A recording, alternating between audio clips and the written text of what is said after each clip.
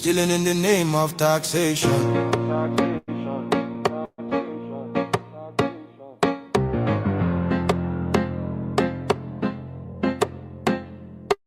Shine your eyes, smell the coffee. This no be reform, now robbery with grammar.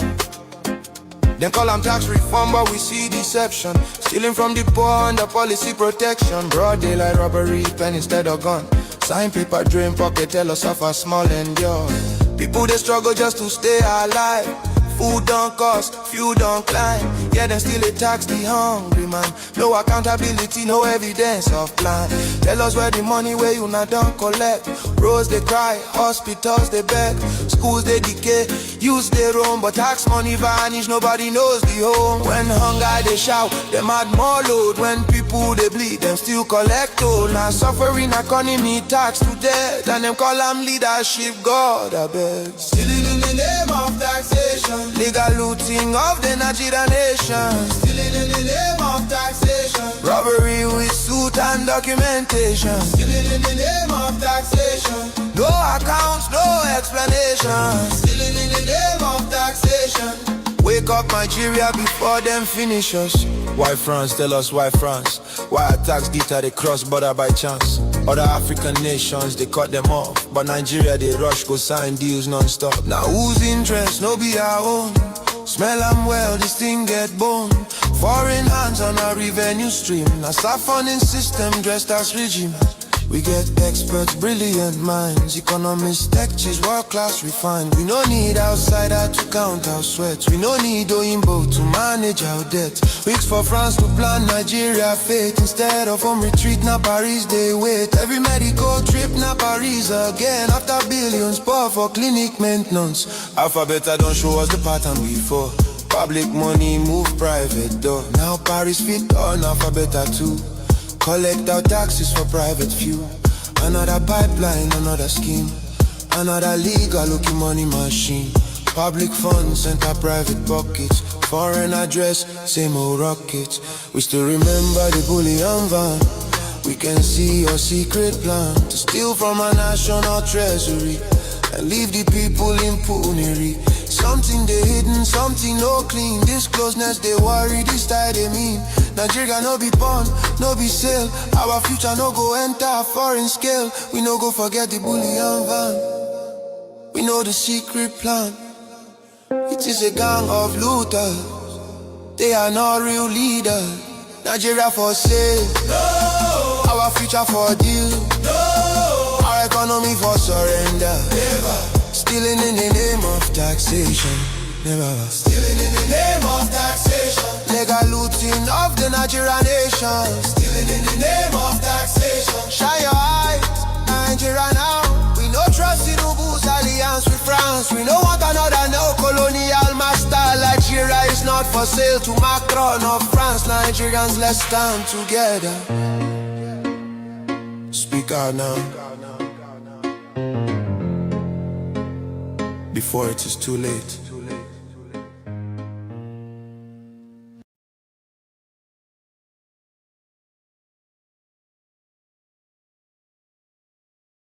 About this man, Ikekwe Madu, make una see am with in prison uniform. Mona see am. They even write in name on top in prison uniform. Nigerians, now only for Nigeria, our Nigerian politicians they get power. Anything make them come out for Nigeria, they no get power again. Their power end for only this Nigeria. Ikekwe Madu no believe say in go dey prison today. But mona see am with your uniform. All these our Nigerian politicians, where they behave like say na them be all and all. Where they behave like God. Because some people now for this country, now they don't become God. Where we say anything where they talk, now be the final say. Now for only Nigeria, now they feel bribe lawyers. Now for only Nigeria, now they feel bribe courts. Now for only Nigeria, now they feel bribe judge. If una go places like US or Europe, una no go feel bribe judge, una no go feel bribe lawyer. Because those ones, then they do the right thing. God go keep all these our wicked politicians for tight corner, like as Ike Kweremadu dey so. Now so God go keep all these our wicked politicians for tight corner, where be say, on our money go fail on our power self go fail on go there for a very tight condition. All the millions and billions who on the thief, go save on. Yes. Because if then tell this man say he go come there for this kind of correct condition, he for no gree believe. After he buy person picking, he thinks say he go scot free. Think say where you go na Nigeria, where you go bribe lawyer, bribe judge, bribe court. Now listen to all these wicked Nigerian politicians. Especially for this APC government, some people now they behave like say na them be the Biafra there. When I mean Biafra there, then they behave like say na them be the final say. Anything where they talk, now stand. Some people say for some states they don't become God for their own state. Everybody must bow down and worship them. God go keep on for condition where on our money go fail on. See am now. When I see Ike Kweremadu from power to prison, now in the okere. They eat lunch, they eat breakfast, they eat dinner. What you want tell me? If you think say you get power now for only Nigeria, your power end. Your power no cross border. Lie. When I no learn lesson for this one, no. When I they do and they go. God go keep on for condition where be say on our money go fail on our power go fail on our go siam. When are the wicked, the innocent people for Nigeria? Make on they suffer the masses, no problem. On a time they come. This one now, no go buy before judgment go come. As on a day alive, on a go see judgment.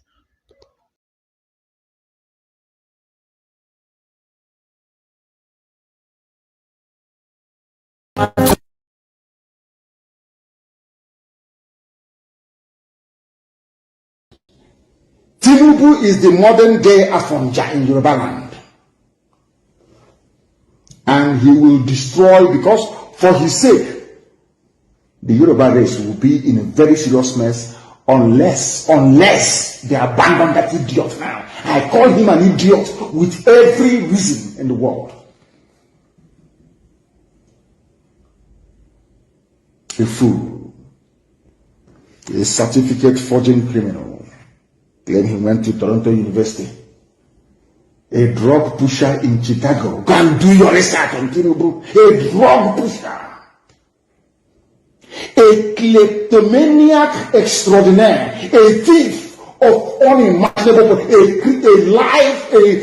living gold. A stealing machine. All of you were there during election. Bank bullion van that used to carry money went to his house. All of us say, Jagaban must go. A thief.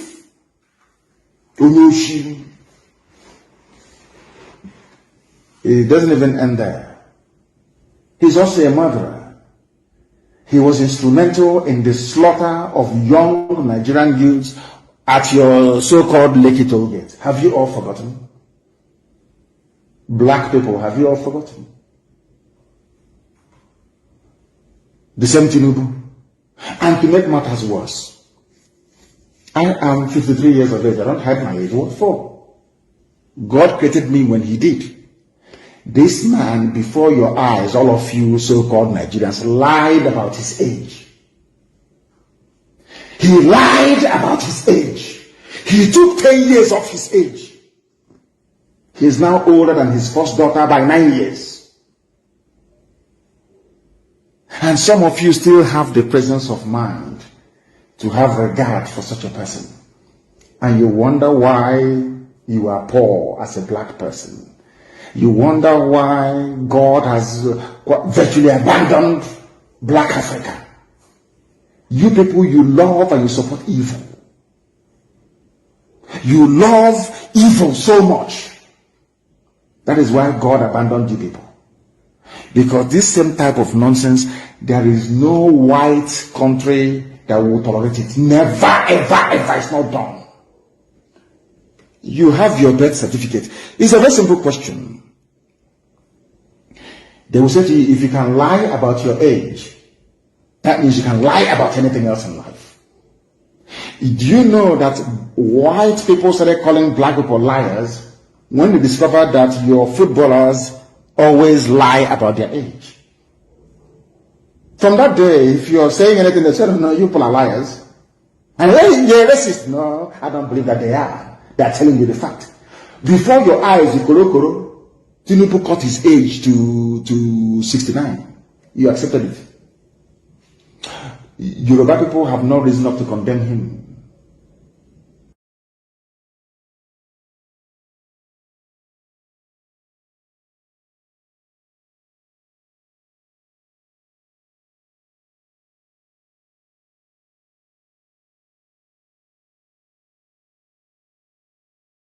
People, so-called Biafra, say, oh, we have not declared that. There is another independence that when Onyedu Nnamdi cannot come out from the Nigerian jail, then Onyedu will declare this wonderful Biafra that nobody knows about.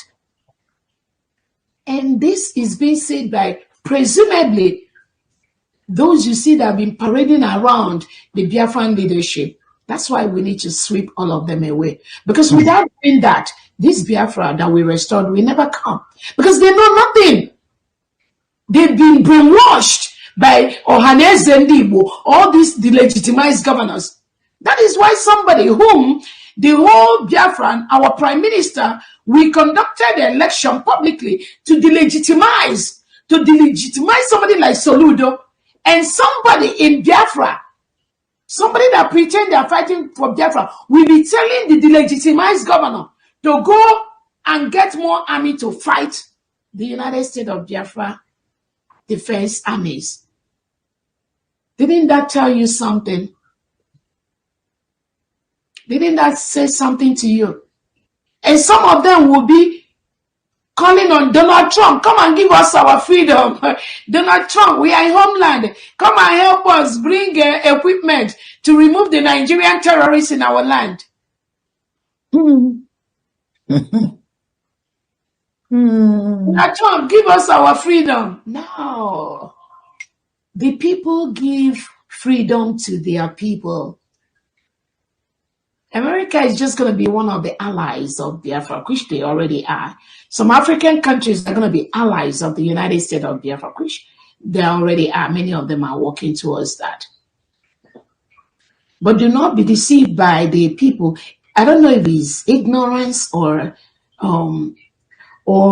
being manipulated by by Tinubu and co to keep saying things like that. Combination of both.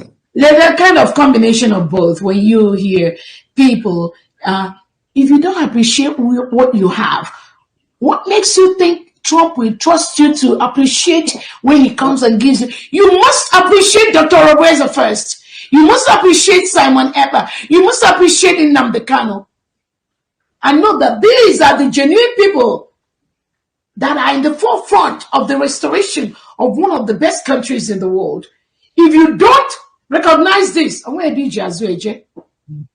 no, you must go and join Tinubu and do your own Biafra with Christopher Musa. So we must always learn to appreciate our own. When our Prime Minister Simon Eber was here, taking the bullet, right, left, and center from the Nigerian terrorist state, protecting this, protecting that, putting himself in there. It was some of you Biafrans again that went to report him that he's participating in terrorist activity. It was some of the IPOB organization that went to Finland to bear witness against our Prime Minister, knowing fully well that what they did was wrong. Knowing fully well that the PM was genuine, was fighting for his people. Do you need to hear it from Donald Trump or from London Prime Minister Mayor, from Australian Mayor, from Netherlands Governor? No, we don't need to. You don't need to. No, it is not these people that has given us our freedom. Biafrans have taken their freedom already. The 1,500 Biafrans that gathered in Finland to take and declare Biafra, that is world record, a world map. No one No one can tamper with that. I promise you that. Nobody, no nation, talk less of an individual. So the earlier you start keying into this, the better for you. Whether you like someone else, whether you like a Namdekap, it's irrelevant. The earlier you key in to this nation that has been declared in Finland for Biafra people, the better for you and your generation. There is nothing, if you like, start cursing Dr. Obreze from now to the next 100 years. You will have no impact in this full protection of our land, which our elite squad is doing already. You will just make noise. After making noise on social media, you go and sleep. Tomorrow, you start making noise again or writing about Dr. Obreze. Next time, some of them that came out in January and told us, we don't know the power of the media. Where are they today? They announced it in Finland. Maybe Dr. Obreze does not know the power of freedom, the power of media. And I just smiled. I just said, what you don't know is bigger than you. Where are they today? And they still come out with their misinformation every now and then. How much Dr. Obreze, Dr. Obreze, Dr. Obreze, Dr. Obreze, Dr. Obreze, Dr. Obreze, Dr. Obreze is taking money. Look at mediocres. Look at poverty speaking idiots saying taking money from anyone. I am giving. I'm not taking. And I'm very, very proud to give. And I'm not asking back. God has already blessed me with so much.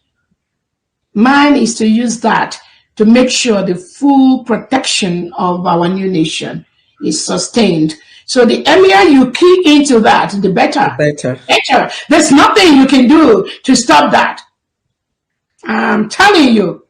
You can donate privately, you can donate secretly, you can support your own state. Start asking, who is your state governor? And I feel happy when people ask these questions and you can see they want to key into what we're doing. Who is their state governor? Because all the delegitimized governors in Southeast Biafra territory, nobody recognizes them anymore.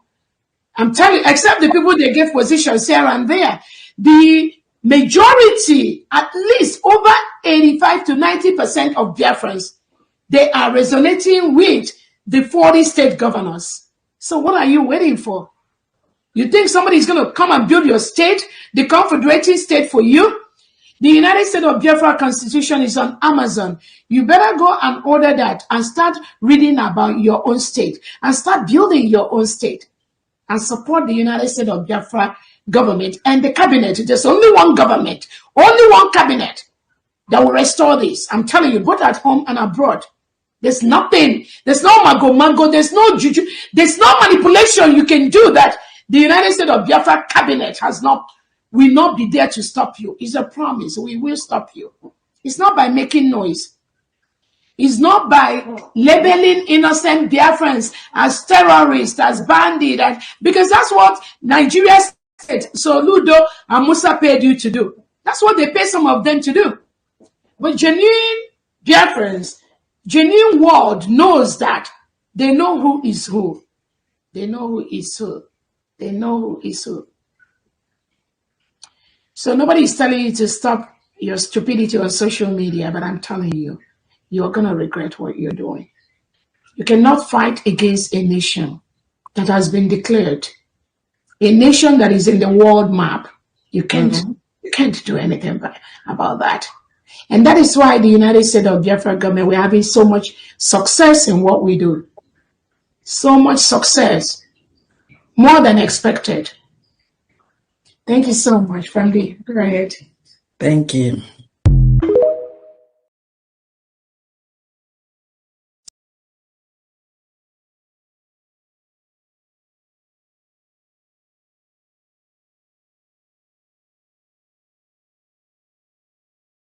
We no get any other one. Hey! Ngazara bueze. Hey! Ngazara bueze. Dogwa kata kanye. Our mama be this story. Madam bow bow bow. Our mama be this story. Utaria na piandiro. Our mama be this story. Ewa na bandiro. Our mama be this story. DPM anye. Our mama be this story. Ngozora bweze. Our mama be this story. Asemo ngozora bweze. Hey! Our mama be this story. Ngozora bweze. Our mama be this story. Madam bow bow bow. Our mama be this story. Now our mama be this so we no get any other one. Our mama be this story. Now our mama be this so we no get another one. Our mama be this story. Akana eda kwukwo. Our mama be this story. Akana eda kwukwo. Our mama be this story. Akaji akụ anyị o. Our mama be this story. Ojimoto eme ọgọ. Hey! Ewo ojimoto eme ọgọ. Our mama be this story. Asị m ojimoto eme ọgọ. Our mama be this story. Moving train! Aka mmeri! Ndị be ọkwa na ekwu ka a na-eme. Ihe nke ọgịnị unu ebuzi na DPM unu n'isi biko unu ga-ebu mọta general. Unu ga-ebu nu ma ọmị anyị n'isi biko unu.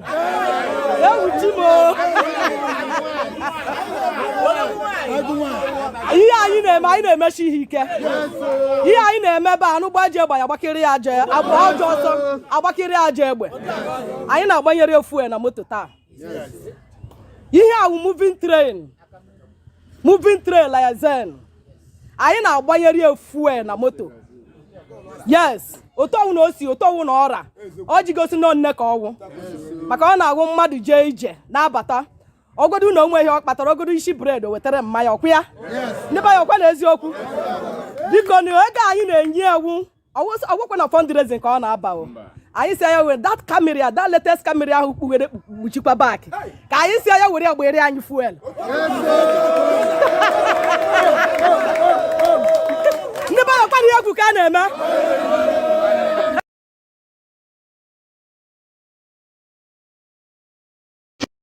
Without fear before our enemies, we have sworn an oath to restore Biafra, or we die in the process. There will be no retreat and no surrender. If the option they give to us is to seek our restoration by violence, every living thing living in the zoo will be destroyed. All the animals will be destroyed. It's a promise and a pledge we are making to them. They must understand that we just don't love our country. We are fanatical about Biafra. We will do everything humanly possible to ensure that Biafra comes. It is either the flag of Biafra is raised up or I am lowered into the grave. One of the two must happen. It is better for this heaven and this earth not to exist than for Biafra not to come to pass. We dedicate it into the hands of Chukwu Abiyama, the creator of the heavens and the earth, because only him decreed that we should exist as a race, and only him has the say to decide and to determine if we are to survive or not. We don't rest our hopes in any man. We don't believe that any country can do anything for us. We are going to reaffirm our faith in the supremacy of the creator of the heavens and the earth, Chukwu Abiyama, upon to whom and in whom every glory and honor belongs to. That's why we worship him and nothing else and no other. We worship the one true living God. That is who we worship. That is why we were created. We are not like any other people. We have been chosen by Chukwu Abiyama to serve him. We have been chosen by the creator of the heavens and the earth that we may serve him. That is why in our names it contains every praise imaginable. Every praise imaginable to the Most High is contained within our names, because we are very special people. We are here to reaffirm and reiterate that. We are here to ensure that this very march towards our freedom cannot be hindered. Any obstacle on our way, real or imagined, man or woman, adult or child, anything it is, once you are an impediment to the restoration of the sovereignty of Biafra, you will be destroyed completely and totally. In every way imaginable. We do not forgive. There is no forgiveness in our dictionary.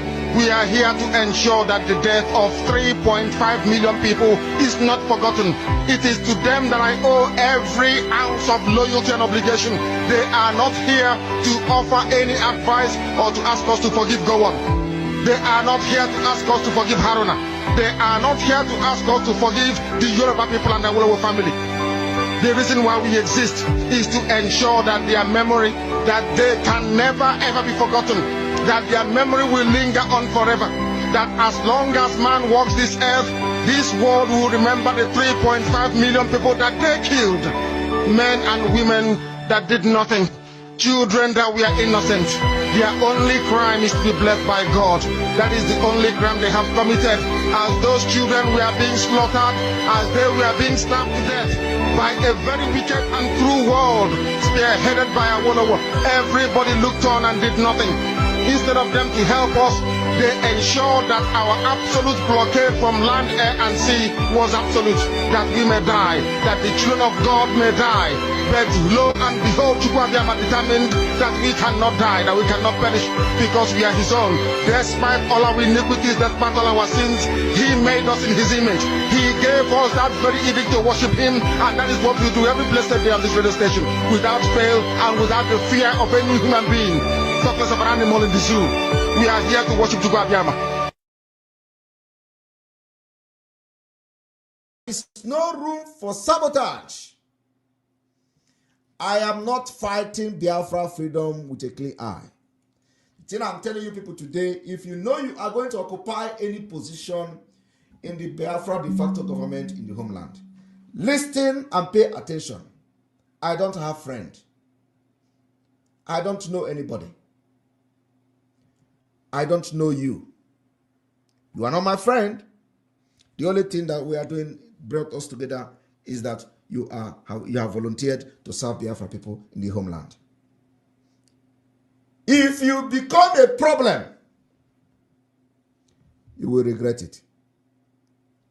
It is a call to serve Biafra people, not a call to serve Samanekpa, not a call to build clique, not a call to form cabals in your various states, not a call to do paddy in the Biafra government. The price and the consequences is heavy. Many people have died in this struggle. You must listen to instruction, you must take directive, and don't joke with it.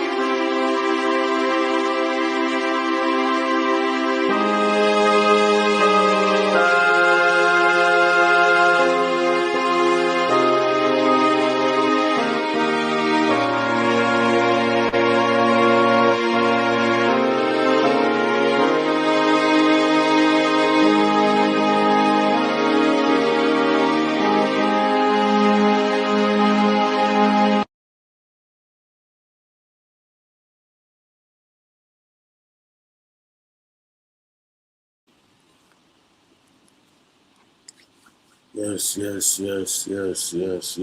Greetings, lovers of freedom all over the world. Greetings, Biafrans all over the world. Good morning, good afternoon, good evening, depending on your time zone. This is Biafran TV, BETV. Always bringing you the message of redemption and liberation to the hearts and the minds of our people. The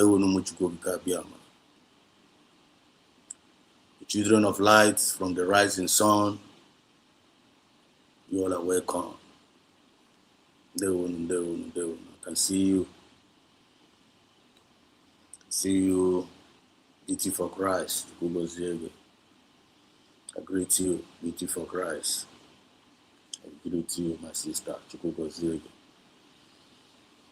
can see you, Godwin in Dewo, Godwin. My brother Godwin in Dewo, beauty for Christ. Good evening, Master Sedos, CK. Hello, my sister. Godwin, welcome to the program. You're welcome. No man was today. You're welcome, Godwin. So good evening, Master Sedos. Good evening to you too. This one, good morning from here. One name Muko choose. They were from Gochukubazege. God bless you, my brother. Good evening, Master Sedos TV. Thank you so much. Thank you. Master choose. How are you doing? How is your family? I'm need okay now. Yo. God bless United States of Biafra for real. God bless USB. So continue to like and share. Yes, so continue to like and share. The program. Click the like button, share the program. So doing so. You know, I can check the sound. The sound not put off, man. Let me check the sound. Let me check the sound and also help me check the network. Our network is okay. Then in the comment section. So thank you so much for helping me check out. There. The beauty for Christ, one more. So God bless our Onyendu, our PM, our DPM, and all the genuine USB citizens and the government. God bless our Maze, ambassadors, and all the glorious men, women here. I'm grateful to you for standing tall. Yes, sir. Thank you so much. And enjoy a break. They will Edan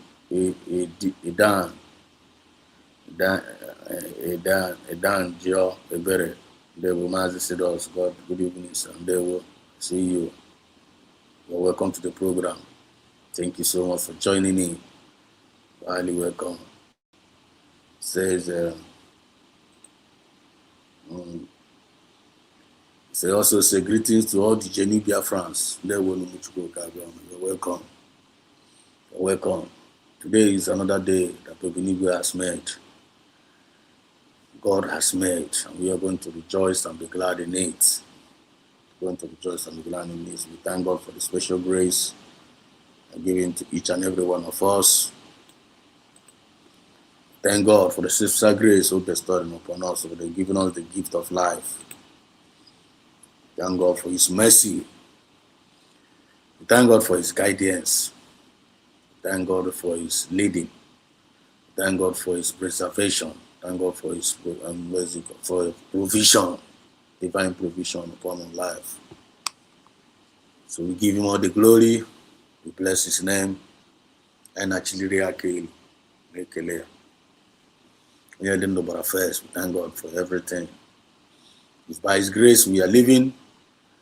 By His grace we are moving. And by His grace we are having our being. There is nothing like God. There is none like Him, the King of Kings and the Lord of Lords. Give Him all the glory. He is the one that fights our battle, the seen and unseen battle. You know my point. So probably for you feel His Spirit and feel His presence. So wherever 2 or 3 gather in His name, He's there in our midst. So So long as I know here, you already know nyawa. You tago kind of no be where be here. You already know maka our people.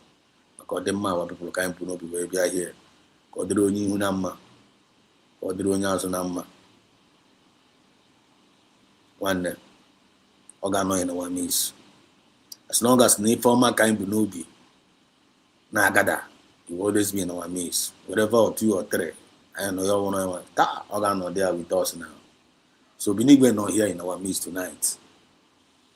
So we give him all the praise because we are not alone.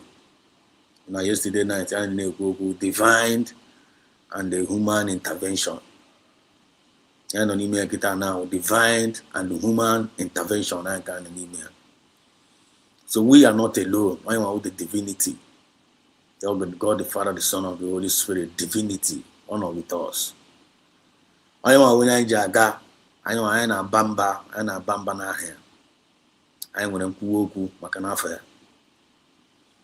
Even though the enemies they are coming against us with their arrows and with their arrows, with their connections, with their blackmails and their propagandas, with their lies, with their deceit, with their chameleon spirit, name them.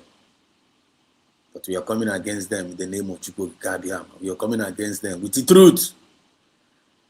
As the one with God is with as the one with God is with majority. The feel me? One with God is with again majority. Only one idea, yeah.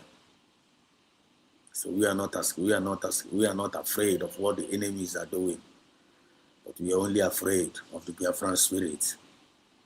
We are not afraid of the created. We are only afraid of the Creator. That is who we are. We are the citizens of the United States of Biafra. I am a citizen of the United States of Biafra. Citizen in Kewona. If you are citizens of the United States of Biafra, one and I write to down in the comment section. They declare your state. They declare your state. You're talking about point. We need to declare your state. We are declaring our state and we are making it bold, known to the world. That is our declaration. Our declaration. So in Abata, if you are joining in, please don't forget to click the like button. Don't forget to click the like button. Don't forget to click the like button. If this is your first time of coming across this our channel, this is BETV, Biafran Exodus TV. And it's always bringing us the message of redemption and liberation to the heart and the minds of our people. Even though the message they shift to Wago. And Wago the message of fire to the camps of our enemies. Yanozikita now, declaration. Declaration and also on congratulation. Yanozikita now, declaration and also on congratulations. Declaration and also on congratulations to ourselves, to our family, to our community, and to our new nation. I'm not follow up the time and the season and I thank God that no follow up. They're actually following up the time and the season. As in the children of Isaka, they always knows the time and the season. The children of light from the rising sun. I am at the time and the season and so we're gonna be connected. Get informed. We always get informed and we're also getting involved. What Chinekena is doing in our midst, what USB is doing, and we are following up every event and we are putting every record straight. We are moving our brain. We have known the truth. The new Biafrans have known the truth, and the truth have set them free. The new Biafrans have seen the light, and they are no more in darkness. They feel me. I want kind of email one. So when I be for and keep us, I just know that I cannot on his own. When I be for them with the manipulation, you are only manipulating yourself. Or don't you Biafrans can manipulate? Because some of Biafra kita na muzianya kita na kariazo. Or that's I'm on that. Oh no, Zuzu. Omo Biafra, Jenu Biafrans are name is because Bia Umu Jenu Biafrans kita na Hamazinya kita na Karizi Agua.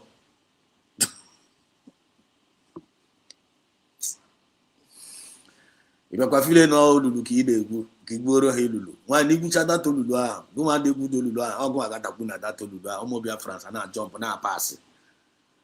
You know go because they are fearfully and they are wonderfully made by the Obinigwe. They are special people.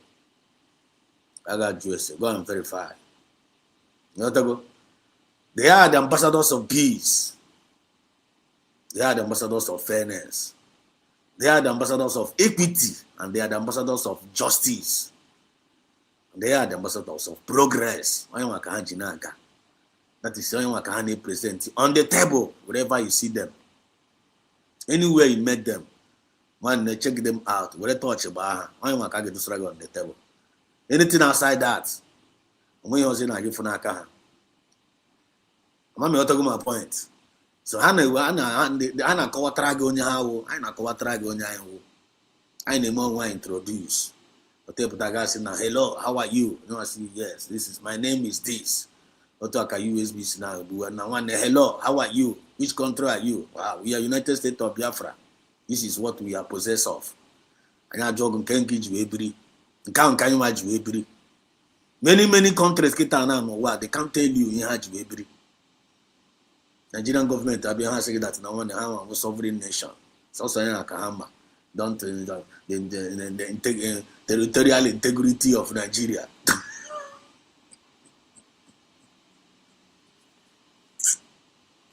Territorial integrity. I'm asking territorial integrity of Nigeria. Only Osama. English and carry territorial integrity of Nigeria. They can't give you, they can't offer you nothing. USB got put out like this, that now are the ambassadors of peace, ambassadors of fairness, equity, and justice, and they are progressive. And test us and see. I'm gonna see test the find out what don't Nigeria, when Kana again, how over there, Queensu, it was up a mozo. Their government are evil. Ruled by Fulani Caliphate, given to them by the UK, Britain, Nigeria, Nefanaka, Rumu Koko, then Asaha, Hundenebirugu, the government, the whole Nigeria, the whole many Nigeria they possess with many tribes, many tribes, many nations. Chico Nobolono, we are handed over to Fulani terrorists, Fulani Caliphate, Ndeno Hama, Akukwa Hagor. Our intelligent kahade, our talent kahamune, how a country will hand you over to Aka. So that we need to create the country, natural resources can able to everything. Then the whole Nigerian citizens need doctors not there, engineer not there, chemical no black. Many brilliant people not there, Hamu allow.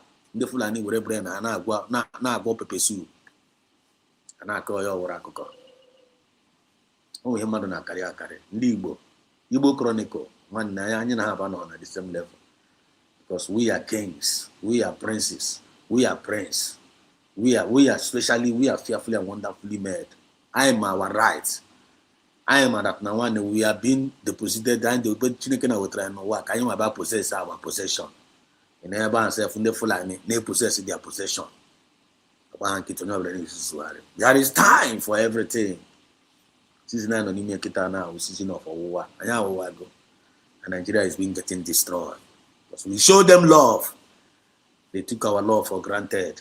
We showed them peace. They took our peace for granted. We showed them fairness. And they took our fairness for granted. We showed them equity. And they took all of them for granted. We gave them prosperity. We gave them progress. How we in now? Subject unto perpetual slavery. And we're not saying enough is enough. Making a very big loud statement. Enough is enough. Never again our people will suffer. Never again our people will continue to be murdered in that country. Never again will be subjected to unnecessary slavery, irrespective of the infiltration among us. Irrespective of the infiltration among us, and how they feel, and how they put to where they belong. All the saboteurs in our midst, all the traitors in our midst, all the enemies of progress in our midst, whenever we detect them, we put them to where they belong. And they can't belong to the trash. To the trash. to the trash ebe a ka ha belong. Because all na go and ụlọ go, ị na-abata n'ụlọ go, ị na-aga supermarket, ị ga na grocery, gị goro gasịa some certain things ị need, ị chọrọ ị na-use n'ụlọ, right? Ga-egoro gasịa ya, ga-egoro tissue paper, goro orange, goro nka, goro gasịa ihe eji enye gị, ihe niile ga-eburu ya bubata ya n'ụlọ. Ị mara ihe niile ego ebubatazie n'ụlọ go, ọ nwere ndị at the end of the day, ọ nwere ndị ga-use, ọ nwere ndị ga-abara gị uru, nwere ndị na-aga-abara gị uru. Ndị niile na-efe izuchara like kind of ndị na-abara gị uru, ebe ka ha na-end up na trash, ga-ewere ya tụfukwa, ya ga na dustbin tụfuo ya. Because nke ọbụla ife yuzuru n'ọdị a, ịhapụ ya n'ụlọ gị dị a, yoshiwe isi, it will now become discomfort to you. So to find in an okita this movement that we all are vessel. There are many vessels in this our kingdom, this USB. There are many vessels. None there. And when some vessels, and when some are of wood, and when they will wood, and when they will silver, and when they will gold. You got to go. Some of us are wood. And when some of us won't go, shingri. I'm giving you an idea. Some of us won't go, shingri. There are many vessels in the house of the mighty. There are many vessels. And even vessels in honey never chaparuru. Number one, when they won't go, na would dry unko. Ibepananko, baruru, and a shingri. Unko, and a shingri. And when Benko are not like this, sit down one there, you're gonna get tea receive Anya. And I called the Akahako. And I call the akokako nko. You know, now, as some are of wood, some are of silver, some are of gold. When all they won't go, now this Biafra movement, Manakwa ne won't go, Manakwa ne won't go, and be proud of yourself as an uncle, Ebaruru, in a way. Unko and a jinko a shingri. Ge baron yenwe guru, baron kona baron yenwe guru. Onye purchase on a barayuru, because over and kwa, you re shingri. Yotago, nri onye obile eri edi, which means all bahanuru, also have go proposia, as in call. When they will savor, imane savor, obagotre. When they will gold, and in the house. So only won't go. I'm gonna be asking you about you receive Anya. Then all will see Anya till go Anya, because all of them they are fearfully and wonderfully made. One of the major problems when at this movement are Unko, not Katayana get to receive Anya. Unko no Katayana got jealous of Siva. I can't work some of us in there. They got for that no way about Ruginonia. Webo Rugina this particular person, or to a deep way monocatan, to a Mazin and Calon now. And when they dies, Mazin and Cal is of the silver, or we came of the gold. You know, Kata will fake, you know, Kata again, I get it, Mazin and the Calania. Now, why no, we're all going? Why no, we were all Mazin and the Calo. Need to suppose they were Mazin and the Calo. Every were Mazin and the Calo. No, got go out, Panko. Whenever you do like that, you always fail. So value who you are and be contented of who you are. I'm a kind of preacher. They will love the. See you. What's a good evening, man? Just said us. Finally, the world have come to understand that Biafra is the solution of the zoo called Nigeria. Yes, sir. We're coming up to that. Yes, sir. I'm and I open a chin 9 years ago. And an akita now 50-50 win-win game kind of a win-win kind of there now. The bubble for Abugara and Mary Wunkai. A Bugai in Elu, I ain't Mary, a Putuana, I ain't Bugai left, I ain't Mary, a Bugai. Man, I know everywhere now. They can't escape us. I have a Chishian everywhere. They can't escape us. Ashe Aguna. Ashe Agugo. All the propaganda running against us now again, they may go expire. All their bribery and corruption now one may expire. You don't want to miss here now as we speak. Even I'm a person no akita now, and I go it is a ewezi akụkọ agwụgo sọsọ ndị nwere akụkọ kịta na anyị nwa nwezi akụkọ anyị nwa nwezi akọ nwanne look around you anyị nwa nwezi akụkọ anyị nwa ndị a na-egezi ntị anyị nwa na-akọzi akụkọ bara uru na apart from us nwezi ndị ọzọ na-akọ akụkọ bara uru nwanne eziokwu kọwashi apart from USB onwe ndị ọzọ na-akọ akụkọ bara uru kịta na ma ọ bụrụ USB sọsọ USB they are now learning from ha na-learn from us. The monsters they created now is now hunting them. Come, I can preach the name. I can preach the name. I got most of you people say now and then never subscribers. If you know that you're one of the subscribers of this particular channel, click here that bell. Because we can die more for the now suppress here channel. And suppress here. Let go. Click here that here now.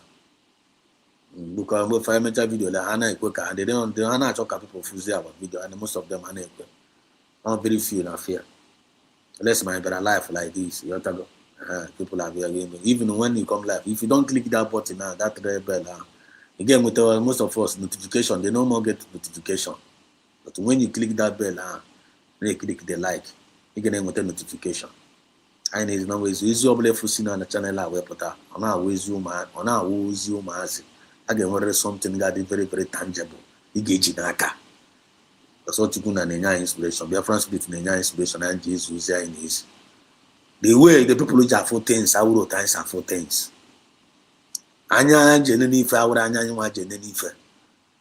And I get any nonsense anya like this, no nonsense anya. From that nonsense, I never trade sense in there.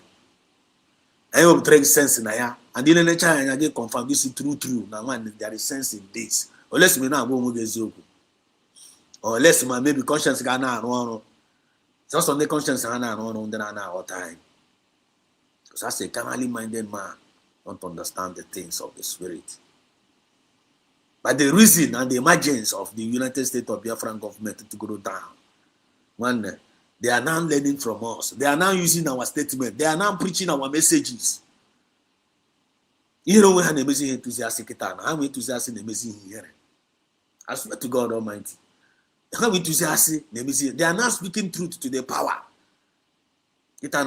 Some of them are now. And now this is intimidated. Some of them will speak.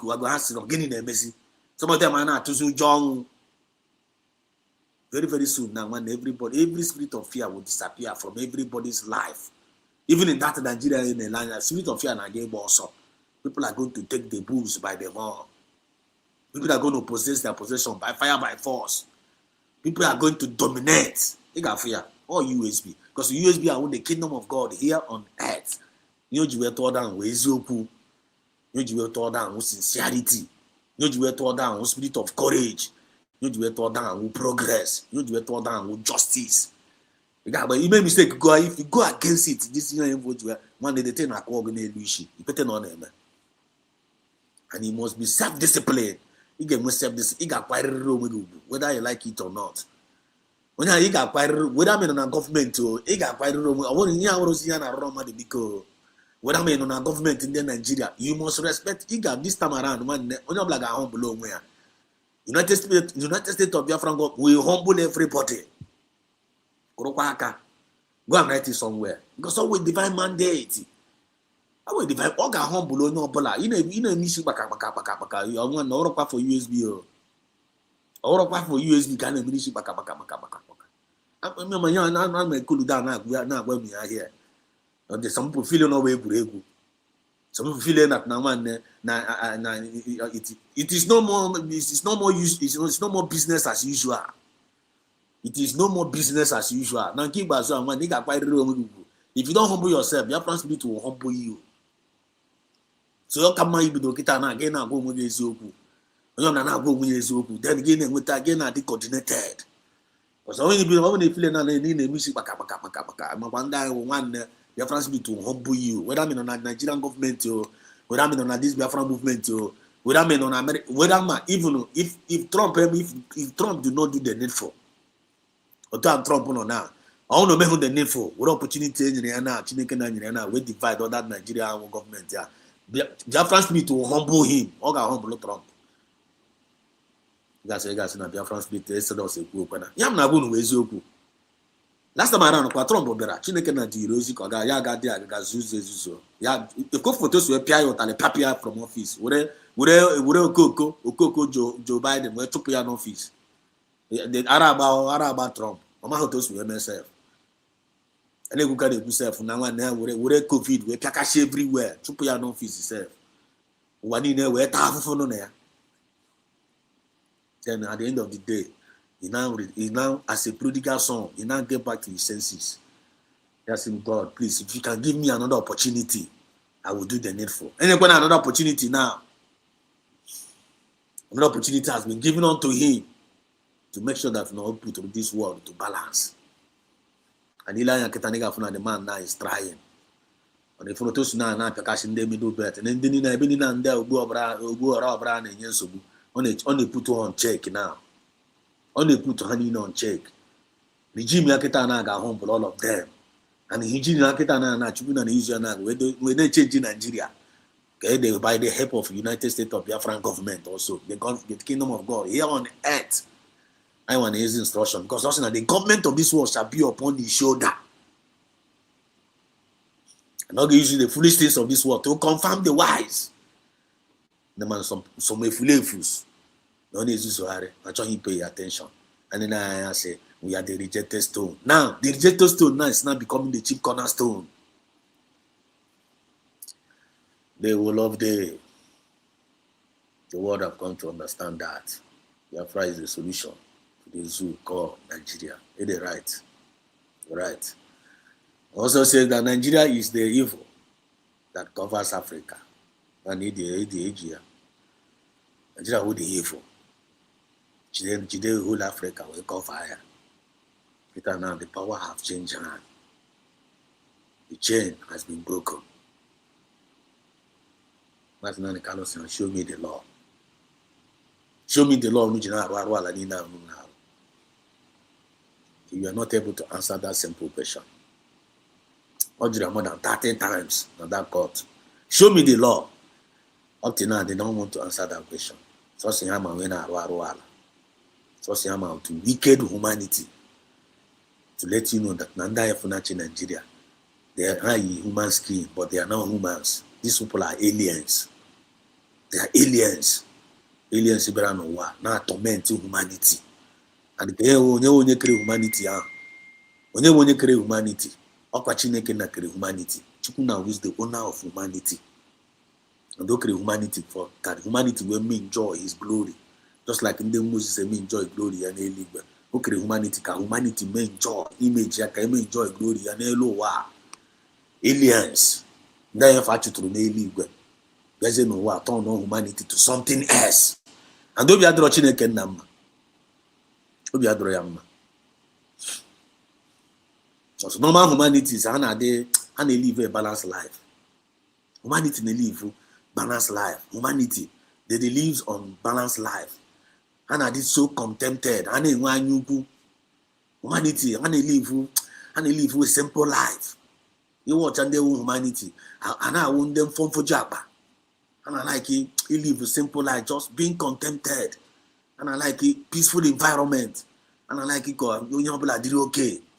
But the aliens, and they don't reason like humanity. And the humanity no not chichi. The humanity no not chichi. And I chill no bla and they make sure no bla no in peace. But all of humanity no not chichi. Alien no there. Man, humanity tabo we are now. So power belongs to the people. So more the people notice that now. No humanity no not chichi. It is the duty of the people to take over, fight against that alien.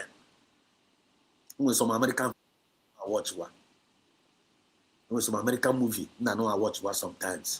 They watch a man of humanity now fighting against alien. Like this man has humanity is very care.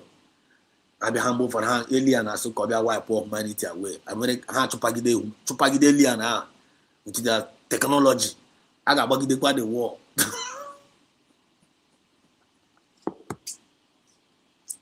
But in the movie, I'm go for the movie, go for the get you know, but it's happening. I can hear if you're watching a movie, now watch ya. Just by here after all. It is happening one day. It is happening. I be able to give you for the give and then a vampire. ndị na-asọkụ blood gasị na movie nwana ọ na-eme in real life ọ na-eme in real life man enwe ndị na-asọkụ blood iche na ọwa egwuregwu iche na ọwa egwuregwu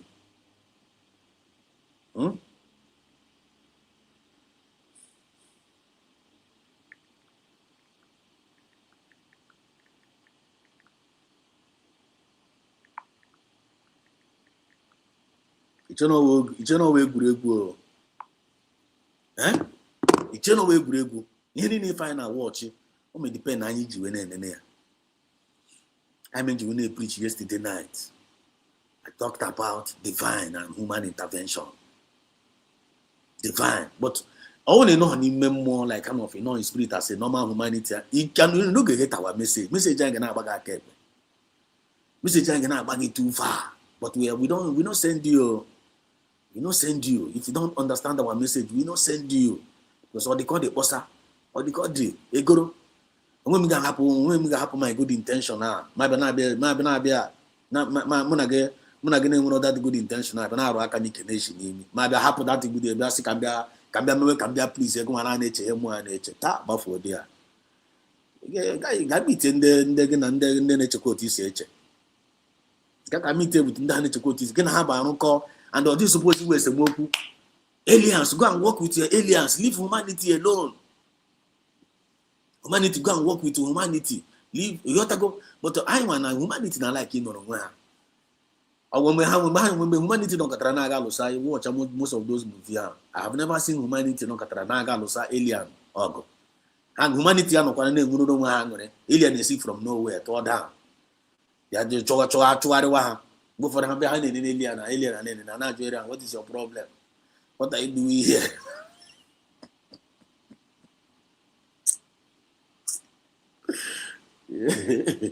Okay. Check out to Biafra we know in their peaceful Biafran land. Peaceful Biafran land. Biafran land is a very, very peaceful place. They brew war. They try in our land. They brew war. They and I call you over.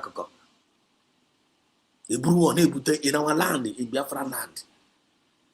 And I do okay. I'm in that. They don't want us to have peace.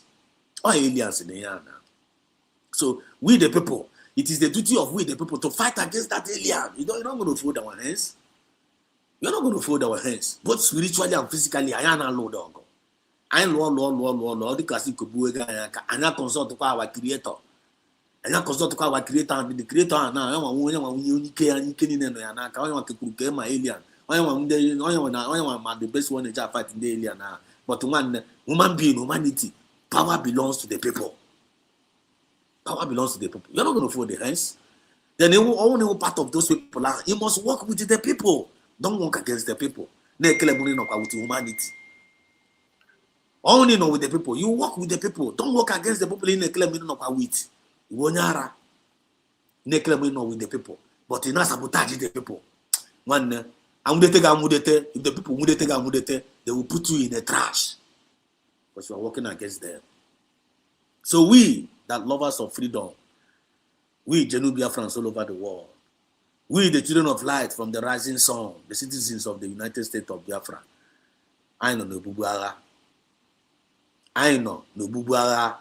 ibuara megedowa, nekwensu, na ajomo again aliens. I know no bubuara, megedowa, yande kwensu. I know no booba. Amami otago. I know no booba. So we are not sleeping. Children of light, I want to go hananya. Because you know, hey, brave. You are your sanity. You know, they will plant an evil tie. You check one Bible and they say that now why men and women are sleeping. The enemy came and sowed ties in their midst. Here is owner. Go for the no one he go herself. I not true point go manangro.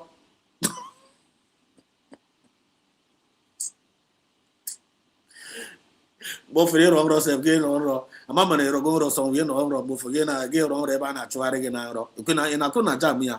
You know bo for no na ro ana chugo na ro. E na jo gini ki beda.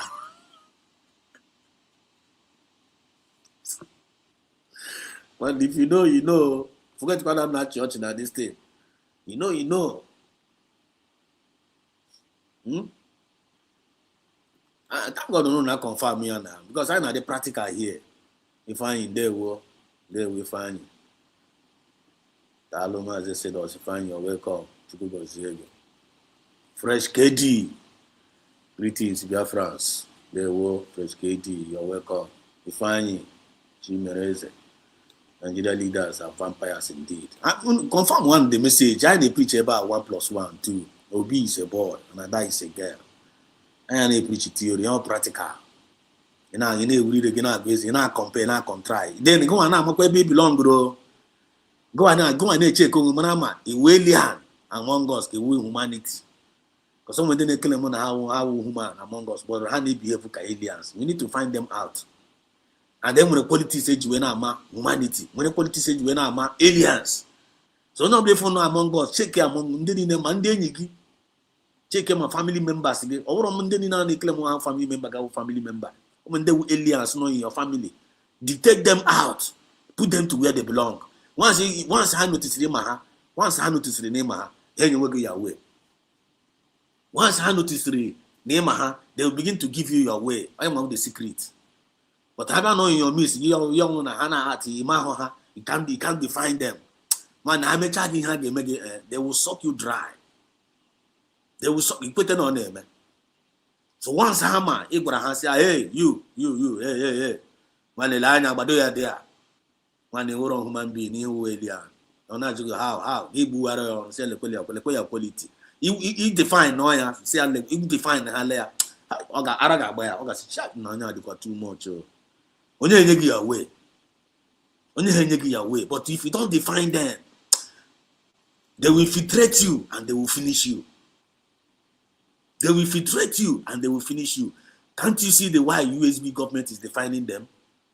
Can't you see the way the United States of Citizens Biafrans are defining them? I need define her now. I be saying, hey, you chameleon. Arana ba. Ayana so you na say Ghana ba. Just are you not chameleon? Are you not a chameleon? You not go no eyeball to eyeball. Are you not a chameleon? When you are put attention, sometimes when you ask them question, they no go fit answer your question. But they will full of how gonna do. I'm gonna like in a jugo. You know, I'm join you humanity. I understand. But when you ask alien a question, they can't know if he answer you.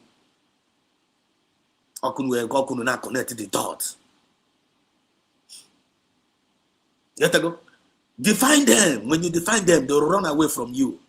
Also resist the devil. When you resist them, they will flee. When you define them, that is when you are resisting them. People perish due to lack of knowledge. They perish due to lack of knowledge. But some of them, they are most of them don't see anything. But when they also the children of Issachar, they understand this time and the season. The children of God from the rising sun, the children of light. I know children of light. I know we fair. Bob if I'm trying to shine a light, I shine our light like this. Darkness represents alien. They will always flee away from us. That's why you they flee away from you. Because we are not alone. We are not alone. And we are walking in the name that is above all name. In the name of Chukwu Biafra. All power belongs to. And we are created in his own image. Then why are you afraid of the aliens?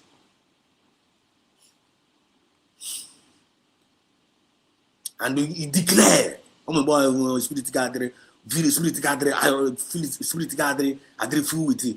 Only anger. When they get with only anger, declare, you turn to a beast. You turn to a beast one give with a beast mood. Finish here. When boy they like you own boy they also get very calm, God dove. Because those that are born of the spirit, they are just like the wind. You know, maybe Sabia, you know, maybe Hanaga. Had they fearfully and they are wonderfully made. But you feel the humble and the angel, be careful. But you find the humble land. They quite humble Kanyua. They quite humble Kanyua. I don't know about the humble. You see, about my child Kunishi. But you find the one humble. You see, man, I turn not to a beast overnight. Arabag. If you know, you know. If you know, you know. And special, they were watching and the more. Street feel gifted. The woman's be TV, alien face of land. Allow us to be because we will not allow you to confirm. We're not going to allow them. I can't allow. They're coming against us with their forces, but we are coming against us. Only but again, our weapon is many how. It's an alien. Alien, no, you alien, no. You alien. You're Baragosa. But then I be treat alien like a human being like you. Hi, Chineke, alien mechagi here. Alien mechagi here. By their fruit you shall know them. Hana mitake jamaha. Ana mitamporoma. Alien ana mitamporoma. You know they produce good fruit. Alien, imutrage poroma. Ke test and poroma na lie. Hana soko. They are parasites. Alien na wo parasite. They will suck you. And I like it behind room we pipe kunye na opem mi gide mi pogo ato ko no so mi gide if we the Fulani terrorist name if we the Fulani terrorist name here and the Fulani terrorist name are they call humanity humans or them like that okay human skin but are they behaving like human being in the Hapatana village age them man popu yishi jide they follow we make an again we mind as a humanity we no kaubi we human being ni begin akopụ ishi anyhow we afọ dust afọ chepụta nwa takara mo afọ pia ishi na wall jide your village you send her packing and they send her packing what na we na village are desert the village are desert then I doesn't have the raise machinery but we say na that allow now suck your mineral resources I don't know the message from na praji na preach but on adre ha too heavy. And both for the name I attack this program both for them. But I want to preach that bitter truth to him and nothing but the truth. Then if you watch an American movie, and if you watch a woman say if I'm going to cave, for that say, have you watched Terminator? You watch good Terminator. Go and watch Terminator. Get what a movie. Get what I mean by movie. What I connect or dot now. Arkadi dem lecturer nele anwa anyam na-eje nene movie a nene cha man me nwete messages and me nwete messages there but when you nene cha get no even my wrestling WWE nene like this I dey get a lot of messages there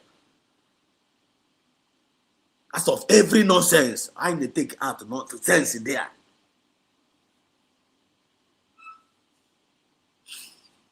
Arkadi dem lecturer kana ezi movie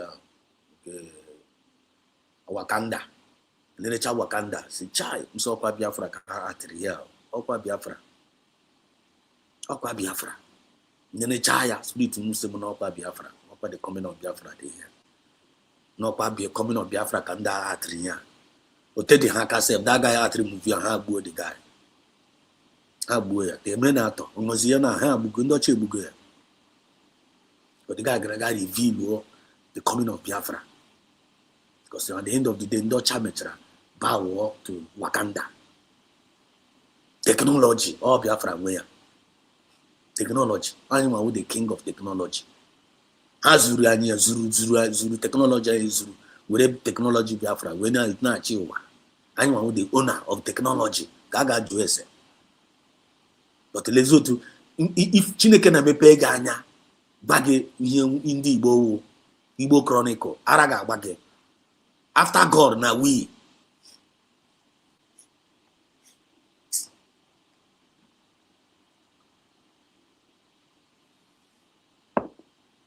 There's no task we turn into Umokoko.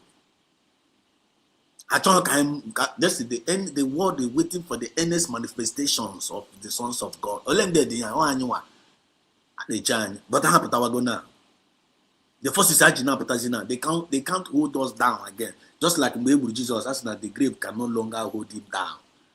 The grave can no longer hold him down. Potassium in a very, very magnificent way. Just like Otage which the man's not Carlo. The power, they can no longer hold man's not the Carlo. Everywhere is quaking, everywhere is shaking. The foundation of this world is shaking. Man's not the Carlo is coming out again. Don't get caught. Habugudi egu self one no na get that is you know ga on na get full signs and wonders. Habugudi egu self o get resurrect aka go onye obula ara Chineke na gijimaz na kala we go so why very very big sign. Because that man have went through hell. And when you that the man na kala ga through. And when you human being we ga biga no wa. Ya kwechiri. I got from Igbo Chronicle. O me bozo to raise also we put all Igbo Chronicle. And ajukwu ese, and ajukwu ajuju.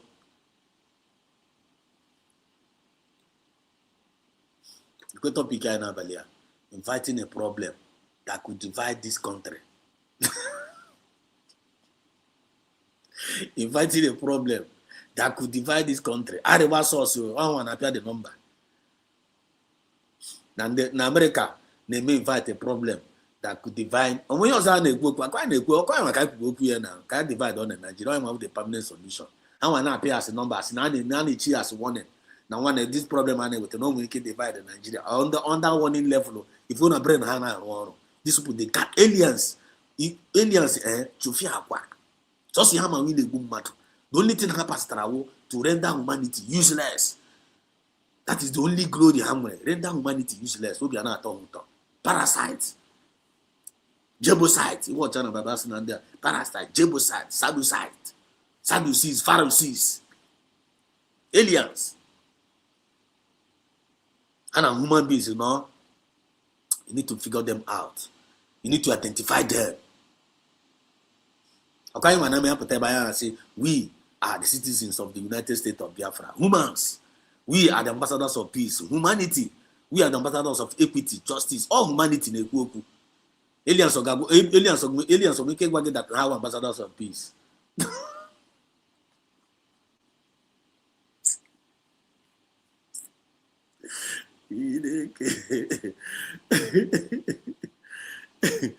Aliens of Gabagia. Chireka Kelecha can buy a message mas na Kalo. You got you put Makatulumbu. Aliens. What's this man who the modern day of Afanja? Modern day Afanja. Now this man like when you get cause to humanity. No matter make or no matter how me. One day, if you are in USB, in on a warmer.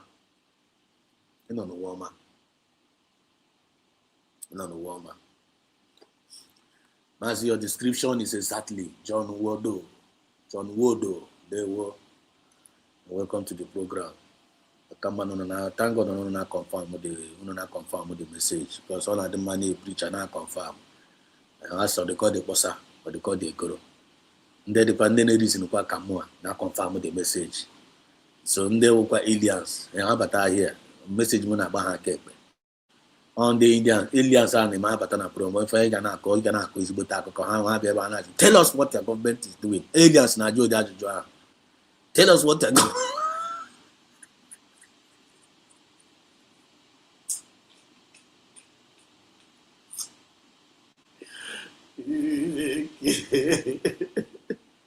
Oh, what I do that aliens. In a Kelu, how an akala. In a kala, Hana Kelu. They can no longer, the only human know why it is not with you. Only your black women know why they will reason with you. Chineke na krema don really clearly when work everything. Also, come, let us reason together. Koki we na Chineke na man heart of humanity. Only clearly when work. Say, also, come, let us reason together. No good no one man you job. Now I got home below when I say I'm sorry. Chineke na no way apuria. Not no one I want to enjoy. 9 to 9 to 10 major. Now the Nairo Mahara no ga bar. Even though I'm enjoying a day as big as red as Galo, not that you got on just only the conscience conscience, the intent of our heart. I'm going to preach yesterday. Intention matters a lot. Intentions matters a lot. When you're living on this movement and good attention, good intention, on one alien, no matter how they pretend, your intention must be good. That's what makes you a human. So USB is the government of humanity, or the government of aliens. I get to the point now. So that you know I use game man here, give the banana the bar touch, blue touch na pare, man didn't USB. Man a human being, alien, and by their fruit you shall know them. I mean, I'm just saying, Biafra, Genu Biafrans now, they have known the truth. You can no longer deceive them anymore. You can no longer, you don't call like this and because they are humans, having a conscience. They are not aliens. Aliens in the hammer, you know, to die and the equal. You know, go yourself by your reason. Equal child, bringing a fruit. You should English or so English of like this way to swallow. So you body negaso. You know, so hand in the neg. So see, which I need in the Eba Chebrigo, na Prama Bagay, na your fruit. I remember for man as on your blood. Self-discipline and moral decency is highly needed. Without that, you are making a very, very big mistake.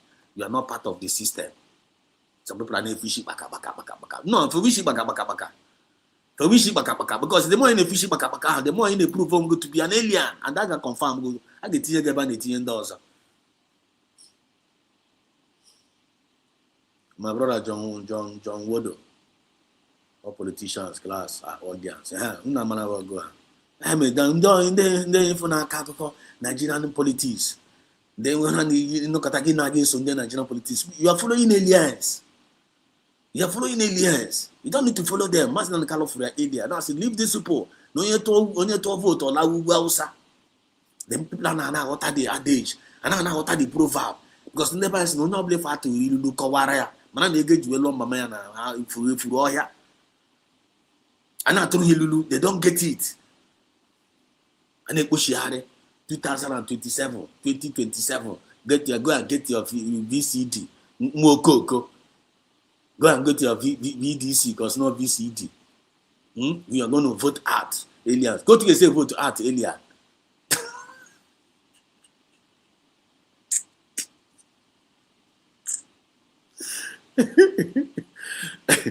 I know we are going to speak to them tonight. We want to talk to aliens tonight. Or inviting a problem that could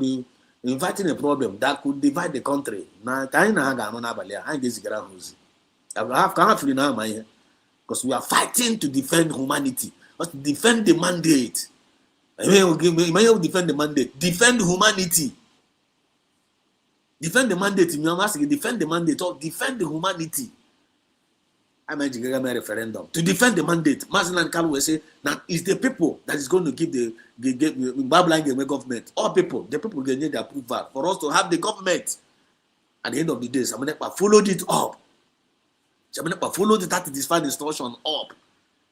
Me buru the people lead like Moses. Samanekpa led us like Joshua. Because Mazen and Kalu is like Moses. He led us like Joshua. Lead. Even the US and the US, it's not the rhetoric of aliens. Because by their fruit, can't you have aliens? Get on a back on 80 you go on a trash. I can't have about the war now. I don't need use about a war of Armageddon. Jetra war about human beings versus alien. When hear me from back, I will TPR autopilot. Because the autopilot to humans, have conscience and I'm a conscience and I know about aliens versus human. I'm but I have 3 years. I'm about a war 3 years, 3 good years. If I will marry her, get another area, Napatakwana again, Gagamuaria in the form of CRUC, Putapa in form of CRUC and the HIV. I know about Bokon and that Kama was in that often cuckoo. I said when I never made it before. I never made it before. In Kano Patakwana in another form and with the same. And in the same format, in another man, no, from people. I'm sorry, but I belong because we have known the truth. Because in truth lies power, in truth lies wisdom, in truth lies life, in truth lies God. I want mathematics.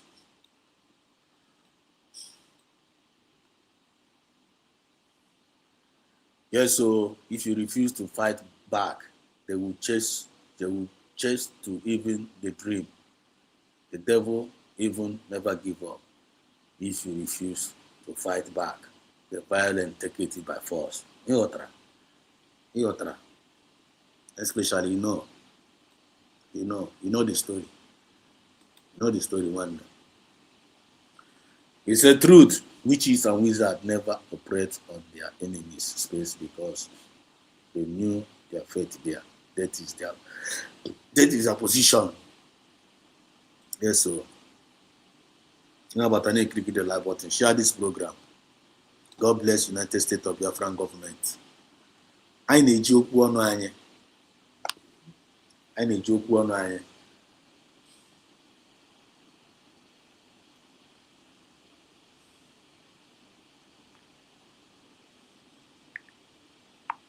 na-eji okwu ọnụ anyị na-ekrieti na-eji okwu ọnụ anyị na-ekrieti our world anyị na-eji okwu ọnụ anyị na-ekrieti we're going to make some declaration tonight.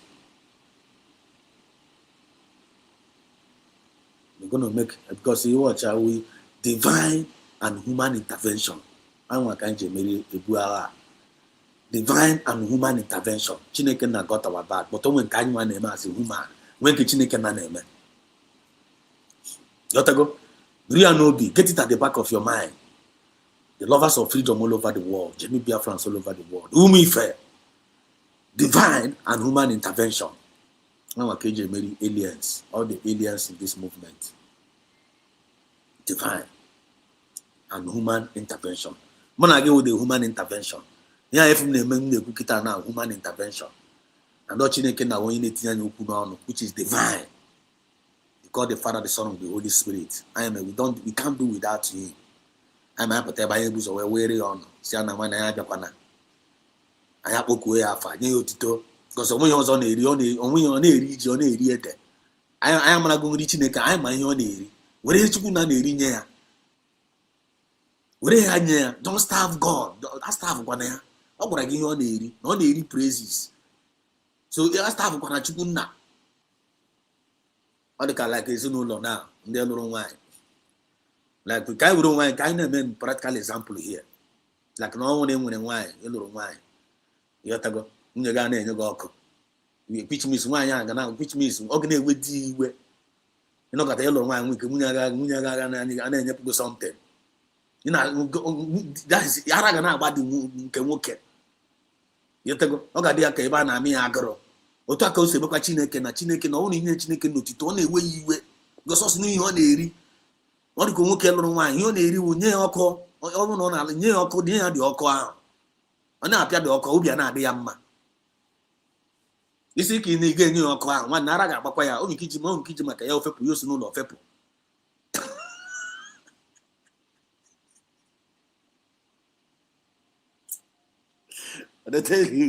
ka na gwa ya eziokwu ka nọ n'ụlọ gị osi n'ụlọ ga fepụ n'iro na-efegharịzi ejiwazi ka enwe nwoke mmadụ na-efegharị aga agba anaghị na-enye ihe ọ na-eri ọ na-alaki ihe ọ na-alaki vitamin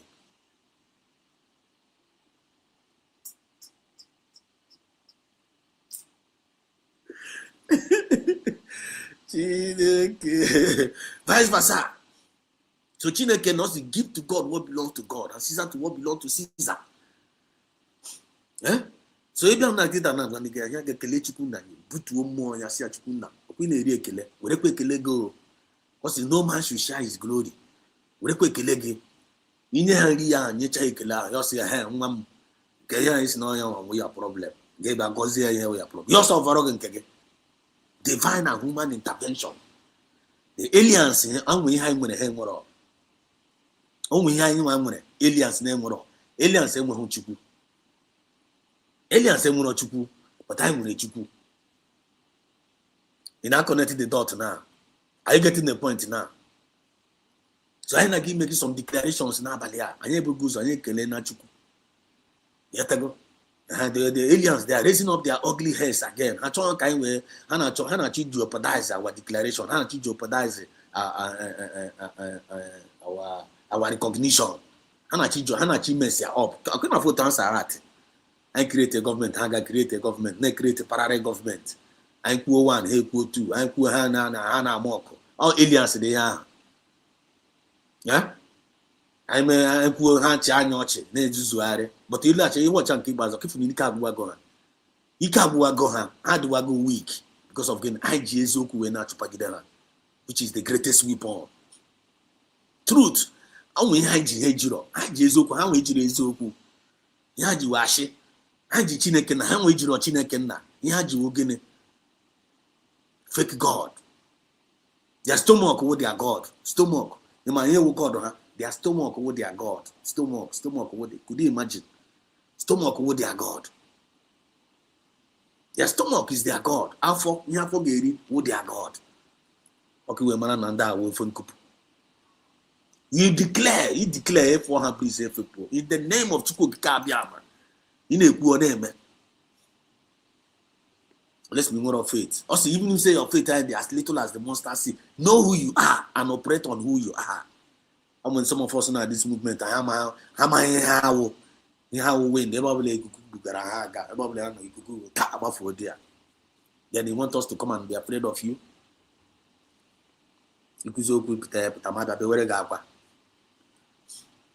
Nonsense.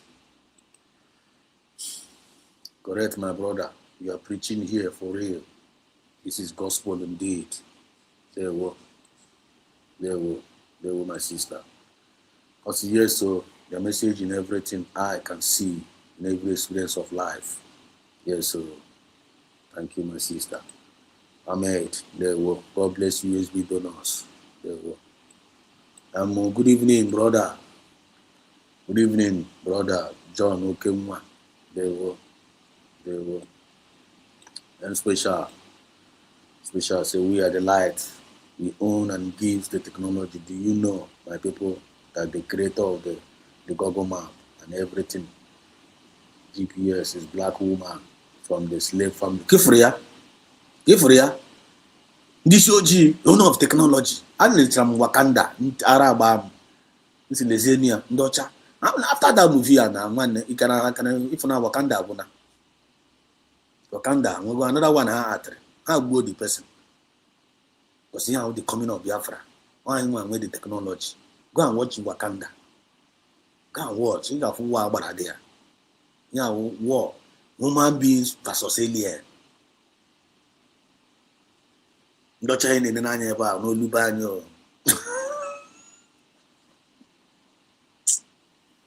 No Lubanyo can you book? I don't change the lie of the child what they the other one. Alejo, well, let me try that. I don't know, Bubuara. Need to define them so that you need related. Game not is related. As never said, never in Shirike, and you need not Chanilulu. As Onion and the Onion and John Moore, and the Jinga Jogologo. I can't buy to Ranilulu. And the Jinga Jog, they buy my technology. I'm my Yinina. Yinin Hametratia, Toya Nilu. Where the secret, Tirianya Nilulu. Our forefathers were the knowledge. Tirianya Nilulu.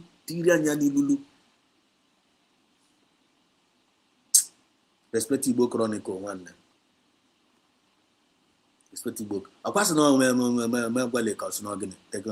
technology. What one Igbo?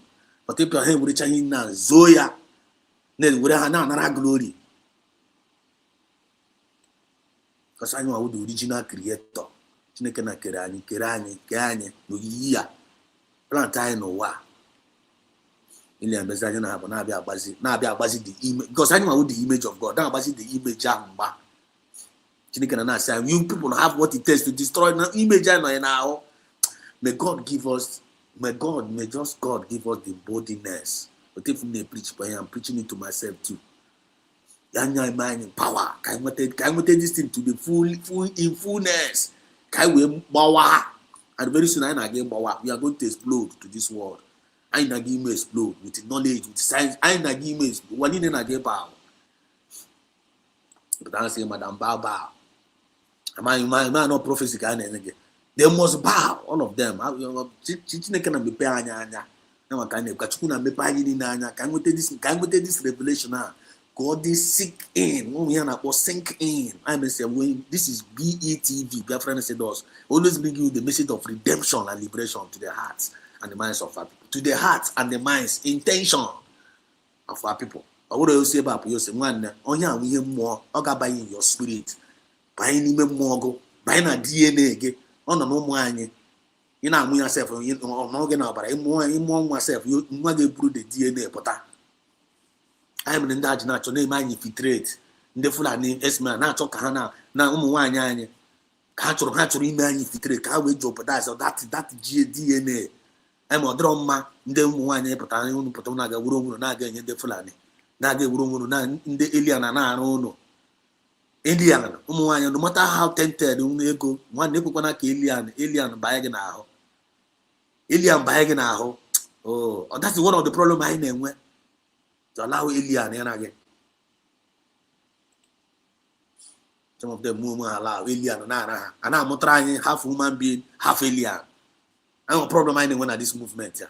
But God is going to deal with it. Biafran spirit is dealing with all of them. All separate the wheat from the chaff.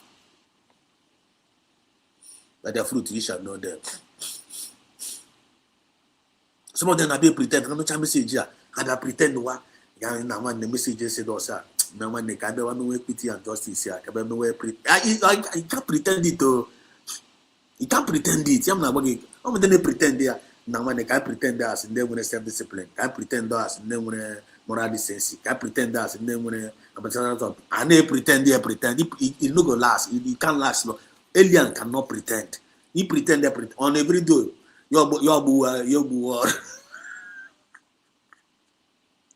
chicken will go to Okoko 247. Okay for ya. They have been pretending. And on a movement they pretend they can this bomb matter. A man having a bad intention. They pretend on every okay for those who are now. Go away now. We confirm on our way here. If we okay for you on a coiri now, or can I cover this? If only on a coiri now, that's how to know them. And they pretend they think not know inborn woman, and conscience and I want. If I saw he were too much, halakbo. Instead of how many because by nuisance, they will park. No one side, not Chineke Nagal or Mogo. Chineke Nagal or Otto, I can say, man. Gabba cost one nuisance. I may say, Halakbo, Chineke Nabiko, I make when I'm getting well or mad. That is their statement. As you chip in a heaven and catch well or mad. I give me saying, Kitch well or man on your way, humanity. None on your way, human. Mado, Mazen and Carlos, not mado, the beauty of life. Mado, woman. Cannot be quite confused. Then confused the collab. Unless you talk are confused, they got confused. You talk riege. You talk a hasabren. Game man, you don't know who you are. I remember Biafra for that message if I then I be in a wee in I be a sick man. I should look at this man and I choose a gondo. In only the intercede, intervention, human intervention for you, for your betterment. And I said, okay, you are very, very stupid. You give man the foolish. And I got no call with it. And I got no call with aliens. Now, can you go one again? Naturally, get your man. I beg is well lower.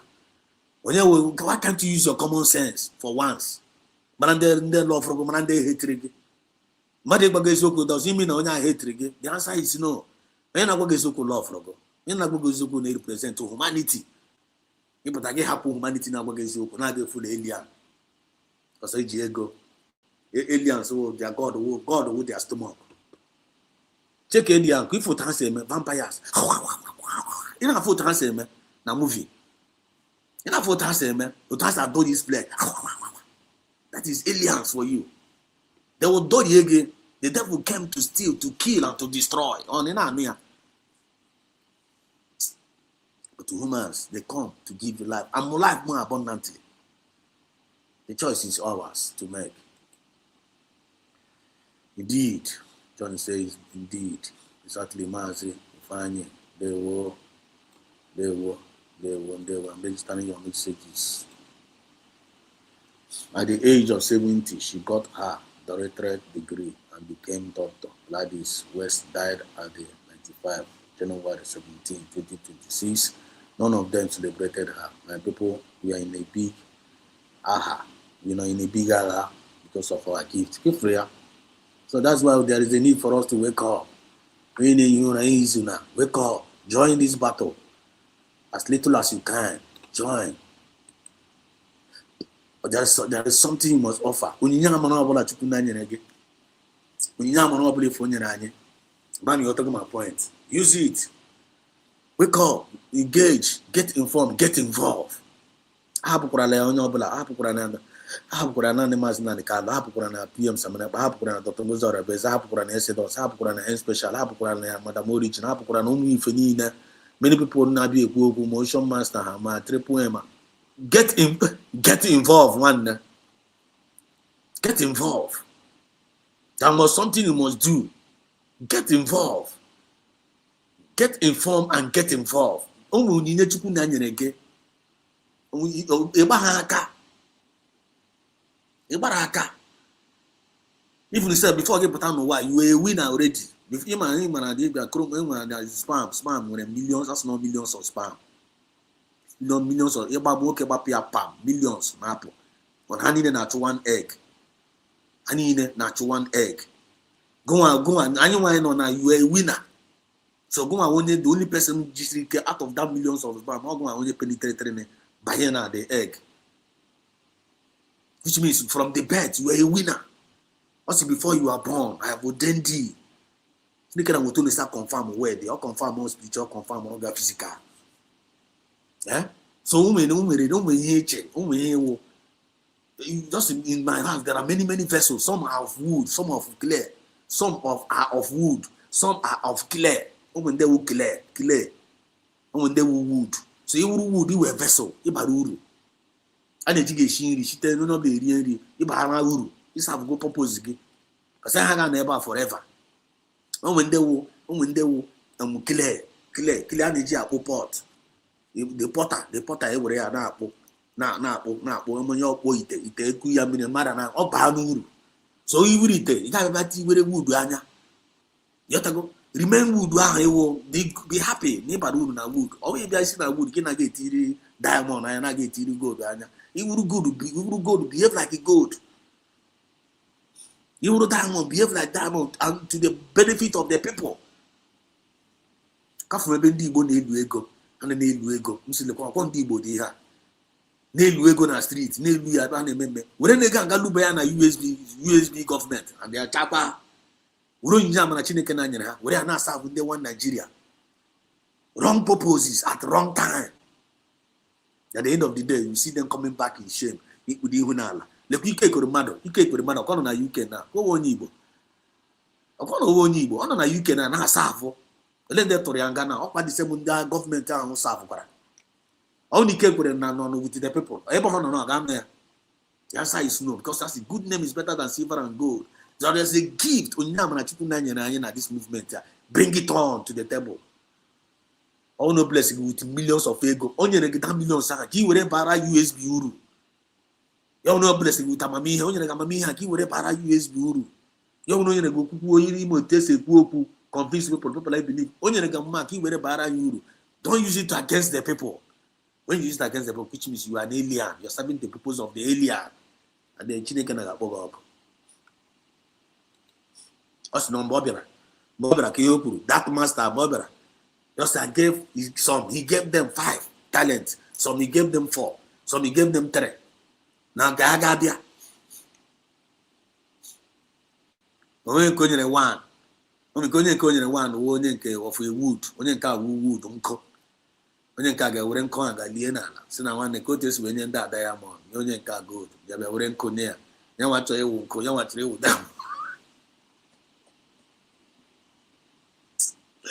Ị na-ate nke ka nkọ, anyị mere ji wenye gị nkọ. Onye na-ate nke ka wood, gị hụọ wood. If you want to become gold, you think like a gold. In a check wood, in a expect wood diamond. It doesn't work that way. So your two say according to yours, according to their who they are. Everything will thinking. Whatever konyezo onye ga were de nko, ọ na-eche ka nkọ. Were nkonye wureze nkọ aga were shie nri shitere ndị ọzọ nri ndị ewu diamond ya ajụ wee were dị nkọ ọrụ lie na ndị ọzọ were nke ha ga tinye n'ọrụ zụọ mee adis pụtasị master mgbe na-anọ haram lekwe ihe m rụrụ mgbe na-anọ haram lekwe ihe m awọk m rụrụ for the benefit of the people.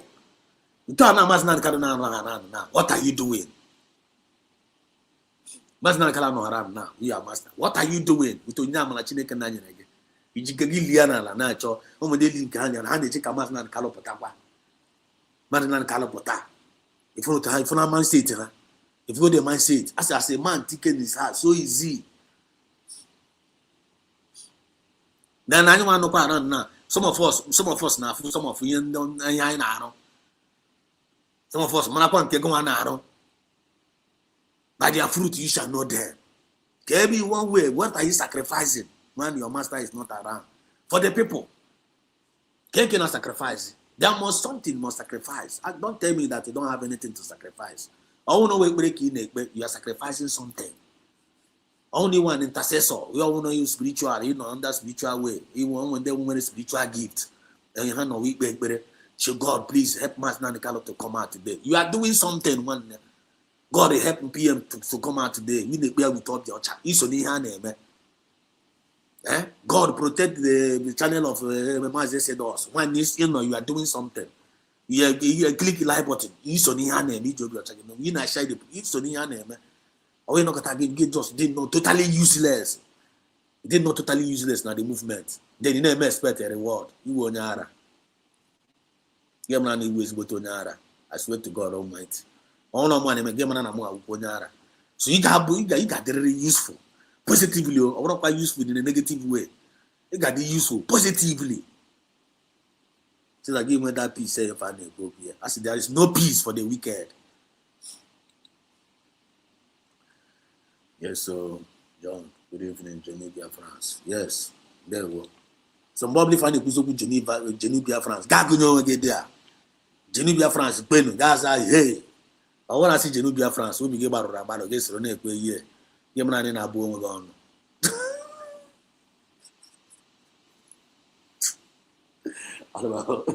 Because one of the two rugged in a message, because Baram. If I'm too rugged in this message, Baram. That is how it is. That is Otosnapia. Because I am not about biscuit bone, no bobo. I am not serve my here. I am not serve a camo. I am a here. I am be able to get the raw message, the raw truth. He gave Buya like a man, Buya like a woman. He would have checked on the put away in a balance. You wrong with it. You shall know the truth. And the truth shall set you free. Only declaration actually make you here. You have to go find out where also. I want some declaration I want to make here. Because you watch here. You watch here.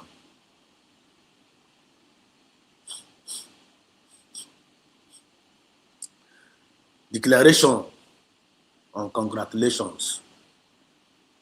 Declaration on congratulations. If I name here, we feel more. And I try to warn them more. Divine and human interventions. I found a message yesterday. As we are moving, we are progressing. And we are using our words to create our own world in this United States of Biafra. If I'm not a USB or Orogo, I want to go Orogo. If that USB as a nation, always something useless to you, you're really useless. As a man, taking it so easy. So this USB means a lot to us. Our family means a lot to us. Our nation means a lot to us. Our community means a lot. That's what makes us humans. Mad. And the aliens want to take it away from us. We are not going to allow them. And that's in the beginning was the Word. And the Word was with God. And the Word was God himself. And nothing was made without that Word. And he came unto his own unit. As many, I believe, what to them, they gave them the power to become the sons of God. And when they put it in practice, I am one of the results. So the weapon of our warfare is not carnal. It is mighty through God. It's with the majority. I am not majority, but that's what gives us the majority. You may see us, we may be little, but I am a man, what you don't know is bigger than you. I swear to God. The rejected stone, at the end of the day, will become the latter stone. It doesn't matter the name they give us today. What matters at the end of the day, how they're going to be saying, they're going to buy very, very soon. They're going to buy, congratulations. Nande USB. So, no matter Maria. The USB. So, they recognize you. Instead of, so no matter. Very soon, I'm going to congratulate you. Very soon, Stella Zoka. Congratulations. Very, very soon, John, congratulations. Very soon, I'm a special. Congratulations. Very soon, I give I am the wagon at the season. I say, whoever that endure to the end shall be saved. That even in the last days, many tribulations. On the tribulation, I am now. Persecution, naga kanko. One nigga near one near. Okay, Hebrew. One nigga, one near. If you want to move say one near. If you go. Now, earthquake gonna here and there.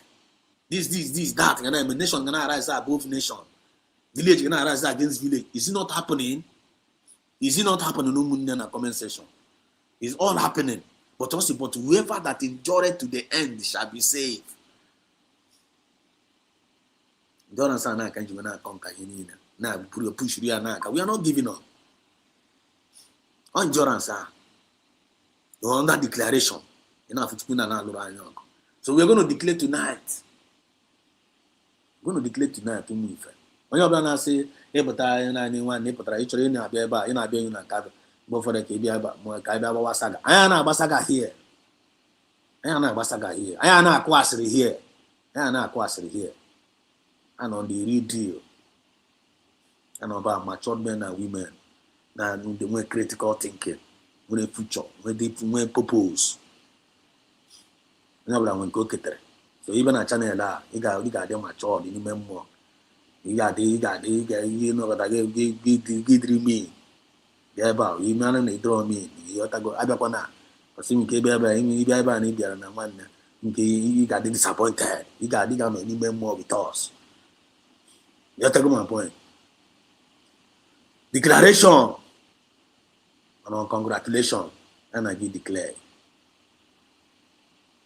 I need an 18 year for your 18 year for your family, 18 year for your community, 18 year picture USB on it. Tia forget, you only people, Tia forget, man forget attach it there. Man attach your family, man attach our community, man attach our new nation. As one family, we are moving. As we are moving, we are progressing. Congratulations. So much congratulations. And so much me, Exodus. Congratulations to me. Congratulations to my family. Congratulations to my community. Because I want to be in the community. Man, the community. And they are coming. Masnan Kalu said they are coming. They are coming. So we must protect ourselves now. By our declaration and by any harm means. My ebe man jirema. But equally no angle of assessment. No need to sleep over it. I pass go the bill. I become a spiritual realm. In that one about in more is open. But my declaration. So that probably for to reach and have a everywhere. On the balance no able because now watch it.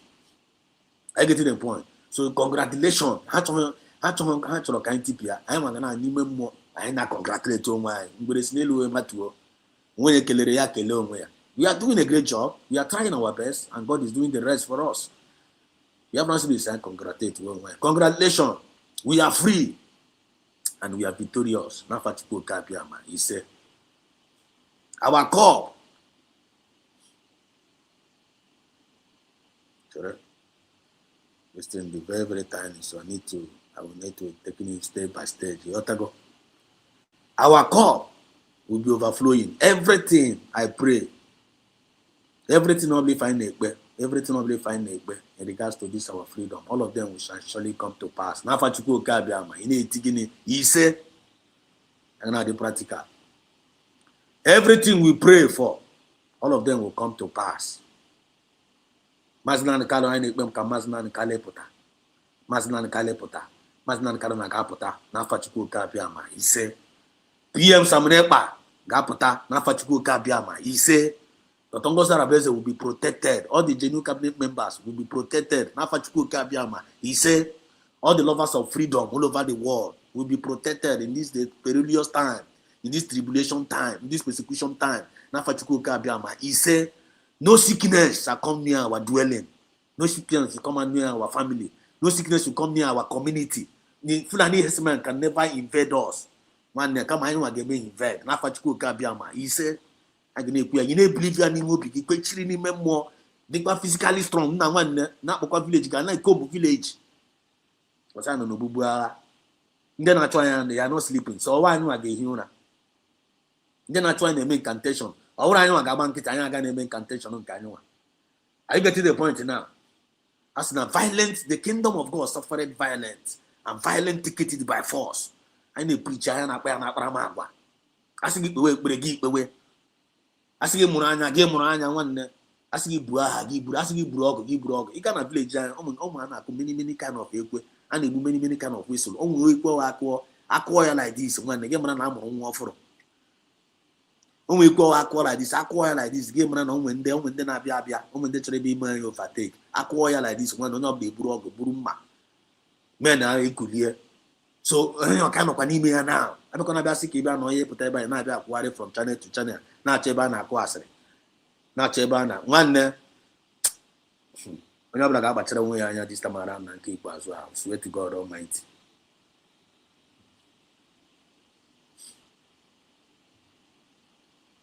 So I declare that today marks the beginning of our shift from zero to hero. Today marks the beginning, right from the declaration of Biafra, now in 29th November 2024. That day marks the beginning of our rising from zero to hero. He said, nobody's going to bring us down. And when any government in Ghana no war after our declaration, that 29th of November 2024, that will bring USB down. I'm be that person. My alien no, my demon no, because always divine mandate. Declare it and believe it. Declare it upon yourself, upon your family, upon our community, and upon our nation.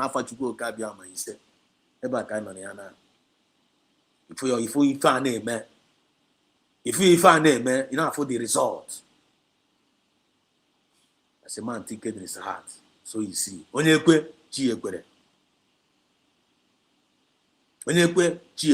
As long as intention is the good, everyone can be married. I chuku alien ejiro chuku. Are you getting the point now? I chuku alien. It's not getting me sense in when they marry the Philistines in Bar because oji Chineke na. Sense in chuku na. I this is the sense in we well like this. So more chuku abaya ni me. Yo jide everywhere. But you share. And I jebe can mass we boutique. Mama because the Spirit of God is in charge. The reason why that happens is Spirit of God. Gonna go cause it within the enemy. They did their stomach away, God. I'm back at the power left him. Back at you will destroy it. It's not going to be our portion. He said, we are not going to be distracted from our vision and our dreams. He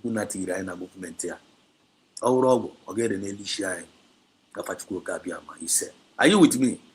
God bless you, no, with me.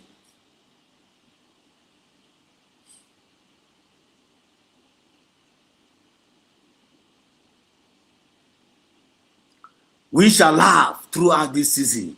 Right from that day and late. USB. That you give for the joy. Give for the joy in our whole land that day. That was a glorious day. That was the day, the beginning of the miracle. That joy. And my teacher, that joy. Also, we overcame the devil by the words of our testimony and by the blood of the Lamb. I teach her that the USB. When they want Nigeria. Take mama that want to ask if you that day. And in a fiko who that aliens. Why are they not happy? Why had you about you that day? Why had you about you?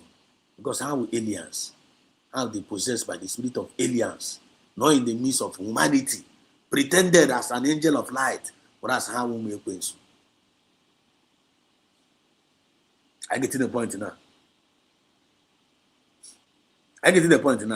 So that after that our declaration now, they are now trying everything possible best to take away that joy away from us. They tried it. Right? They tried.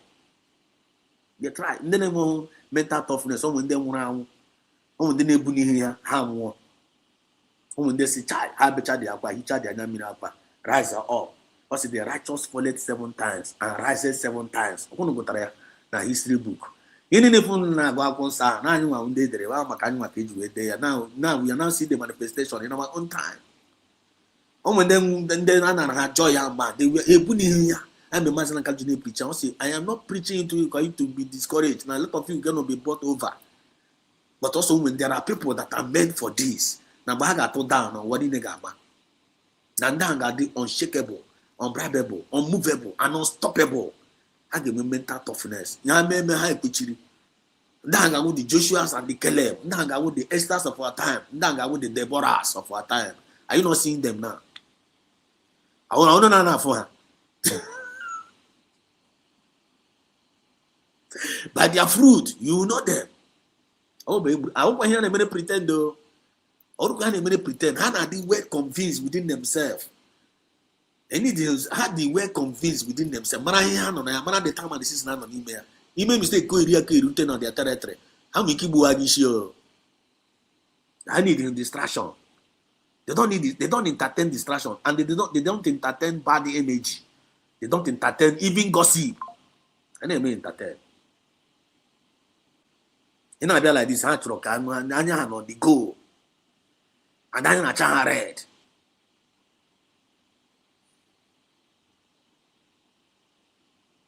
So we shall laugh.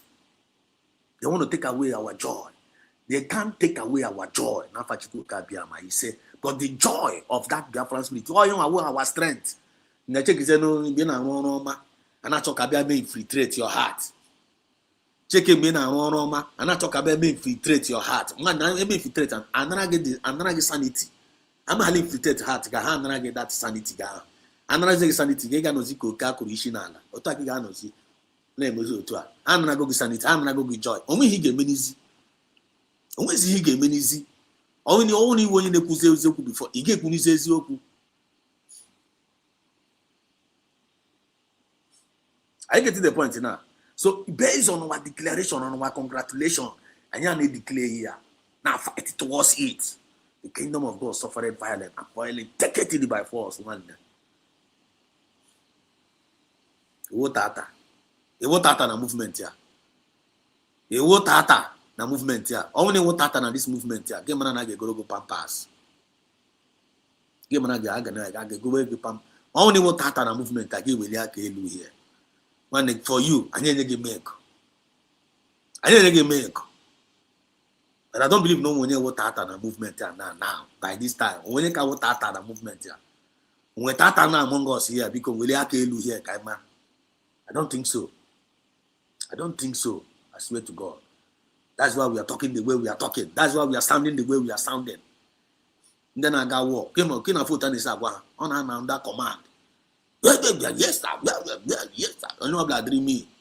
I know what kind of name now. So they are not going to take away our joy. And we are not going to allow them to take away our joy. But the joy and our strength. The joy of that commitment now. I want with the strength.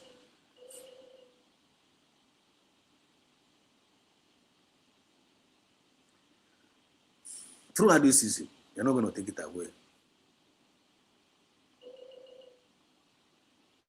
Every fiber of our being, every fiber of my being, Exodus, every fiber of the being of my family, every fiber of the being of our community and of our nation, USB, every bone of our body, every cell of our blood is undated with the life of Chukwuka Biama. With the life of Chukwuka Biama. Then our expectations can never be cut off. Expectation now in the movement and our family and our community and not to be overtaken. Not to be override, not to be humiliated. Our mothers rape our women, try and chupo some check out communities, chupo her, and a daisy letter.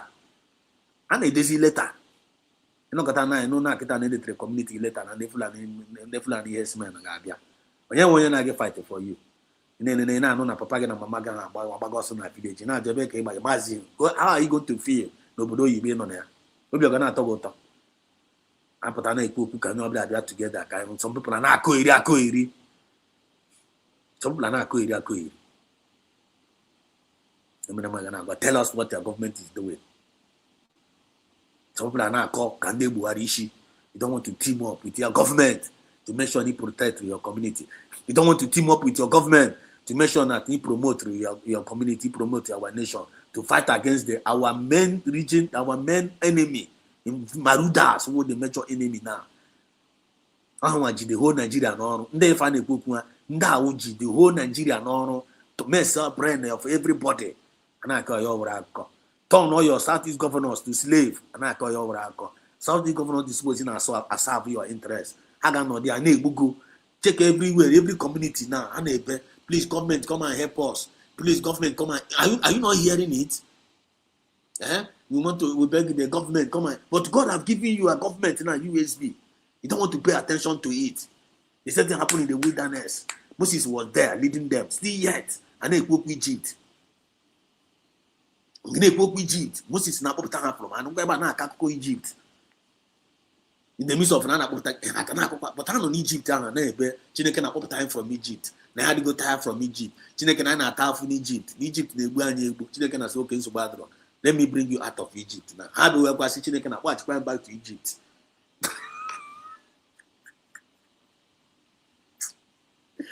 Chineke, what is wrong? What is going on? It's not going to be our portion. He said, every spirit of mediocrity is not going to be my portion. To me, to my family, to my community, and to my nation, USB. He said, we come against it. Spirit of mediocrity, I will reform. That's one of the major problems I know.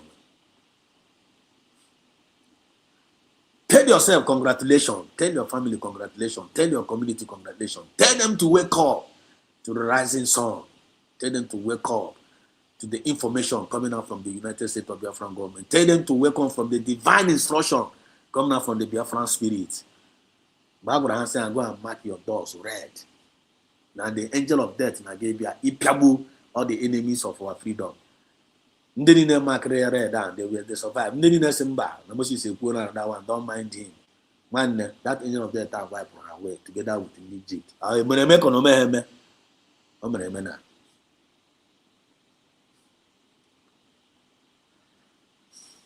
The wisdom of God is at work.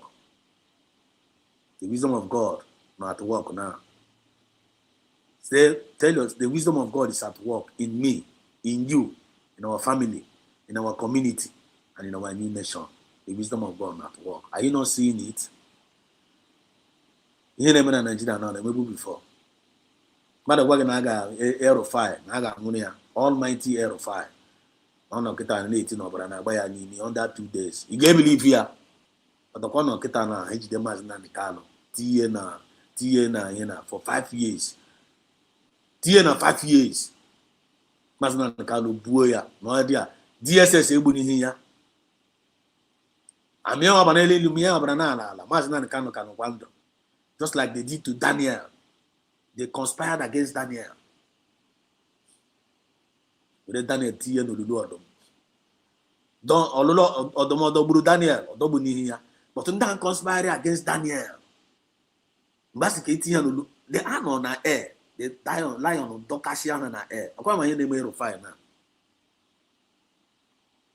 The same Daniel, the same fire was telling now somebody like Mazin. I remember the broadcast now. Somebody like Mazin and Carlo must be there. The Scallywise. He called Mazin and Carlo Scallywise, which means Scallywise means no important in Mazin and Carlo, no important in him. That is the meaning of Scallywise, if I'm not mistaken. Scallywise, no important in him, non-entity. That's what he called Mazin and Carlo. Now, don't know they are powerful. Now, the same place I hate Mazin and Carlo. Mazin and Carlo survived his own. He cannot even survive his own. Malami, the same thing. And more are still going on. And more of them are going to that lion's den. All of them got Kachadia. They did not conspire against Mazin and Carlo, conspire against our movement, conspire against Dr. Ngozera Beze, conspire against PM Sabanepa. All of them are entering inside that den. Are you not seeing it? They will enter there one by one. What goes around comes around. Lot of comma is real. Based on our declaration, based on our congratulation that is coming along our way, Ndị niile gburu anyị olulu, ha niile ga-adakpugasị n'olulu ahụ one by one. I want the congratulation. I want the declaration of the congratulation. Man, now we not connect with any more here. So the wisdom of God is at work in us.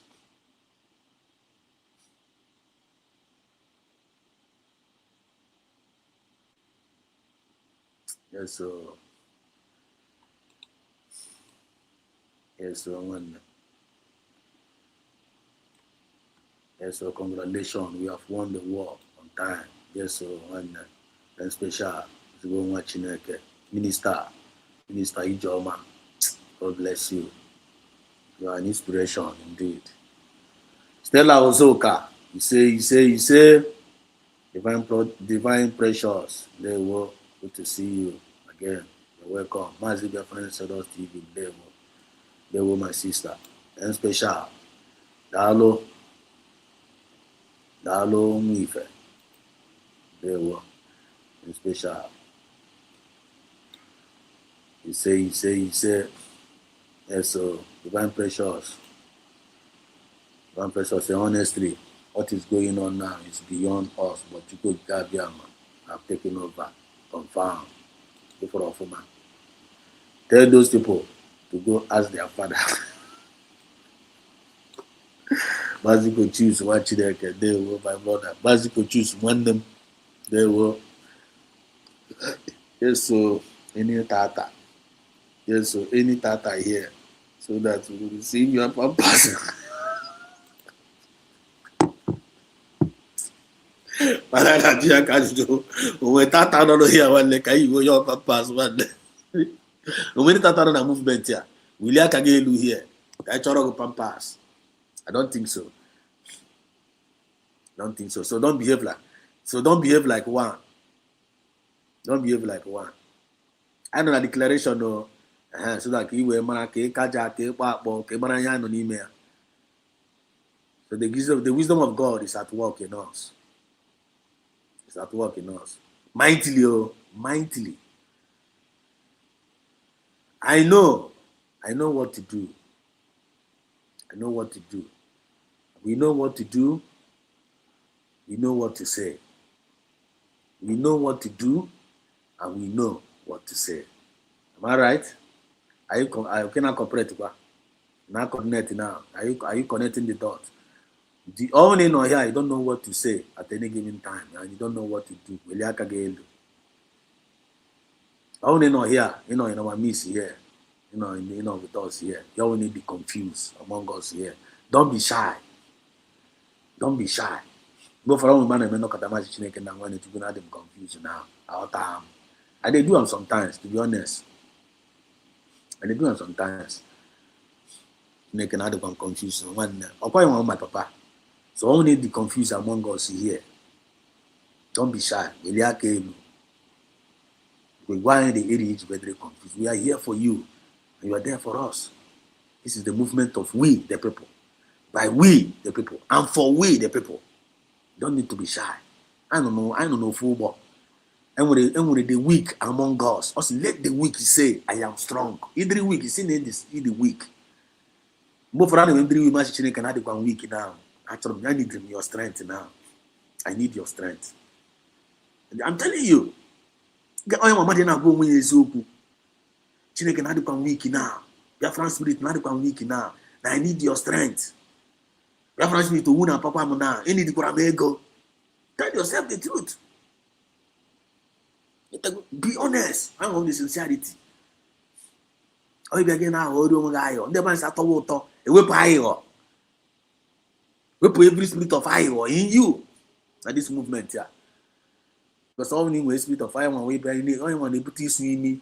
You need to see the struggle in me. You need to see your brother in me. You know, you know, you might know guy.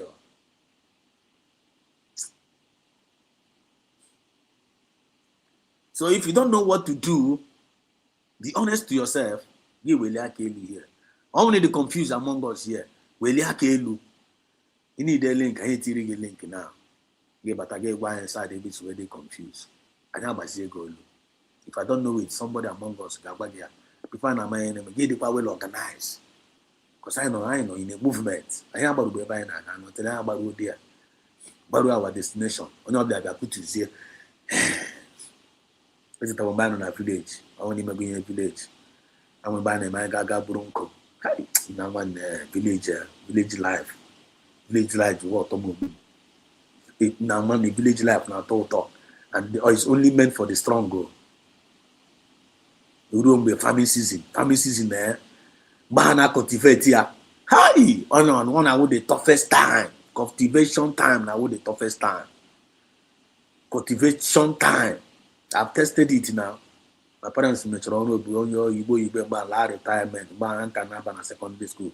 But my parents were I got village and got prison at village. I tested village life for the first time in my life. The first 3 years, they was on go the area.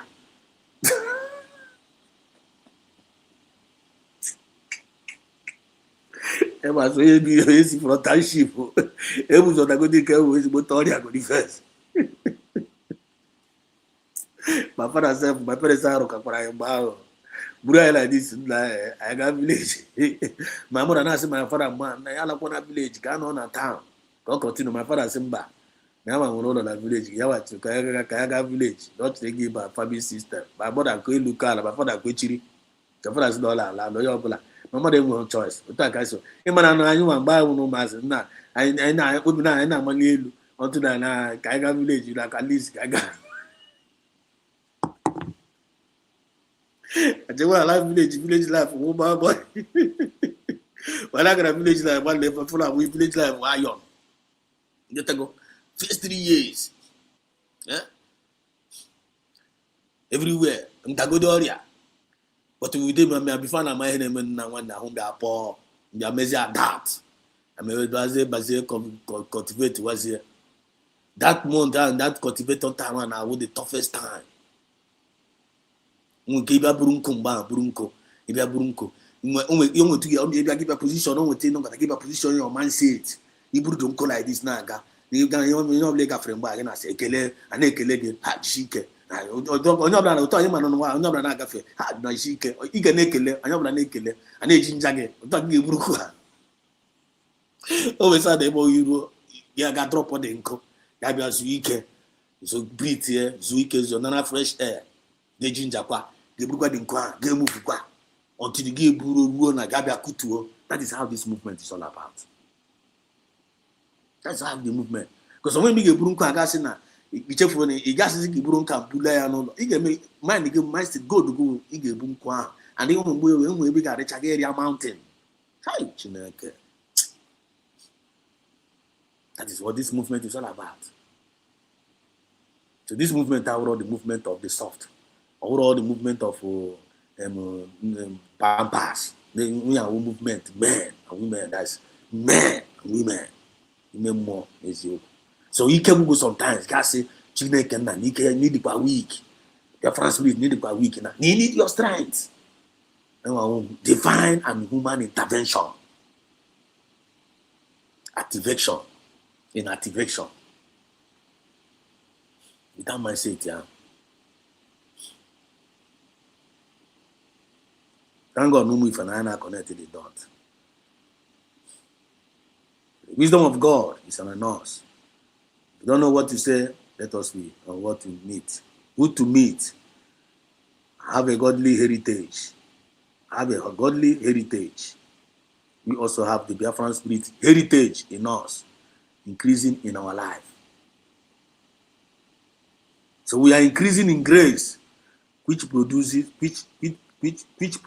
in our life. The grace how I find on our USB represents the grace, right? Then in the almighty grace cover everybody. So we are increasing in that grace. But it's not that grace and we're poor. And ever now our prayer, we need a declaration. May it never be our portion for us to be out of that grace. May it never be our portion in me, my family, my community, for me out of this nation. May never be a portion. He said, because I want to make mistake, that's right, Kopogana the vision, Kopogana the grace. One nigga did disgrace. Got the disgrace, just like some of us have been disgraced. They see from the grace and we're poor. You watch Akita now have the disgrace. Some of themselves in the midst of that disgrace, I actually put in hand the can use because of the spirit of pride knowing them can't even speak to them better things. I mean, the wisdom of God is in us because I need to pay attention to the divine instruction. Anything of in the master this USB in Oketa now, when you are disgracing yourself, get it at the back of your mind. You say, I hear the sound of back to back celebration. I hear the sound of back to back celebration. And it is already happening. Always go watch it. It's already happening. Even if you are there now, don't worry. You can utter the message of man. You get feel here. When they can check by America, they say, now we have now officially announced USB before I put it. Biafra go. Don't worry. Very, very soon I get that announcement. Yeah. I want to very, very soon. You got me. Get put it. But only when you remember, you got found that the thing has been already been acknowledged already. Biafra has been already been recognized in the spiritual realm. And people celebrate what go already. No one they celebrate what go already. No one they can say that in Thomas now among us. Actually, if we are koro, or we go to for us no koro. Koro.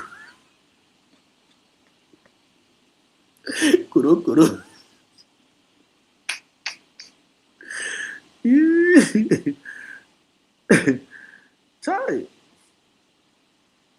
Beauty, honor,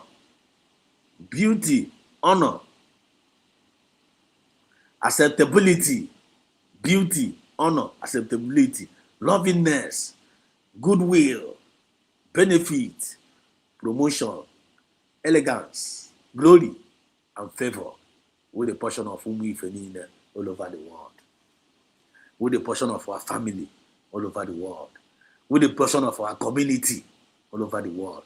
With a portion of our nation, USB. You want me to repeat it? In a claim where, and I confess where I've been on now. In a Tigba Fagedia. Are you doing it? Or are you ignoring it? Again, I repeat it again.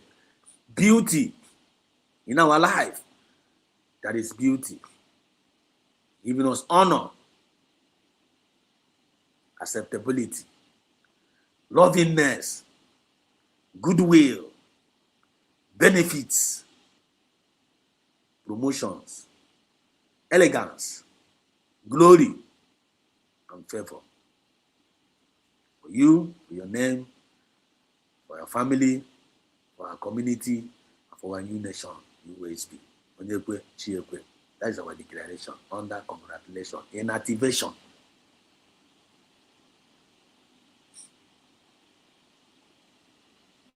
He said,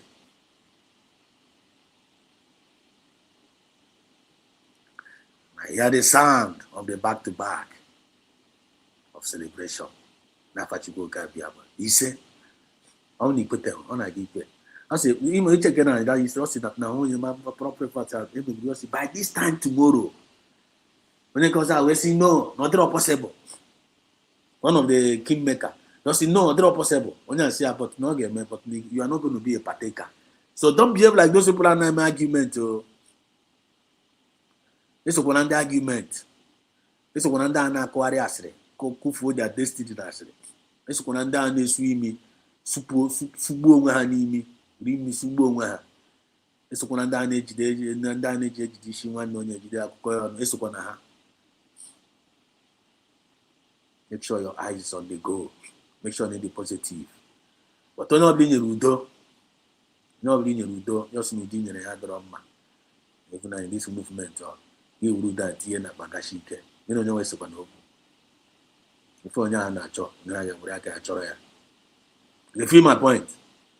So remain positive in your thinking and in your intention.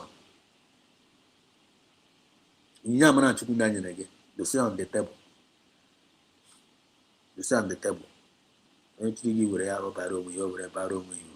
I remain positive. And by doing so, any fabric has here and we are portion. Congratulations on that too. the decision ended in favor. Suddenly, you're going to be honored without we asking for it. Ubinigwe, we pressure all our enemies. Ubinigwe, Biafran spirit is now pressuring all our enemies.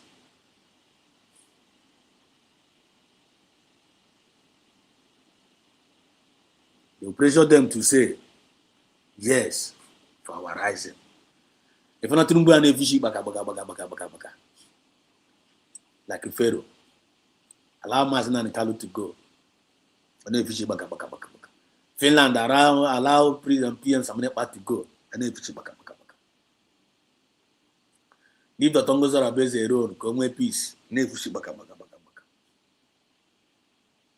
Allow Moife, go to home and abroad. Mas Emo Soludo, don't lock the shop of Chineke. No way on Germany. Yana Kawatrage about the Chineke and I pressurize them for our rising. Biafran spirit now, Piano Talimona as we speak. They are going to say yes very, very soon. Yes, Maznan Kalo, because I was here, those go. Maznan Kalo, because Potazina Sukota, Potana, because Mazan, very, very soon, go and make it somewhere. Very, very soon, or could be over.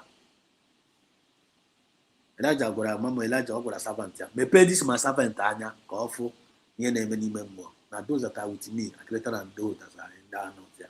But all could be over. So, you may find this year on a penetrate. Ibrahim Egbe, Chukuna Nania. Only one got more, almost this now got more with good intention. More in our God. It's working. More in our God, on our own God. As long as intention will go the pure on our God. All of mobbling and on this Biafra movement with the good intention now. One Biafran spirit sees your heart. It's working.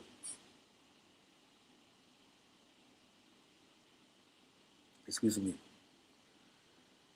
I'll be right back.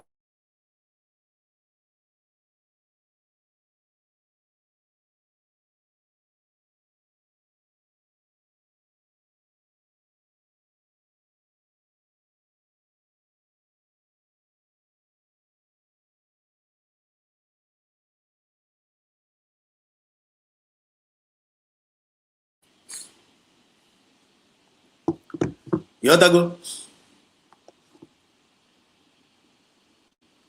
Yes, my brother. You sleep in Nigeria and wake up in Nigeria and wake up in Biafra. Confirm. That's the one them commerce you could choose. You're not there. So the Biafran spirit is forcing them. They will say yes to our rising. Then in phone claim, God release Master and Carlo. So Ludo, what are you doing to our people? Why are you locking their shop? You release their shop. Is it because because Nefulani? So Ludo na get boss very soon. When I get up to Biafran land, boss. So here I get you Agama.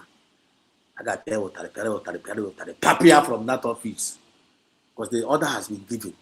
So Ludo leave our land. You're no more representing us. They are no more representing us. Biafran army, Nigerian army, leave our land. You are no more representing us. You are not there for us. Leave our land. We are now a sovereign nation. Leave, or we will make you leave under divine and human intervention. They are going to leave under divine and human intervention. We will make them leave. If you don't make them leave, our God will make them leave. These two ways are now all involved. They are not going to escape it. I might escape. They are not going to escape our God. Are you getting the point now?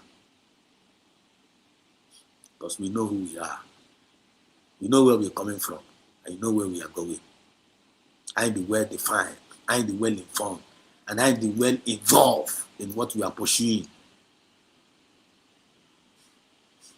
And we are going to possess all our possessions.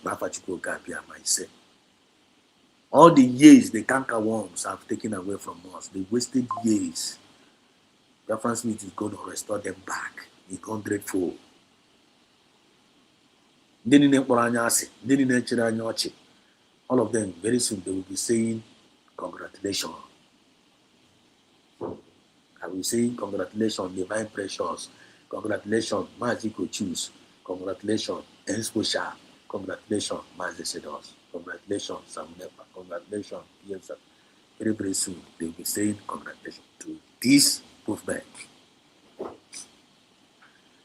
Ndị niile gwuru anyị olulu, anyị na-egatakwugasịcha olulu ahụ. Ndị niile si gbere anyị ekpere ọma, ife ọma ga-abịara ha. Ndị niile si na anyị ga-eme ka ya, anyị na-egosi anyị celebrate ya. Ndị niile na-akụrụ anyị aka, nwanne, they will be with us. I get to the point now, because this time on the season I find on ime ya kita na, because some forces ndị na-anụ iyi na ha ga-eme ya, anyị eme ka ya. All those forces and this declaration goes to them. They will be forced to say yes to our rising.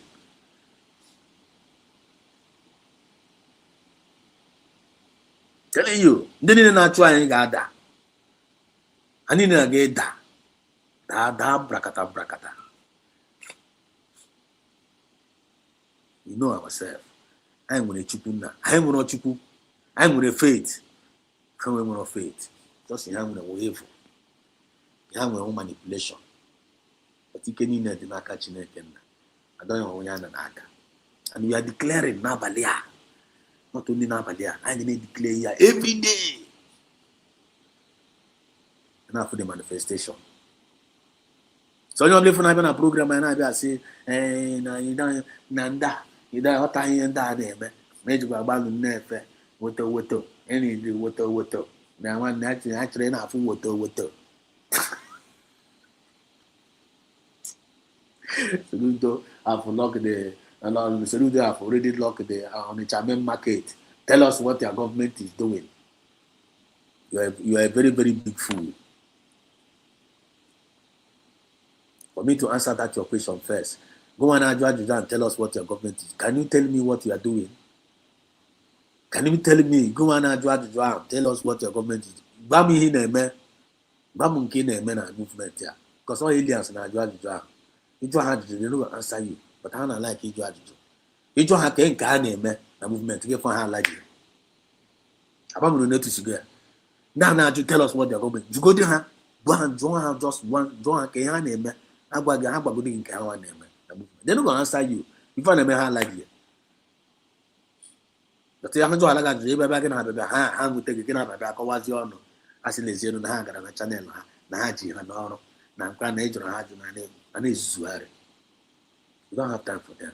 But the aliens, when they come, you know when they are around. When they are around. But the fruit you shall know them.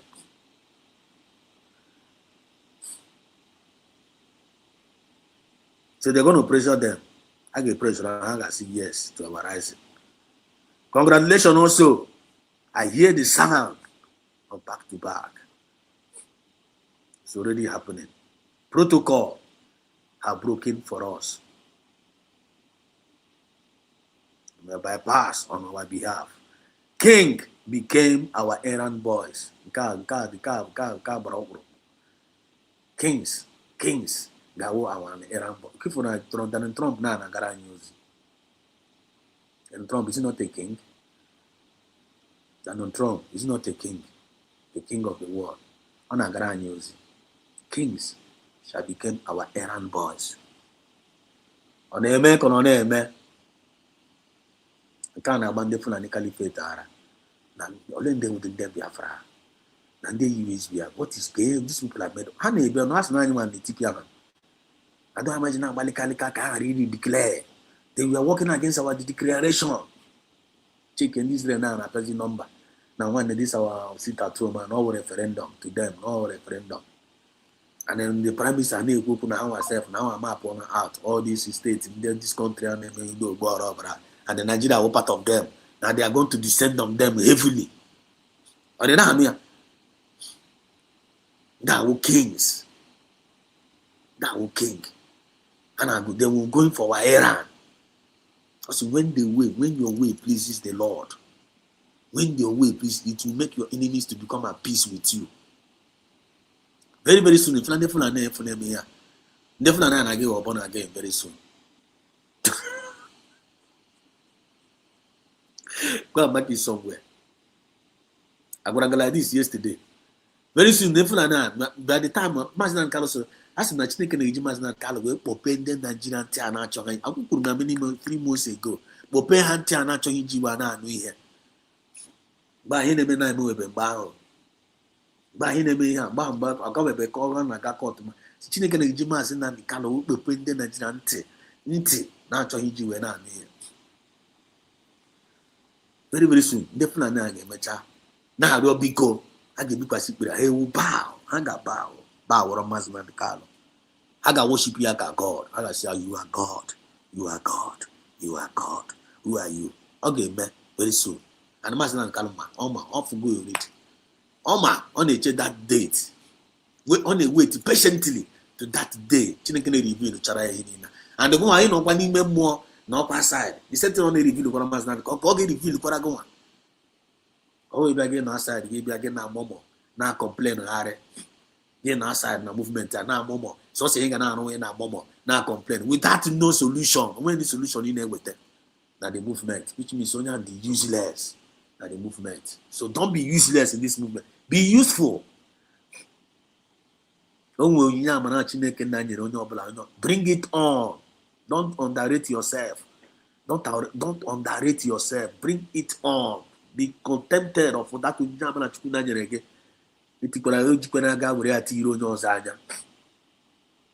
Oh, a very, very big mistake. I hope you guys are connecting. I hope. Are we communicating here? Am I making a very, very good point to you? Are you getting the point? I need an answer in the comment section. 1 or 2%. Say me right on. I want to have a picture on about when I'm not going to connect. Tell me right on. Tell me right on. Muchuko Kabiam. Oh, man. I'll be a first split in Asia and Asia. So I hear the sound of back-to-back celebration. It's already happening. Protocols has been broken for us.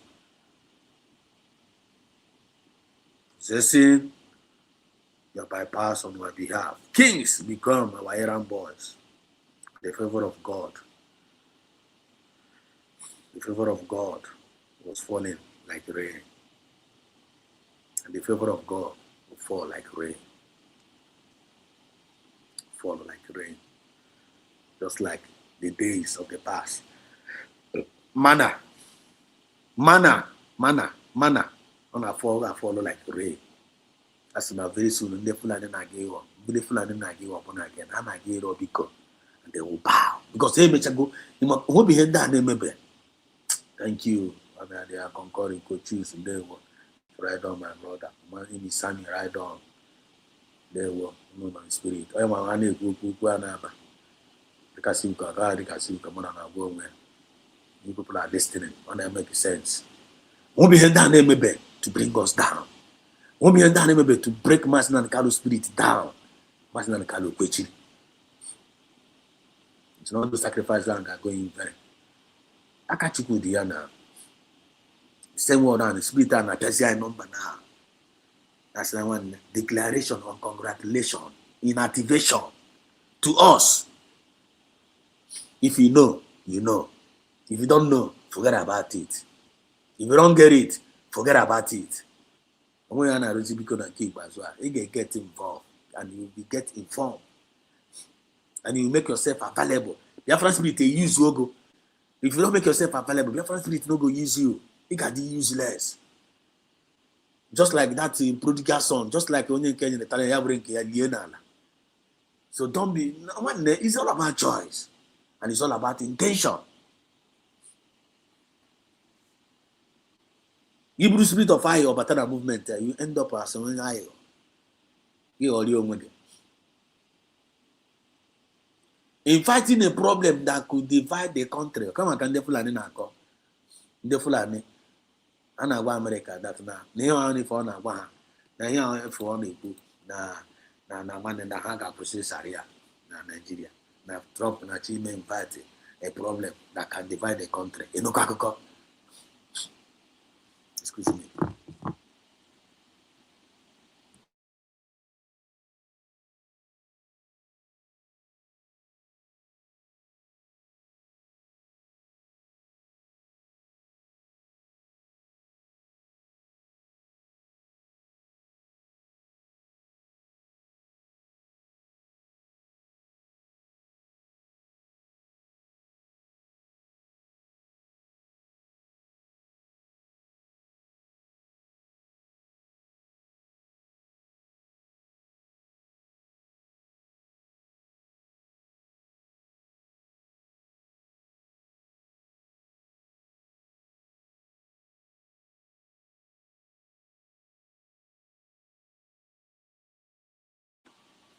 Yes, so I'm back.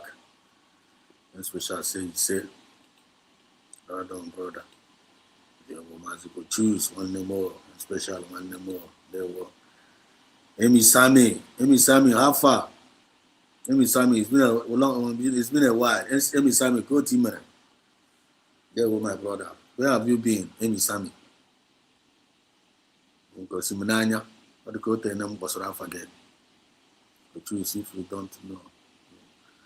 If you don't know, you will learn. They tell you. Don't they recommend the saddles? Baron Nicholas, they were, don't they parade to go to say again. But love. Yeah?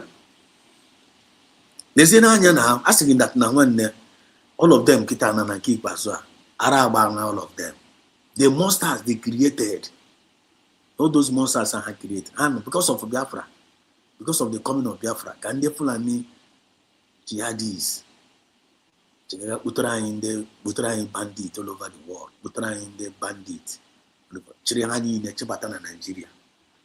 Nature identity, nature passport.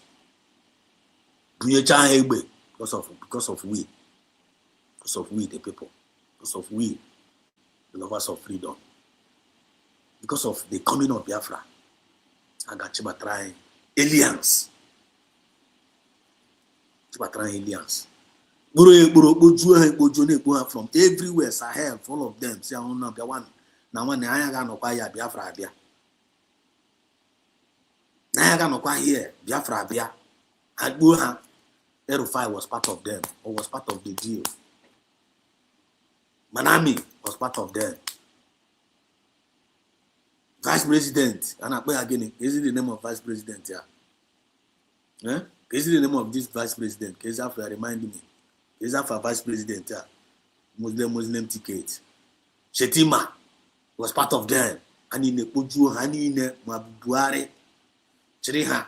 Somebody pani team bar, my bank, somebody can be the check on one video, somebody pammer bar. If we ever with somebody back, who can be on canon, Yaniti, Bahakaji, the Yaniti, Chetima, yeah, eh? That's the Liquidunda, Mahabio, I go, Master can meet and down Abia. I'll come for the coming of Biafra. Puruhani, when in that name, Puju Hanina, and in a Puju, Nabia. I'll come back again. They don't want the children of light to manifest. They don't want you and I. Can we put potential light to kunani? Imakuya imbu. Chinekena goes both in and out. Both my lines of Kasaroko. Biafra land or Biafra land in Elanya. Biafra land in Elanya. All the whole Biafra land in Elanya is free. Everywhere in our match in Biafra land is free with mineral resources. And we are working on gold. We are working on diamond. We are working on glory. And Allah, Ubudalanya is being blessed. You need is all about blessing. Then I know as a human being, Chinekana goes with the intellect, with the gift, with a lot of wisdom, with a lot of everything. Goes in the Chinekana. We are the center of this world. Therefore, we are the center of the world. About the garden of Eden. Dochamaya. The Fulani Janjai they know. And I know who say. We say we are going to possess our possession. Hanachi possession. The possession. Then the weak ones among us, among us. Now call the band, now call the band the answer. It an AK in our state. There is time for everything. If you allow them, then they will now possess it. just like they did to Israelites many times. Kima ha chụpụrụ ndị Israel n'obodo ha. Israel in anyị mana achụrụ ha chụpụ ha ndị ọzọ possess ya. The Jebusite, the Parasite, the kunu na ya. Achụrụ ha chụpụ ha. Ha niile lacheza, ha niile lacheza. Otu aka si na-achụkwa anyị o. Otu aka si gwa na-achụkwa anyị. Na-achụchichi anyị na-agbasisi ọsọ na be anyị. Iche na egwuregwu ịnata visa ka iche na ife ọma mere gị. Ịma na ọm larị ka ị na-alarị. Then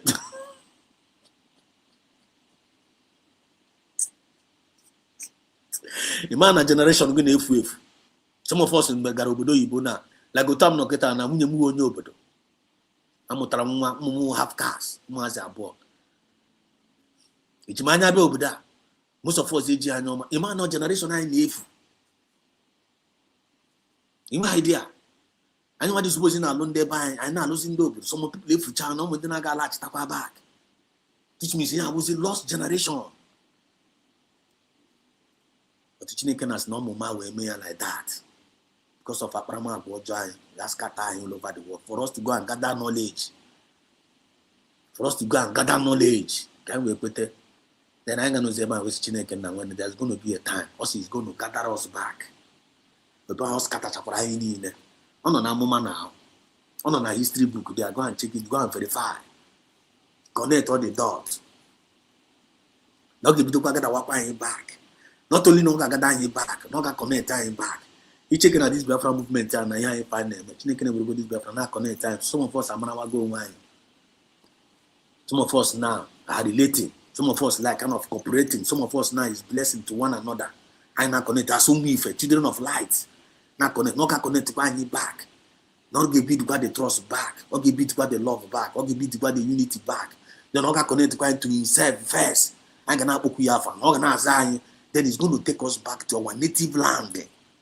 That place not going to make it, not going to make it great, and the exceedingly great. On a prophecy.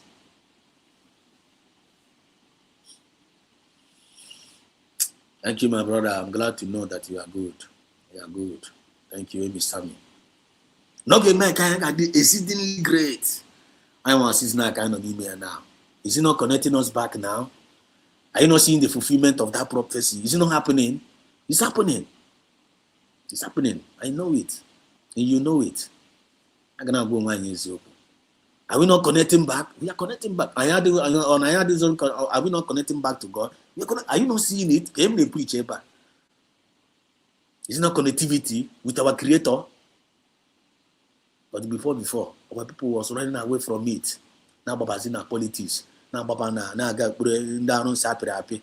Now ga into a lot of nonsense.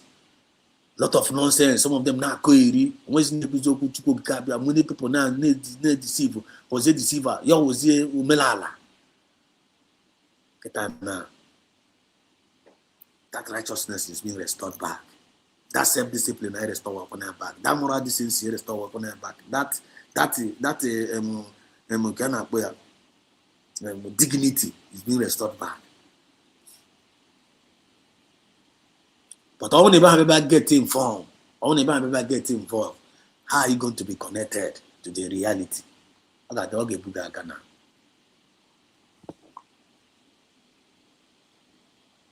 So we need to pay attention.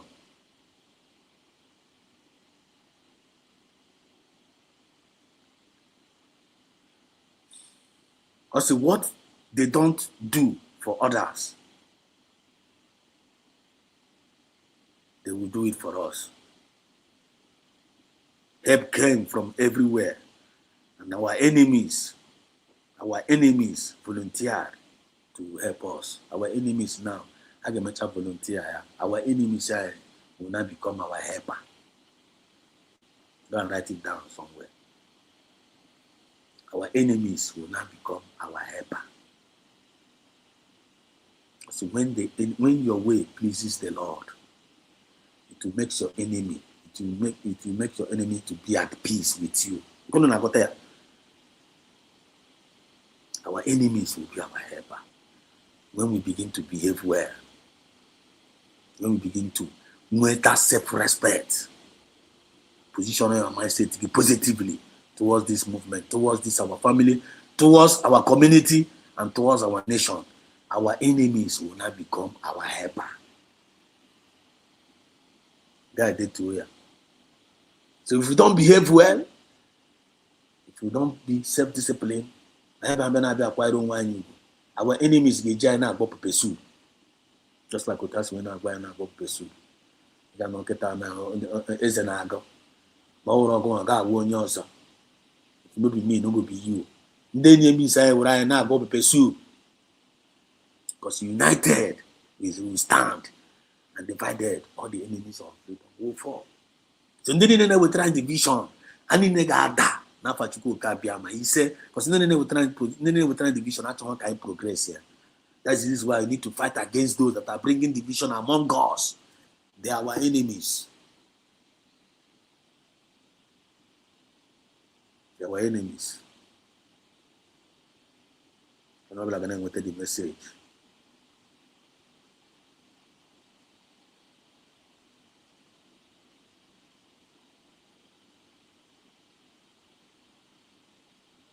Now the big one has landed. The big one has landed. God didn't allow another man to sing my song.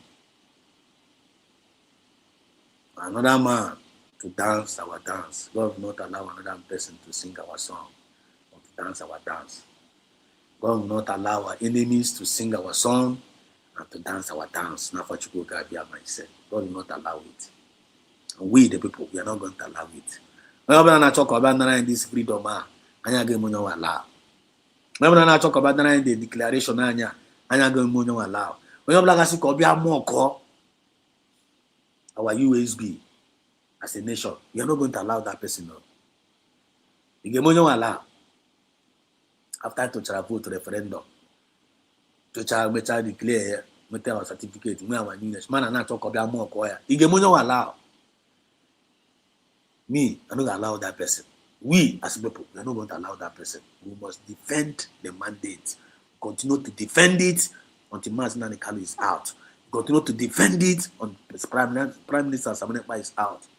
Continue to defend it until Ayabadu our final decision. Lay our hand in our natural resources, because the kingdom of God suffered violence. And Biafra is the kingdom of God here on earth. And violence take it by force. And the privilege that I'm fear. I'm in our own time. So, you got no matter banana gear. You're running away fool now. So the big one have landed. Everything is happening at the same time. This is that season we prayed about. This is that season that we prayed about. And it is finally here. It is finally here. These are those days Mazinan Kalu told us about. These are those days Mazinan Kalu told us about. And I am fully witnessing it. We are fully witnessing it in our own time. And to God be all the glory. Many will hear this. Many will hear this. And they will fear the Biafran spirit. They will fear the God that we serve. We'll take the point now. So congratulations, lovers of freedom all over the world. Congratulations went around. Congratulations, we went around all our families all over the world. And to everybody, we will testify. If you don't know ID card now is shaking the world, right? The ID card is shaking the world. Everybody is going to rejoice. Everybody's going to testify. Everybody's going to will finally be complete. Nothing will be missing. And everything will be completed. To God's own glory. Our declaration and congratulations activated in progress. To the lovers of freedom, to everybody. You are highly welcome. So long live Mazina Nikano. Long live PM Samanekpa. Long live Dr. Mozart and all the Genuine Cabinet members. Long live them. That one in Jaga. These are wonderful leaders, and they are doing a very, very wonderful job. Our 2 leaders that they are coming out, I need to declare you. You may one day. If not, no happen. They didn't know about Ambalina, Kalina, China Samoa, and do to her. One you short chance and do to her. Mama that one and do see me, they are not pretending. Some of them like go though. Some of them get good or will. Some of them are not my poison. Poison I know now now and then. When they get my chango poison now. The young herself. When they get woman they which are really herself. I know I don't have to say I got but when they are which here. Because they are shame I gave her to behold their glory. Oh, one guy betrayed me over that one certain time. When him there. One guy betrayed me over that one certain time. When him there. I won't bore mother boy. Then they betray him. They always run away and disappear. I'm a fan. I be an notice in a mama go. Sweet honey job about it disappear. I don't know. I know my man about. I'm not going to make it. When you can betray himself, when you can. Even when I ban my point APC. I was a very good friend of mine. But I don't allow him to involve on an argument here in Nigerian police. Man, I buy a code. And that from me, naturally. They made a lot of things based on my own capacity. Even Urumbo with a problem self, I took care of his own family. We had 5. Children was a dosanula, my wounded, my one week offer, couple to one with a million yaka. Yamacha cocha and email pota. No longer swear, but on that day with a prison here. No, we're sour. Whatever say we're waiting at protein by set to for a prison. The guy immediately top of Yaga betray him. I'm having me an amen. Even the men and may invite, then they may invite one other guy. When you cause an aqua, Nam Bokara, now Nam Simbia, I'm Sarabiano, no, we are no. I was just involved because my family may travel. I'm not saying at least my 2 major guys, my friend Kaba no anymore. Come have on as family men, Kaparaton Kata. At least once a while. You're not saying a man or a no, we young, but you're not no young man. Senambia. I feel token of Bokoa. Room behind the honey, no, you cause of the uncomfortable. I'm not even higher to go now, so I don't know. When you cause when you cause now, say, when I'm nemacha, up business in with the Pureo. I got as an open, and I trusted them. Because your man, nature, mother, and my back and back to where I'm mad. And we'll be in a deocha 24 hours by the special grace of God. I'm not working on the perfect, I'm upon my own weakness, but time and weakness, man, we walk. He made me him expect. He pursue me way, Maddy made me him, you made me him and make it. On your hand with me. You may allow me him and make it, he made me him dice, one year man, it's all now going to but I can turn to a beast. If I was doing the marriage to be very dangerous on my own side. Nachi Saragochi, so look what I'm Nachi Kochi. Not Tadam Bugunobi, Tapa Bomunobi. I mean, nigga respect, you pay me back. Don't play with my respect. And I'm very, very dangerous. Can't walk on that because I'm like a problem, no plan, no name, man. The guy there, you talk on the shake. Someone now, why are you feeling uncomfortable? Get in there, man. I said, no way, no more toast where now, and what toast where there. No, when say, but you are not like this before now. Just nowhere. Even I even want to give her money. Now you don't get the money to move on bank. He was uncomfortable. I met her that day. I met her Biafra. Biafra when what I go happy in a man I go. I'm not when my much when we do everywhere they clear. Everywhere they good. Met her that day. Hala. Rule like every 4 days time here. When you cause up, what was him? When you cause up, what was him na phone? Because not actually make a confession. You say, okay, they are. A confession on they are. I'm looking at watch him now. It's not money ham make no ways you.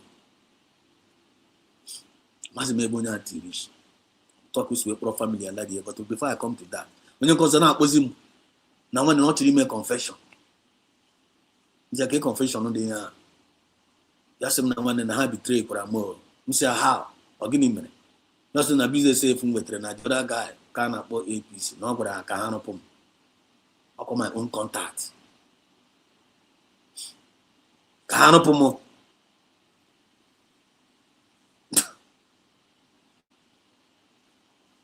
Because family man, call Baramo, call Bacolonial. I want to talk up more. I want to see na here on the Pamasumba, and I mention Naga, Naga sort them out, and I did him, nobody. Good have got there. It's a king, someone they could have been a quadromia. Yes, I'm not going to have one channel, and I'm going to since the queen and I got through with this guy. Nay, which I want the other day, self. The banner area. Eh? Because of one Udo cadre involved. After more Udo, I got an hour Udo. A man after man with spirit. A man who damn Nasa, I draw ordinarily. I believe from Nagan be Judo Tine dear. Udoka Naza, anime represent here full time. Baba will be matter Udoka, then I chain up Udoka. Man, the reason I'm now.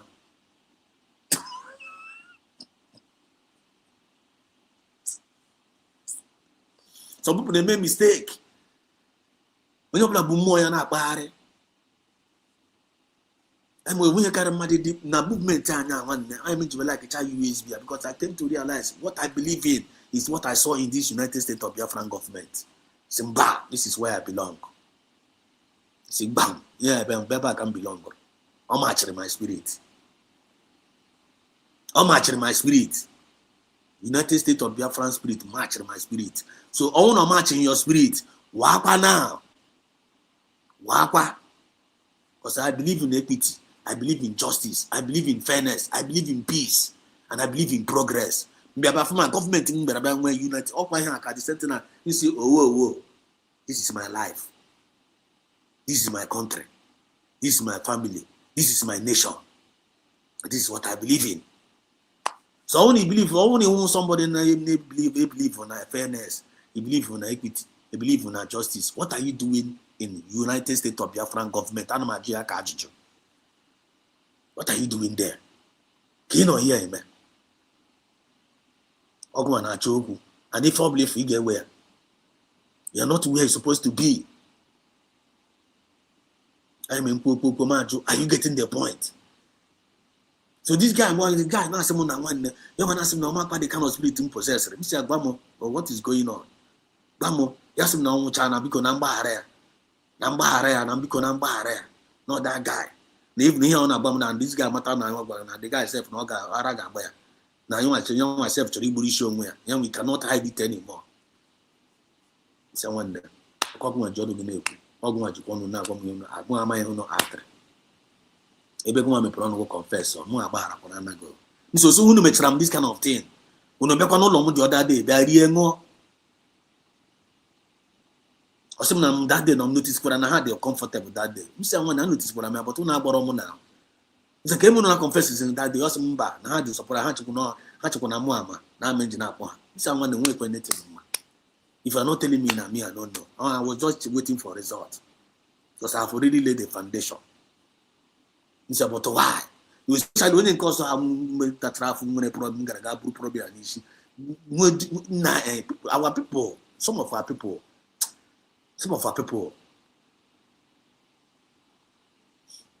When you can immediately only can Nama Gunia, immediately on a mamma na say that guy, moment to the guys will disappear. I am not your my Munia, Mopti to Nama, maybe the guy no.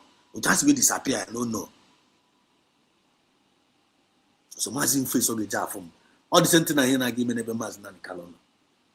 The sentinel I give me PM some net man. By the time I got put some people get disappear. You don't go see them for internet again. You don't go even see them for the surface of this world again. Some of them got no poison in war. Because I got one, I have the Jimmy for mas than Calon. They can't, how many keep behold here? So some of them, when they got a gabble mas than Calonishi, behold, my master, or Gamo, boys. Obatu be I don't can camp. na front under eye service. No one catch away love or mass. Didn't I claim one catch away love of PMs? All my betray. Didn't I put don't front genuinely, they don't even know. But when they know secretly now, law from my sister, but they were not doing our service. They have never called us. They are never calling for phone one day. They never talk with him, but they genuinely loved him genuinely. Now, no, the one. Of course, when they defended the mandate here now, they didn't know for front now. Where are they? I need to disappear in China. Because they are now work with against the mandate.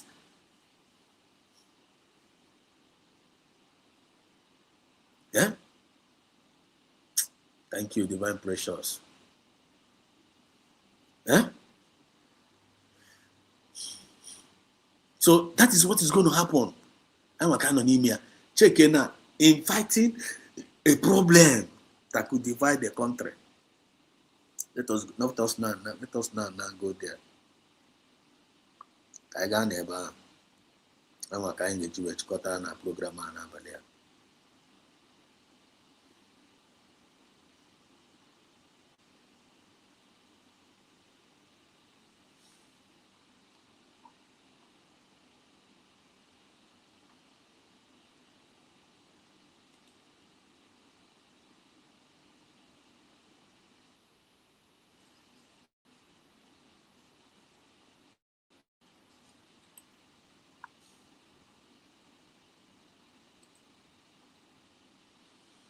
What's on going?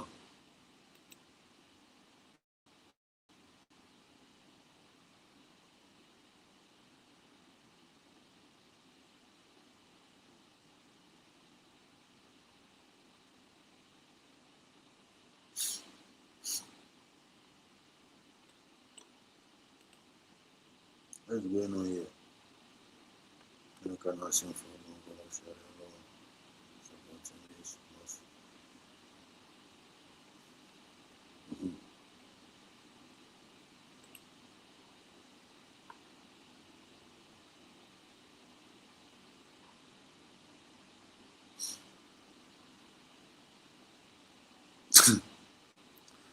Okay, then I know here now. Come here, come who's the hope that go to this one.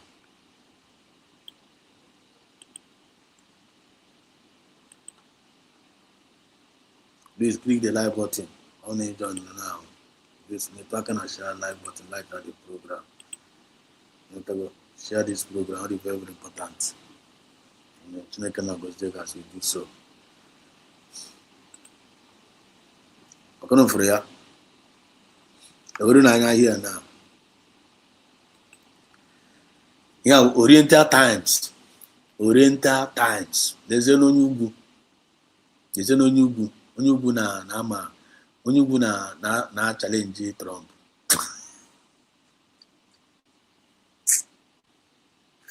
Onye ugwu ndị ịma ndị Fulani a chekwa na Trump wo Tulumbu.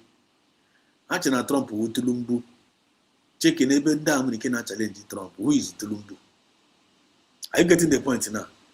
Ebe ndị ha na challenge Trump. Who is Tulumbu? Yeah? Amana backbone amana before ndị amana before ndị Trump na-abịa na Nigeria. Amana backbones the backbones of the Fulani Janjaweed there. Ndị Turkey ma Iran ma both backbone amana ndị America tipia China ha niile before ha na-abịa na Nigeria. Ịma enwe idea. Ndị niile ha ji eme ọnụ ha na-eche ọgbaji ụtọrọ ha ga-akpọwa bịanụ kulie na ọrụkwa mba kulie na bịanụ kulie na ndị niile ha na-eji edebe eme kulie na bịanụ Trump etipịacha na ha niile n'azụ before ha mabewa for Nigeria. So this guy na-achịkwa na this ha na-atụ dị ụjọ ifuna ndị ndị Janjaweed ya ha na-akọ iri too much and otu aka na threat no abịa ewere threat wee sogo wepụ ume ha akpa ume shishi front ha si agba onwe ha egbe n'ọkwụ.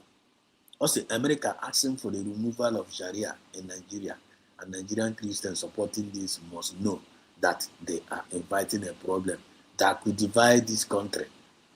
The Muslim cleric Arewa Okay, for ya. To you now, when only know this kind of statement here now, do want to compensation that can you cook the movie? What goes into your mind? What goes into your mind? Eh? Can't you link? Can't you link? What goes into your mind? You know this kind of thing. What goes into your mind? I have an open mic now. At least I've said and raised go and come around with the keys. What goes into your mind? Yeah?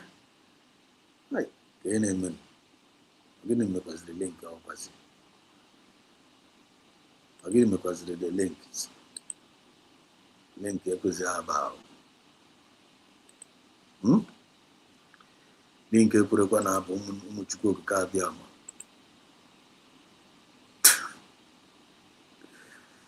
Link ekwukwa na-aga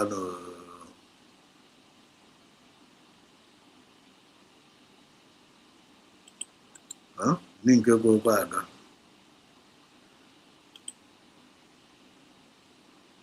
Na link ekwere aga. Better that's what I have been asking for. Na link ekwere aga. Link ekwere aga nwunne.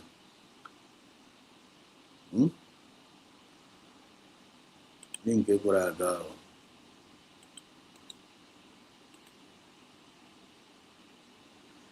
Link ekwerekwa aga.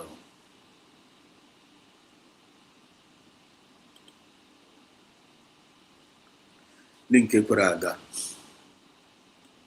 Na-click ya the thing and ask him no. Let's mandate my number. I come I send you go through one of the person give my number here. I'm not more about look at sharing. Good. What are we sharing our cost here? Look at what sharing cost here.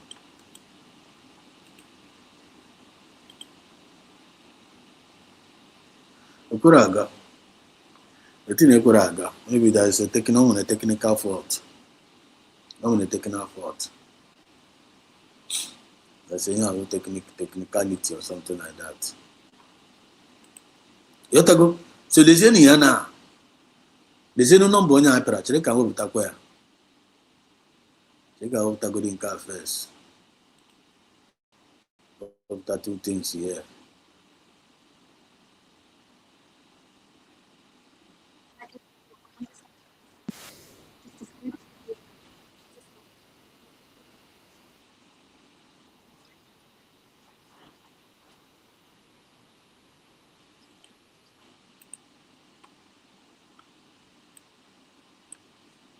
Number one. So let's go back and uncut. So no matter what I said, the other one. And the link where I go, so what are my faults?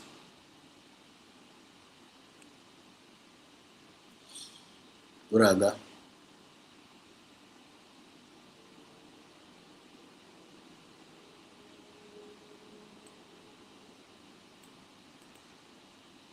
Link case, I'm sending the link. Cameraman,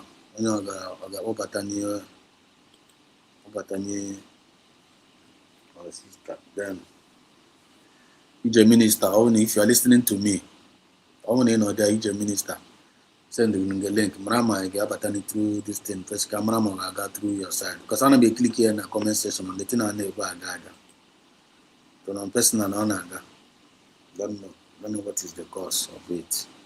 So each minister try to click at the link and batani. Look on the cancas. When on Facebook or what is this? No? This is what's up now.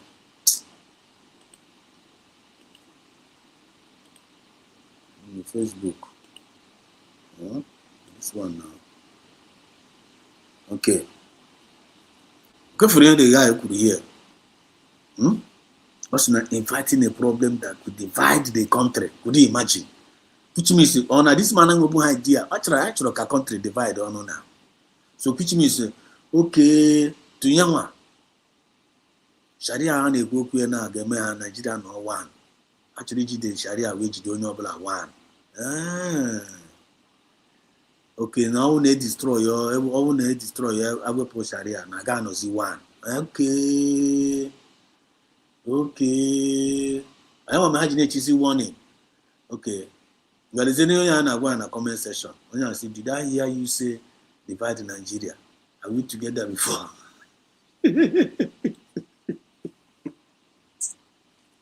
Is here I go in a comment section because I see na that part of the vision you said sweet because because I say our prayer has been answered.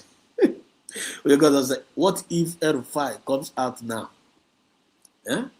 What if R5 comes out? My question is, would he start his own fasting afresh? Oh, because I said this country where don't divide itself since 1904. As a divide we start, united we fall. If we are people they happy. People they happy. Listen to the Nigeria, on that Nigeria, Jidonia for Lizonia, listen to this oko they when it goes down for yesterday, no contra yesterday, not Monobla. Masana Hama Homo sapiens, Hama de Fulani, Nama normal human being. Nayama Homo Biafra, Nayo Nketa. Nayo Nketa. And I call your alcohol. Okay. He's a minister, Frogra now. He's a minister, but right from the click the anime click the. Na this thing na link in a comment section. Yeah, the thing na from English. The question the thing as from once YouTube reject your comment. This is fairly common when sharing a link. You may need to share the link another way. The link people say about in a comment section. If the minister, you're welcome. Oh, in any neku now. I know. Okay. So I've alarm now. When I see mole, more alarm me, I say before Gabia was a drum, nam check him or give me people me already that time. So I'll make it. Squadron. Anything you to say in regards to that? Izela no diozi now. Izela diozi, Izriezi, my dear brother. Umu Igbo. Ụmụ Biafra, ụmụ Ife, ndị eziokwu, ndị akpọrọ oku, ụmụ agbara afa wee mụọ. Unu ahụnanya, this is who we are. Mazi Edidoct, divinity spoke through you this very evening. And ntị naanị ihe this time, a ga-aha ka drum. And ọrụ ma drum adịghị enough, anyị etizie ya rope. So, anyị eti ya rope so that olu soro isi ahụ eme the right thing. Mgbe shoulder bewara ya jụwa isi si ele ihe ị na-eme ihe a ọ ịma na anyị niile nọ na trouble then isi eme obey by force ọ ebe anyị nọ now by fire by force. So ikwucha na ya onye mara na onweghị the spirit of love, the spirit of moving forward ọ watabe onwe ya nye ọwụ biko jiri nwayọ nye onwe gị efe na USB. Allow us to think for you. But don't come here to think that we can allow you for demons to use you to draw us back. Nobody can draw us back now. USB, United States of Biafra, is here already, staying. It has been existing since 2011 in the land of the spirit. Today is now with us.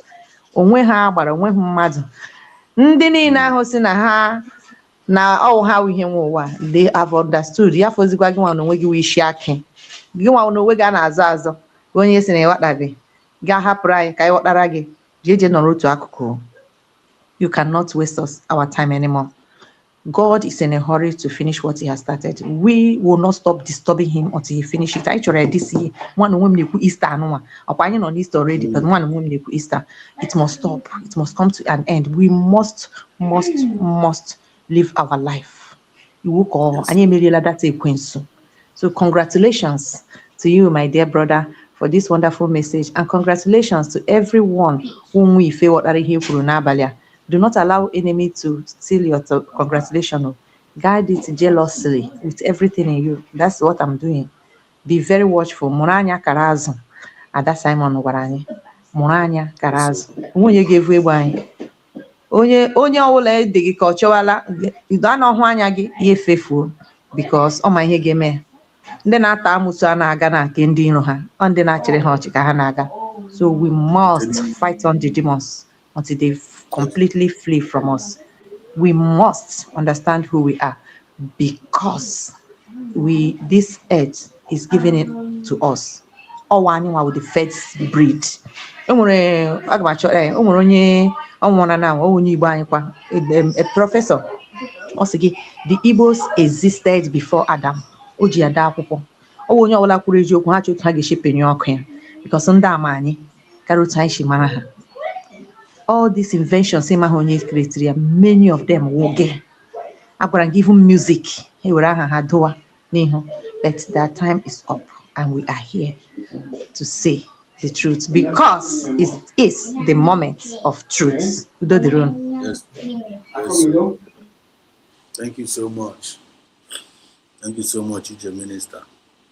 God bless you indeed. Very good. It's been one no more Biafra. Doing a great job and inspiring, angle of assessment. Google's my sister. So Biafrans, lovers of freedom. When you look at what this guy is saying here in conclusion, these people are fools. This job corner. Now, so can we see now? Oh, na Trump I invoke now. So talk and that just not dead on the one. Kuchi have wouldn't know and wouldn't know Sharia now. Kuchi Nobala because that was been their dream. But I can't see Kuchi talking. But without Trump, man, now without Trump, if Nanda, when Mendaga and Nokataga Sharia in the world, come on, in our war. Come here, Nanda. Thank God, Trump. So you're like Trump because Nina Hajuna Bamba, Trump Yakuchi Shana Hike, Okuchina. That if not bro get an eye, Dumuna in Israel, Nayana game and that. Opadama Nimoni Kozanachi. That young one Achi. Oga for Nigeria more than 3 times already. I also not discuss go with Trump. Obro get an Iona gay Piande Nigeria. Brunia Nuche. Brunia Nuche.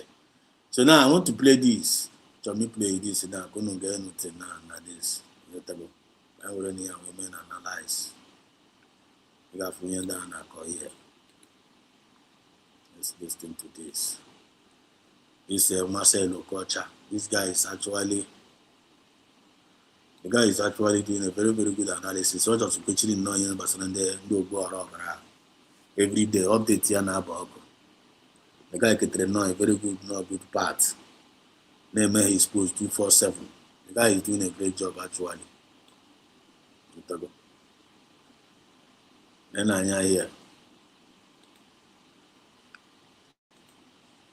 Apatago, right? Okay, good. Let's listen. Neighbor now said they brought terrorists. Ahma Wetreya by Christopher Musa. Now let's listen. Thursday, February 26th is today. Good afternoon, everyone. Thanks for joining me in this video. There is this trending post that was attributed to Islamic cleric concerning the repeal of Sharia law that the United States government are actually demanding. So a lot of platforms, especially from northern Nigeria, are posting this. And as you can see, this is the content of this controversial statement. It reads that America asking for the removal of Sharia in Nigeria, and Nigerian Christians supporting this must know that they are inviting a problem that could divide this country.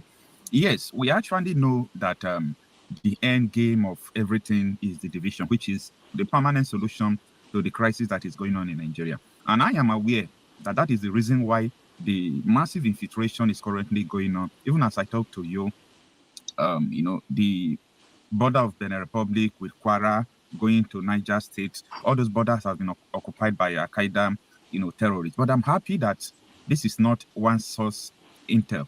This is what the security agencies are. Everybody's aware. I think I even saw it on one news platform today. I don't know if it is Vanguard News or Sahara Reporter. So Al-Qaeda terrorists in numbers are leaving the border of Mandi trooping into Nigeria. What are they coming for?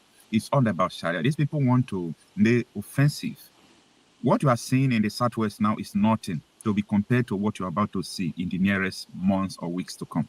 These people are coming to lay offensive on Southwest states. Security operatives should be aware of this, and everybody knows about this. So this is not confidential, this is not secret. So that is a part. At the end of this video, we are going to discuss this issue of Sharia and why did not May just opt for leaving the country if they ask them to drop the Sharia law. Don't forget that the Sharia law has never been part of Nigeria's system. It was brought in the year 1999 to 2001. That is the circle, the time they do Sharia crisis. They brought in so many money from international community to force, the thing into Nigerian constitution. And Obasanjo bowed to it, and it happened. So we are coming to that. Now, there is this statement I made in my previous video that Christopher Musa, who is the Honorable Minister of Defense now, that he made a statement that the Nigerian government brought in terrorists into the country. This is a statement made by Minister of Defense. He made this statement when he was CDS, Chief of Defense Staff. So I made that statement actually in 2 of my videos now, if not more than. So day before yesterday, I was talking to someone. He's a top-ranking police officer. So he was saying that the statement I made, that he have not seen where Christopher Musa made such statements, that such statement could trigger, the masses not to have confidence in the government. I said, do you think that the masses have confidence in the government? Absolutely no. And secondly, that I have series of videos attributed to this man. So I sent him some videos, and he was trying to say that, it may be we misunderstand him. No. Now, I want to talk more about this. Take a look at the video first. Are you trying to build an audience online? What if you could post way less content, earn way more, while building real? Not allowing the enemy to break into gaps between us. Boko Haram started because we protected them. See, Boko Haram started because the Nigerian army, police, forces, Nigerian government protected them. Musa is the one saying this. So Musa, Johnny Anekunka, the national television. Who no? It's not confession. I got like this yesterday, fighting a problem that could divide this country. The Arewa, now ban them mad. American may invite problem now get divided. Or the civic I have Arewa because.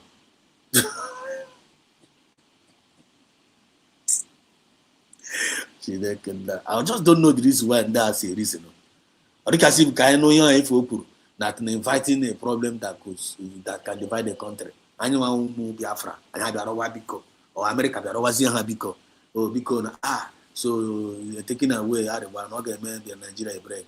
But I actually don't take away the Sharia again. Don't take it away. Could you know this people? It can't make brain. Oto can't go area. Not go require. We require the whole nation. No. Now go require the thing. We require the whole nation. No. They got butana like this. Now singing na release. Na they Boko Haram. Na release. Federal government. The Boko Haram have released all the whole NDGH in Moya. Yotago, no one ever. I got Papa name arrest, so no arrest, no single arrest. No, they kidnap. They no go tell you say who any single arrest again. I got Papa release go NDG in Moya. You just have no ransom. I say him back. Now ransom, not due to the high level of technicality with the army, police, and the na koiri. Look at Otonya Kuruya Ketana. Now we protected Boko Haram because we are the one because now we that this guy didn't mean my arrest. This man put here now. To all no country now. I'm gonna go there from immediately on they put that now. I'm going from that altar there. That's all part of the problem. So which means indeed now they one day I'm one of the man immediately all no country the active law now. Now more dispose for there. I'm going to use both. We didn't have an macro. We keep going in America. Now the answer is no. But na Nigeria na korobia onye maka na apare but onye ji microphone somebody ji microphone na preach to the freedom of his own people. Then you know my people are drama. Has see all the way, but take a risk, pour billions of dollars. Ghana, Kenya, Gamuria. Now, what am attitude today?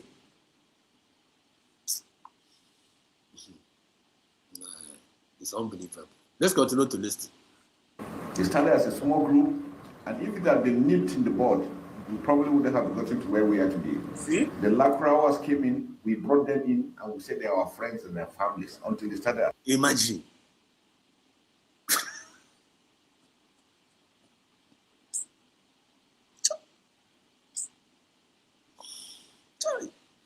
Yeah, on a national television, Ghana, Koroga, NTA, no there, channels, no there, VOD, no there, all the whole channel. Awani, any no there, my with their microphone, any the representative, can look man a Korogo Diakoka. Yeah, open confession. I see how they are friends, Anabatana. Biafran government, G peace, G fairness, G equity. The justice, when I be assistant animal was terrorists. They say na animal was in there, was in Dojo. That what I can never be Buhebu. The monsters they create. The monsters they created is the one now that's now hunting them down. Let's continue to listen. They are attacking us. They are not the attacking message us. here is when you grow a monster, You see? he grows beyond you and wants to take more from you. So we must learn to say no to monsters. Any evil one that means by planning any evil against this country must never ever be supported, because it is the silence of the majority that gives them that opportunity to grow to who they become. The people must be part of the solution. I always want to remind people that the citizens must be part of the solution. The people are. They want to hope on the people to be part of the solution.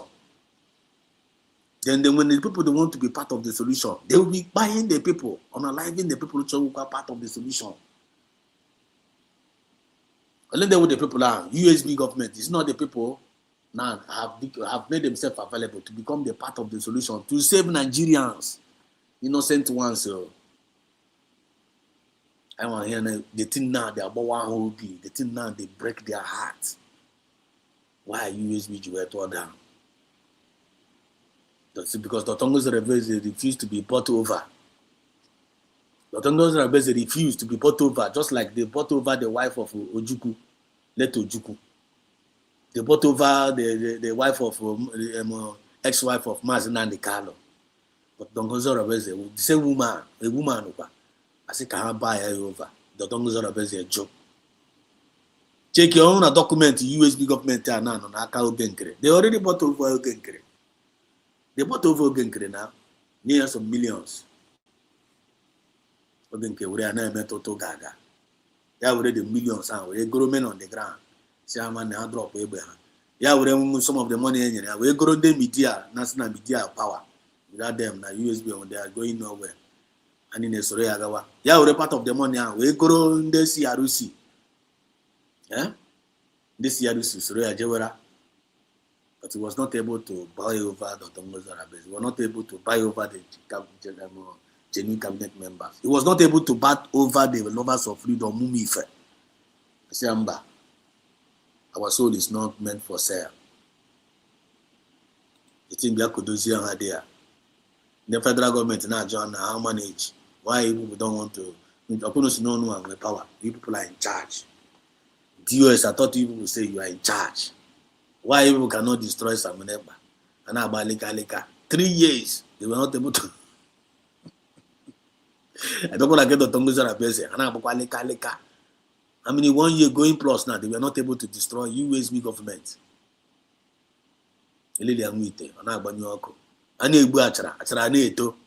Because Norway divine mandate. Look at it now. Now the thing the thing now don't turn over against it. The same monster I created it. Actually, you were now. It's now the Wuziha. Ghana na one why have you put on Nigeria? Or Kohan on one, Nigeria. akwa ha nọrọ onwe anyị na ha nọrọ onwe ha na ha nọrọ onwe ha. Nigerian government called them on sị ha bịa. Ahụ ihe na-enweghị iwe na sị ha bịa na asị anyị bịa bịa ebe ime gị asị ha bịa bịa Sharia onye ọbụla. Ha nọ the contract to Sharia everybody. Ha nọ the contract to Sharia everybody. Ya meji wee kpọọ ha ha bịa kụziri onye ọbụla ka ha Sharia ha the whole nation. That is on the contract ha nọ. Then ha bịazie ihe oyiwizi ha na nwaanyị ji wee ga pịara ha Trump.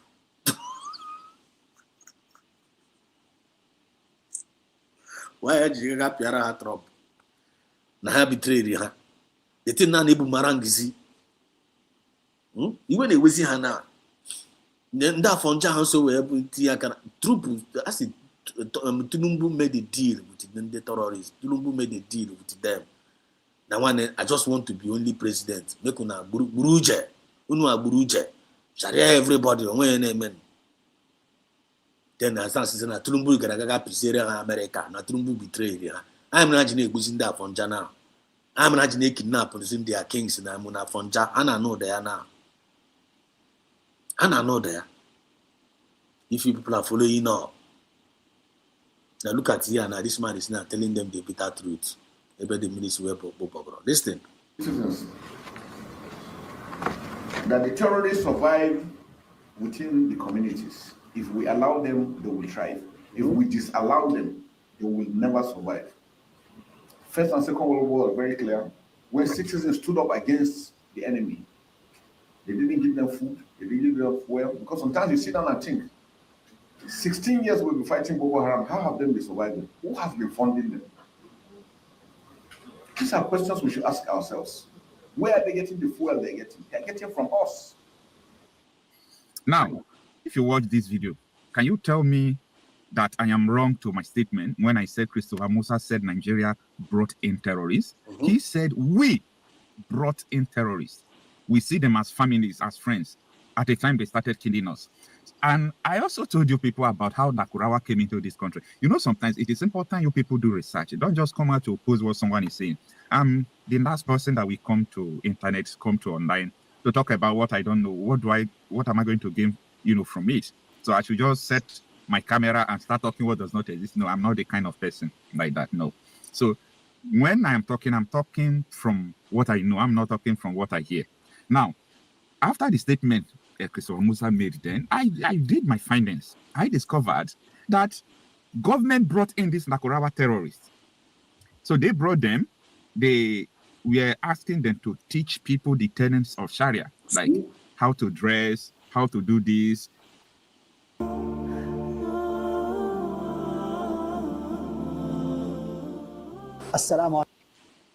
They promised them security. First of all, how do you bring in foreigners who are not Nigerians, who don't have the same culture value system with you, and they came into Nigeria? You allowed them to start teaching something that is contrary to Nigerian constitution. You see? You allow them to start teaching something that is contrary to Nigerian constitution. Complicity. And at a time now, they see that you people brought them to teach Sharia, and you are not ready to become a totally Sharia country immediately. What do you want them to do? They've got to force themselves to start doing the work at which the work that you brought them to do, they started doing it. And that is where we get to where we are today.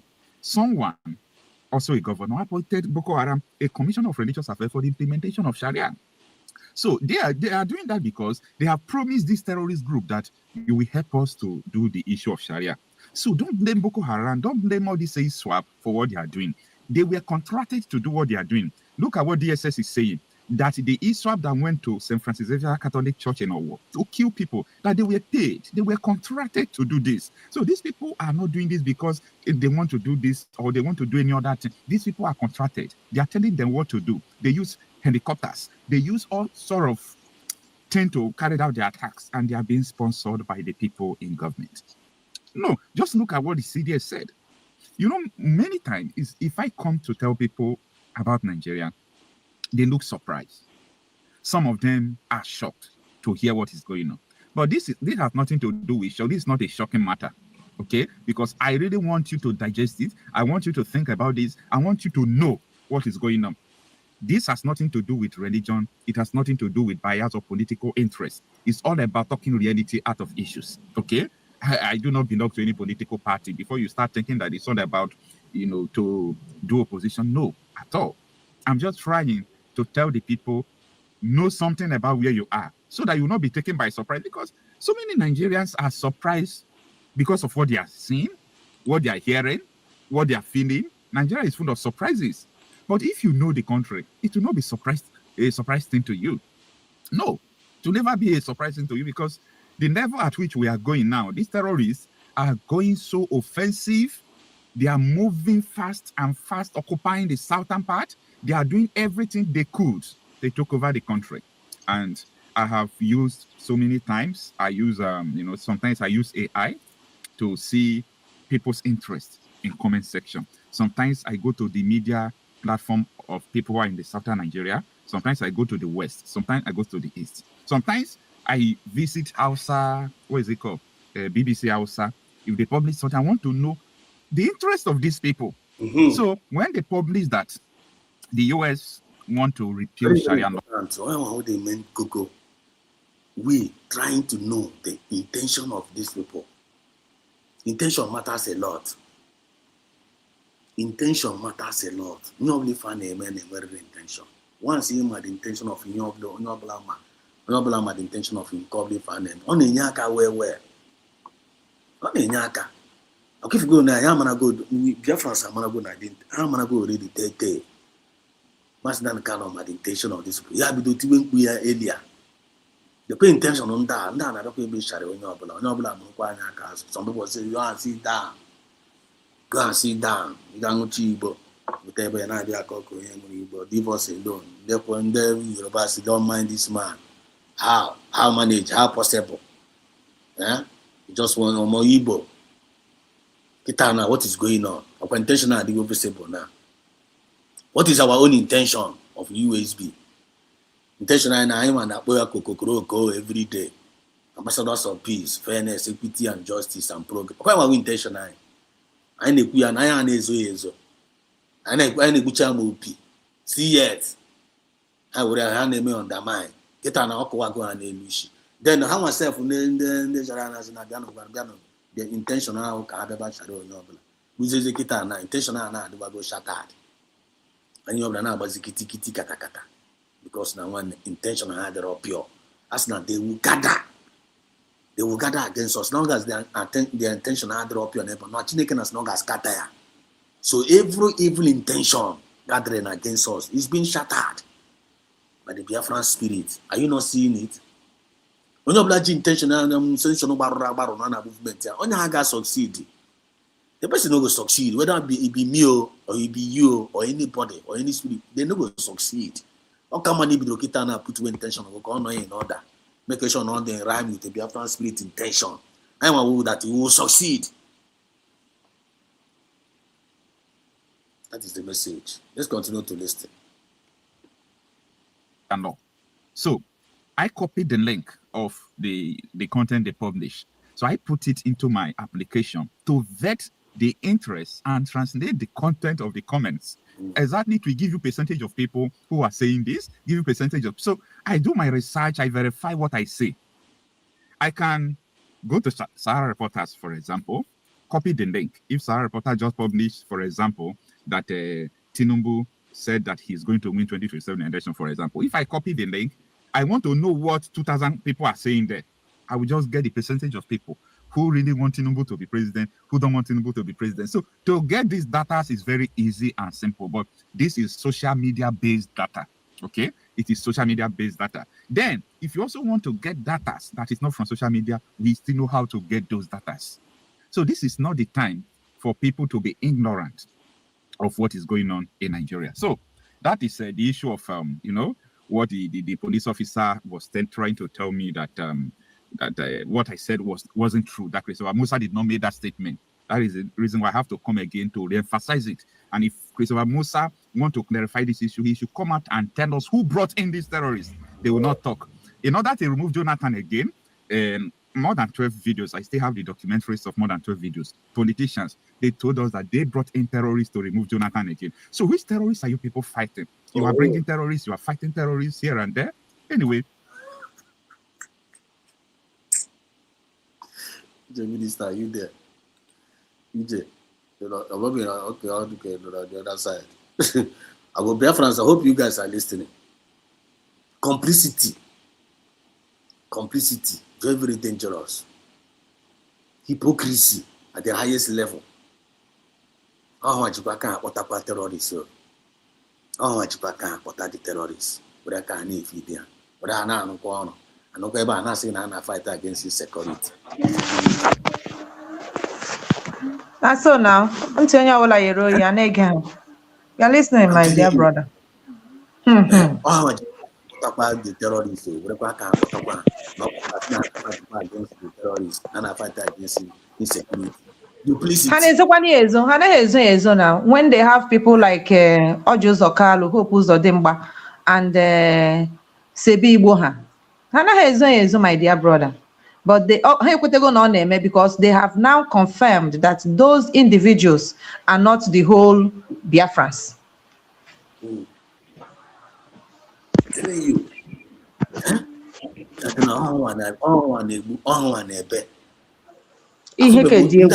Ahụbeghị m the type of demons ndị ahụ ha nwa na-egbu ha nwa na-ebe ha nwa na-eti ha nwa na George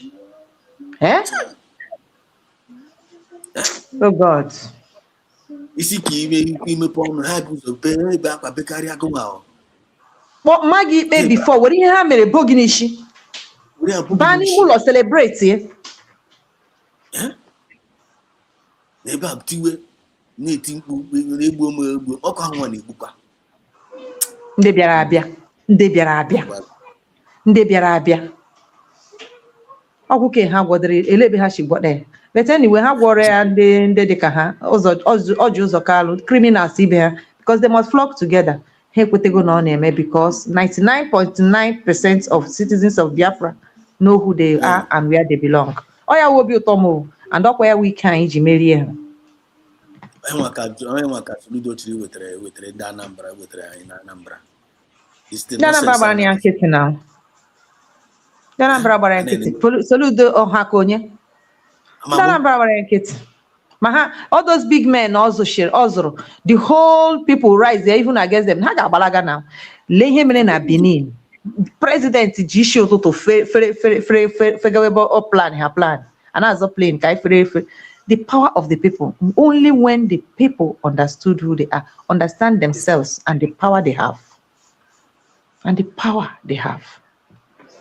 people realize that the power belongs to them, if you not say if I come and if yes man, Oga Abochi, that state house on the madam on Anambra where. On Anambra where on rent ma ọrụ mama ahụ ya nwa Sebugbo ihe ahụ ọ nọ rent ihe ahụ ụlọ nna ya o mecha ya afọ ndị nwe ya the Anambrarians people you are there to serve us, either you serve us or you leave. Always but ụmụ ya nọ n'okpuru eze onye ọzọ ndị ekwensu gburu wayo they don't know always nwunye ọ na-alụ ụmụ ya ha niile nọ n'okpuru eze onye ọzọ ihe ọjọọ medere ndị a o meghe ekwensu but they don't know. Mmadụ na-achị eze isi gị nwere kingdom ga-ewere ihe niile gbasara gị ji wụrụ mmadụ were ya gaa na kingdom onye ọzọ bịazie na-apịgbu ụmụ anụmanụ na-apịgbu ụmụ arụrụ gị Chineke a ga-akpọ gị ọkụ ọwụ mmadụ ibe ya mere London otu ahụ ọ dị ọ zakwara prọfesọ once a central bank gọvanọ ọka ihe otu ndị aship ha ji n'oge gbuwa Naijiria gbuwa pepe anyị agbalagala. We are no longer Nigerians. Anya agbalagala from under the umbrella of ekwensu. One would be in our country. Onwe be ebe nkọtara na Nigeria our country. On the no n'ime ya akpọrọ ha country. Ha ekwere na ha country. Na preserve their own debts. Ahụbekwa m ụdị ihe ke before. Honestly, ma ndị gụrụ akwụkwọ ma ndị chere ihe onwe onye ọbụla gụtara dị eziokwu ihe ha nọ na-agụ to deceive themselves maka ọ dịla ha mma then nwanne ha nwoke na nwanne ha nwaanyị nọ na village ka ha hụrụ otu ahụ ka ha nwee ike na-asara ha akwa ma ha lọta onwe ha ọzọ all those messages here now is at the time we have to go And the thing about the thing now is disappearing, and all of them will disappear. Okay, disappear because this light has to make the darkness to disappear. On him, Flushing it away. You're gonna flush all of them, flushing all of them away. Okay, disappear finally from our people. Never again. I never now take a number, inviting a problem that could divide this country. Oh dear. I mean, it's a ekwensu nọcha like this na-ekiri ha ya na-agwa Chineke ị na-ata m ahụ ịchọghị gbaghara m ndị a eme n'akara m. I'm telling you. Even this guy na-akpọ Marcel Okocha, ara na-agbazi the guy megide analysis. That is ara na-agbazi ya. I respect that our brother. Oh, nwe eziokwu na ya n'ime. Uche ya front, uche ya back. The guy na the thing na wishi. On our wishi. The thing in our wishi. I'm telling you. And the guy is doing a great job. On the Nigerians now they were going more enlightened based on analysis here. We are now utter the thing. When you can watch at the comment section, you say people in government are wicked.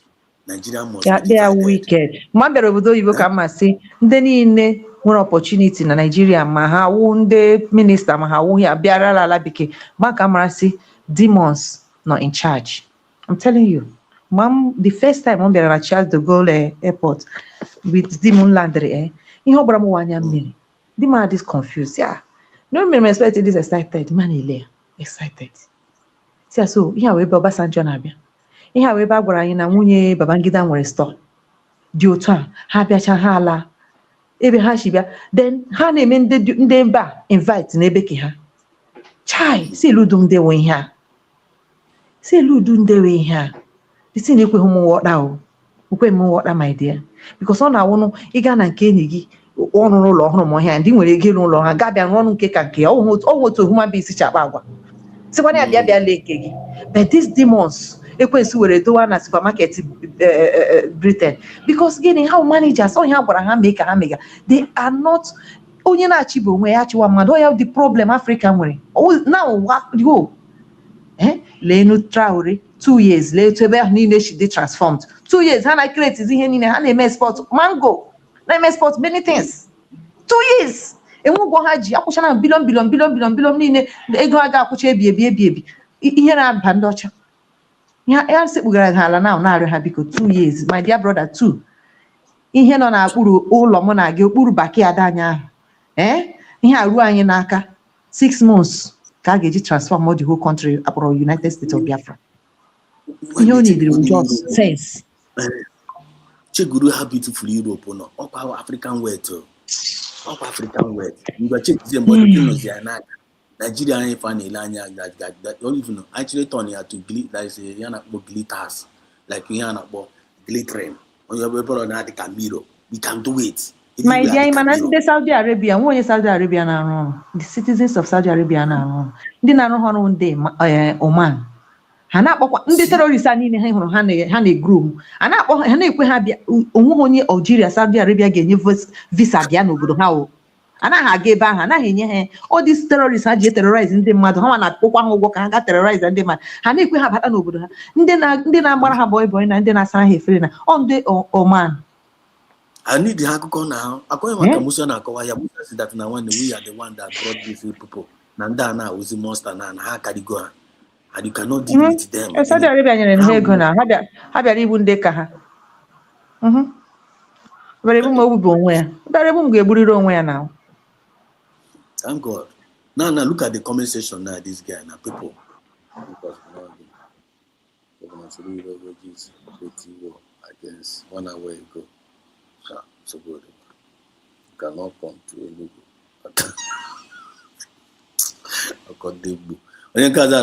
Splitting Nigeria is one of the best things saving Nigeria from their killer. Oduduwa nation, Biafran nation is the only solution to our problem now. Let us divide simply. They brought them into the country to help them win election. This is the big game for the politicians. Now it's hurting them. I meet many of them here in the Senegals, but I mean, for those who know what to now, I'm sure I get to see that some of who had the vote on for the man on Unaka. na Spain nọ n'ime ya ka nọ that time nọ na wabịa kwọrọ ha kwọba ha na north ha ebi aka otu ọbụla ka ọ bụrụ na mmadụ batara mekwakwụla ha anyịkwa ha ego ya sị ma kwụọ ha ezigbote ụgwọ ego akwụgawa ego mụ na gị ndị aga-ahụ kemgbe a mụrụ anyị ihe our own inheritance gịnị mere tọnda eluigwe ga-agbagbu ọjị ụzọ Kanụ hope ụzọ dị mma live ga second chance o second chance ana m ekwuzi okwu sewe Igbo ọwụnụ mba ha Fulani ha Fulani Nigerians dispose iji sewe Igbo a wee set together example because that guy now ọ bụrụ na ha ọ succeed ihe ọ na-eme na Anambra ahụ gbasara ha na alekwa ego gbasara ha that this guy conclude all this like he's goes I listened to Ruben Abati. Okay? I listened to Ruben Abati, and it was remaining just later. I was just saying, what is Ruben Abati thinking to say that Sharia must not be removed from Nigeria constitution? That is a constitutional matter. I wanted to say, is this person not a lawyer or a barrister? Like, I don't understand. What is he talking about? Sharia has never been in Nigerian constitution until a moment. If you can repeal every other law, you can repeal Sharia law and Sharia code and blasphemy law. If you put it into it's matter of amendment, which one is you cannot abolish Sharia law? I don't understand Ruben Abati. I understand you are trying to protect your career, you are trying to make people to love you, but that statement doesn't make sense. It doesn't. Now, let's come to talk about this issue of Sharia. Well, this thing now, the link put a gaga. The can go soon, can share the screen here, can of where. The thing no Greek go, can go soon here. You are in Philip and Mama, where made the thing on our you are wow. They can go soon with something. Stream media.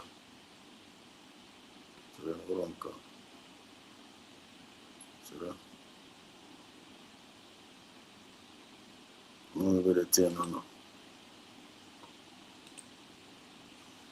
Come on, car, okay, chere, okay, window. Mom na fear. Go entire screen. Entire screen. Okay, let me share this one. Entire screen. Gonna free ya. Check and work for comment.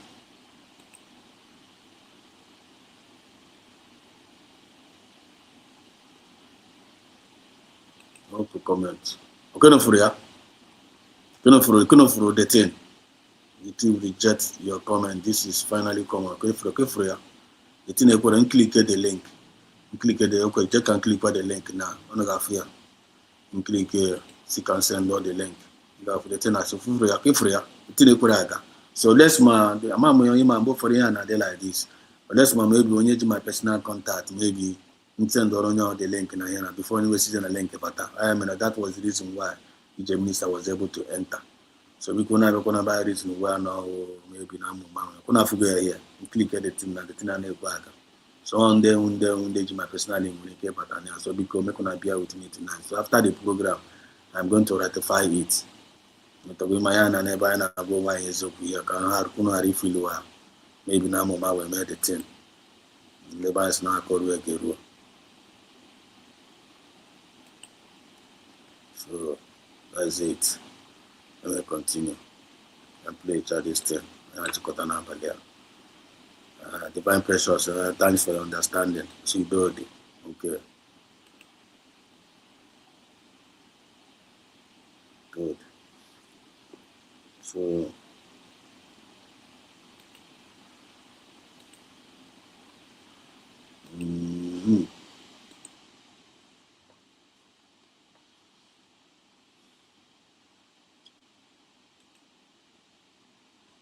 okay. If we want Nigeria, of which I personally, I don't believe Nigeria can be a good place again. I don't believe that Nigeria can be a secondary state again. It is over. Nigeria is no longer a secondary state. So people should know the country they want. At FX Pro, we know success isn't just about timing. It's about staying cool under pressure, whether you're a bull. Now, if you want a country where your freedom will be... Now, look at the point, this guy, because I'm liking a picky point. What's the people should know? People should know the country they want. People should know the country they want. All our Nigerians with a common sense. Nigerian citizens, most of them with a common sense. Based on what is going on in that particular country. By this time, all the Nigerian citizens are supposed to know what the kind of country they want. I'm telling you, by this time they're supposed to make that decision. News nara ha sense. News nara ha sense. Then how no one had no school, ban a class. This na ha professor, this na how doctor, or we went who lawyers. Oh, they put him as in the can not on the religious here, not all your walla. Oh, no one did lawyer in Nigeria. What have they done? In the same constitution has to not precise on. Allegedly, we heard that the evil lawyers around the world came to face the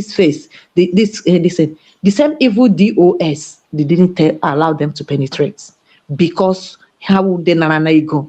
And my June Docho, Elebega Hono, Hotel Una, who are China, more busy, una we can't until Leun, Unagaria. Eh? The Igbos that are lawyers, in Aneku, Elu do job Brahana pants, Ego like a hariga. This is just like in on no log again, Gina Hage. My dear, here is no law because Mukola home, Yanaya, we value, we meruji home of Asia, we can on Obodia, Abanyam. Those was the mind our father CG repair. The way had love for their family, I see him in handing up, I say, Yanka, because only Hana Zona Leganya woman. This thing cannot come and hurt our children. They will come and fight that thing. Two, Ndi lawyers, because more anu be onye no yagwa. Ele ihe megoro about the case Mazi Nnamdi Kanu. The same constitution, useless supermarket constitution. Nigeria is one, not a country. Oh yeah, the problem. Until people are order this in a country. My dear brother.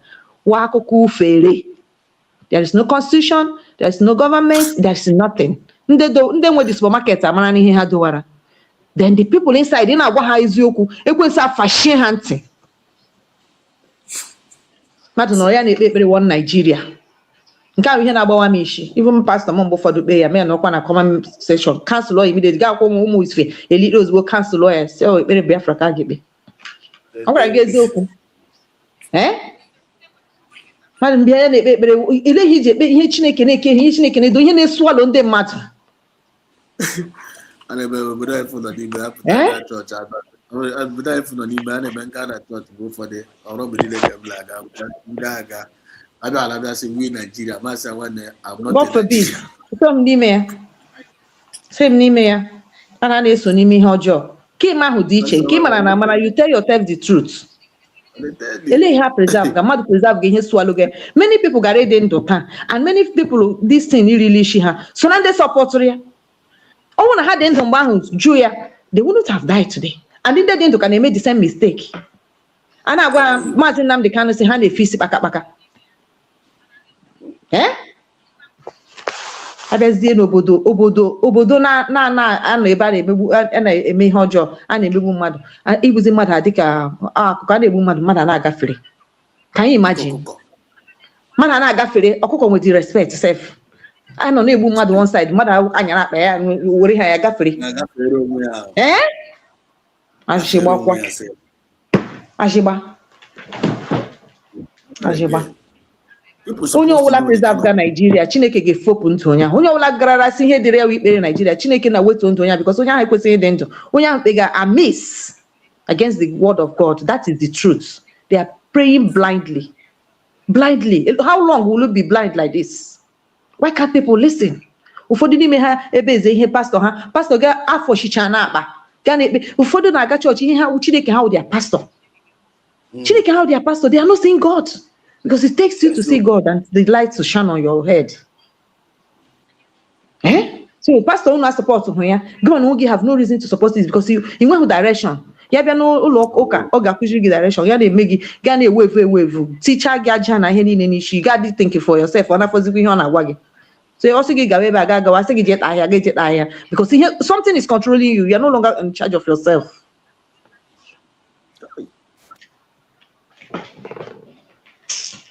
Oh God, this thing I wish my dear brother. I don't know because you need to cause now. The mother of the nation every day I see Chineke na nyere anya ya nara ekele. Ya chiwakwara anya. I cannot wait to see our children read about this in social study. I cannot wait. I cannot wait to wait. Really, people in primary school when we are Biafra redeclared. Who redeclared Biafra? Who was the first prime minister of Brigi? I can't wait. I can't wait to hear those stories echo in our classrooms because it must echo.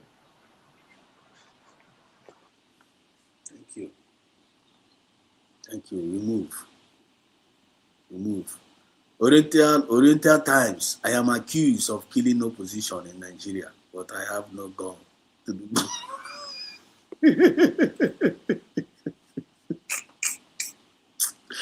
Let's continue to listen to this. Express and all those things. You must opt for the division of Nigeria. There is no painting about this. There is no politically correctness about this. Some people are already out to implement Sharia in Nigeria. Some people are already out supporting terrorism, paying billions of naira, doing all sorts of things for them. Some people are already out calling soldiers not to protect Catholic students who are Christians because there are some jihadis who don't want Western education. They are coming to kidnap them. And if you kidnap these students, you have to pay one person 40 million, pay for their blood. That is jizya tax. The government paid the jizya tax according to APF. So all these things, when you look at it, you will understand that forget about everything, all this political katabra that the people are doing. Nigeria is already under Sharia. It is only people who are weak, predominantly in the southeastern part of Nigeria, that are understanding what is going on. And people from the middle belt, this boy, the coordinated, this guy, the well informed. So say here for a go. I'm not Nigeria corner. Remember we acknowledge USB, but the guy in a peer number. Also them on the east. No on them the situation from the time of the season. Onye na-think for ọ na-thinkiri onwe onye na-thinkiri ya ọ na-echere onwe nwanne m ihe onye na-echere onwe ya kwuo okwu ị ga-ama ọ na-echere onwe ya conscience ya na this guy is actually fighting for the interest of intention and the good for the interest of the people. Very interesting. God will finish what he started. Okay, divine precious. Telling you, God will finish what he started indeed. This guy, they well informed. Yes, they woke up late. If these people understood what Ojukwu was saying right from time, when Ojukwu was emphasizing on regional governments, then Nigeria just have regional autonomy and control your security. All those, if they understood what Ojukwu was saying, I know Gowon, sorry to say this, is living in regret. He's living in regret. You see him talking. 100%. God bless you, my brother. I wanted to emphasize on this. I'm is he Canada? He's a minister.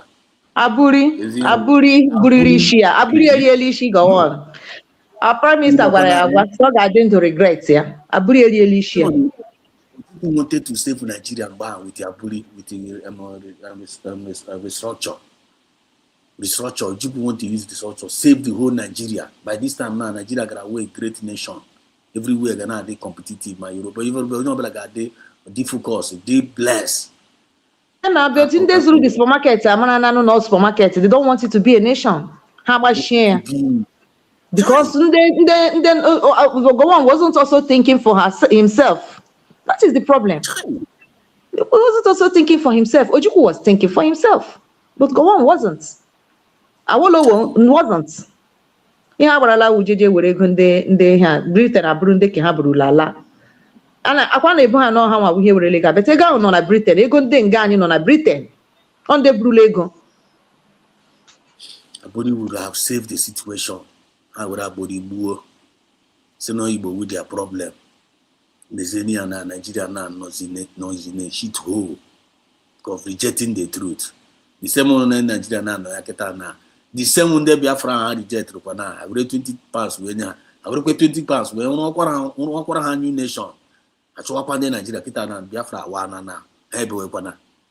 And this time around, no more going back. God be all the glory. Because he can't just understand that this is the Nigeria he fought, killing over 5 million people to keep Nigeria the way Nigeria is. See? He fought to kill 5 million people, and his people, about 2 million, are already in IDP camps. Sorry. Plateau, Benue State, all those AXICs, they are already in siege. This is the Nigeria he fought to keep one. So I know that Gowa must be living in regret. I swear. Let me tell you, we have to stop pretending. Everybody is pretending in this country. The government are pretending. The politicians are pretending. The security officers are pretending. We all are pretending because there is money that I can get if I am in the politics. It is my turn. Let me do this. After our turn, another person will come. No. They are no more pretending now. They are keep bazua. I forgot pretending. Ebe Musa will keep puta. Confess here. Now one na how ajaka ha control one problem. You can't always pretending. Confession. They are not confessing. Even the Abatia no say arrive news now. Abatia na pretend this. Kana Rufai Inka. All of them they are no more. Abati no say ya usara ka akwa achore sasa. O ma say that is all the ko be ebe ahụ ya dịka onye uche ya fepuru efepu. Ihe ha metara ga-akwụ ụgwọ n'elu ụwa. Abati the kita na the eziokwu na just the people demand all the eziokwu all the here na bara na also the people demand to be respected, the people demand to be protected, the people demand to be heard. Abati na eziokwu na ona atuzi ase Abati na go political correctness do say one side off go the reality yotago akwa onye amara nchekiri the other day again, Refusal say, let me just borrow the word of Apathy to be morally corrected. I say, I'm glad Apathy no more using this slang that you normally used to use before. Where's that cookie?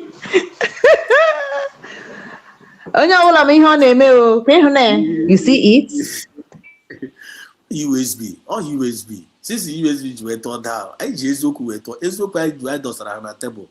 You can't budget. The thing on a taparahana or that is on a bureau. You can't dodge here. You can't dodge it. You must have equity and justice, fairness, and progress. I can't hear a with it. Then all of them now go towards that angle. Hanina na bazin. Nigeria, we also call sovereignty, the territorial integrity. They don't have any agenda. They don't have any vision. They don't have any dream. They don't have any project. So call every day with security. What they have is their salary that is paid and kept in Britain and France. That is the only thing they have, my dear brother. That's what they have. They can't have agenda. The agenda they have British never built any road or any school or anything. School have jishike mount or how we can communicate to destroy us. Any school, Britain went on wrote from the indigenous. Very wicked set of demons.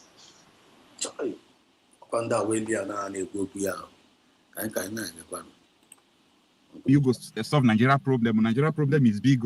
I can't solve this, so I just my turn. I do my 4 years, I leave. This is the black man mentality that is killing people. Anyway, it is what it is. Let me know what you think about this.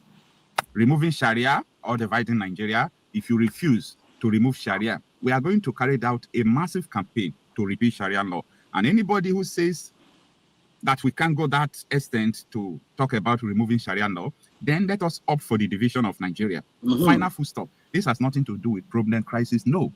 Remove this Sharia law because this is Sharia law that is promoting terrorism in Nigeria. Boko Haram said they need Sharia country. Islam said they need Sharia country. They are just saying it because the Sharia is there.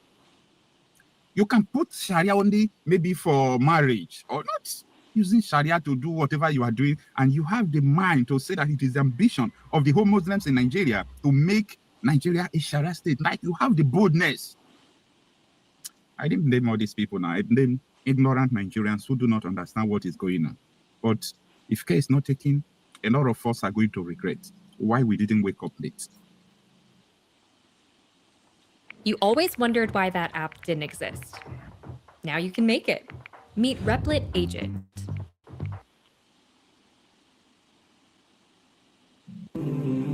Well, you see, people don't know what Sharia is. Here. Here.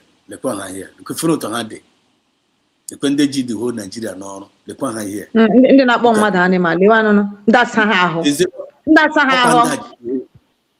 Up and down, the professors, doctors, all the governors, this useless idiot, down is down over the other up and down, I control Ludo, my all this Umaya, my weaker, my all these doctors, my good, here. Wale show you can hand the win charge the whole award on a low one. No, the same land they could go queer, Linda Chigaha. Mokuroku mbata karoti ya mboli ramana se woni hemega kina mbata karoti ya wala sheyin kara on mboji kuoku adara karoti ya o adara karoti ya slave controlling the slave nachi slave the slaves nachi kings prince and princesses le kwa under na put like this village like this procha umwai boro ure select rio la gara popu ha ni mo ya gara kashicha ha gbuo ha le kwa ha here onye ọbụla emechi ọnụ ndị agha batara village were ego resources mụ na gị were a na-arụ ụmụ nwaanyị anyị na-atụwasị ihe ime ụmụ nwaanyị si na-asị na-aga ara ha lekwa ha here I make this boss now if care is not taken nsogbu ga-adị everybody is going to regret it but anyị so ha now anyị ahapụgo anyị so na ndị na-regret we are no longer Nigerians we are just helping them to see if their how will I put it ebe brain ha no mo nwere ka ga-echi mee ka ofe back no the position we are just helping them to think for them we are Biafrans and we are already gone. You see, you're not more part of them. Madam Origin, you're welcome. I can see you in the comment section. So what about what Abati ever tell the truth? Where Abati is allergic to truth. He's a monster of Abati Arewa go, Madam Origin. Abati Kitana, Abati Kitana, quite away. Ezoku ya cover go already. I want to go the reality about the truth in about the truth to come. about the Arewa go. I for go the real. I beg nobody should mention about and the truth unless table. Okay, let's not take your level. One to go aside there. So wala. Not go. The people I conclude we go already. First of all, Sharia is the principles and practice of Islam. You can't separate Sharia from Islam. They are one and one. So any Muslim who tells you that he doesn't want to live his life according to Sharia, then he's not a Muslim. Okay, now we are not arguing about that one. I am on that now. Sharia will own where, and I get separate here from Islam. That one is your business. But that is not our business. That is very, very simple something. Oh, it's your business. That is not the business of everybody. That is your business. Then why are you forcing this your business on everybody? I don't know the argument. That is the problem. Make it your business. You decide it on your own side. You practice on your own territory. Then you want to force it.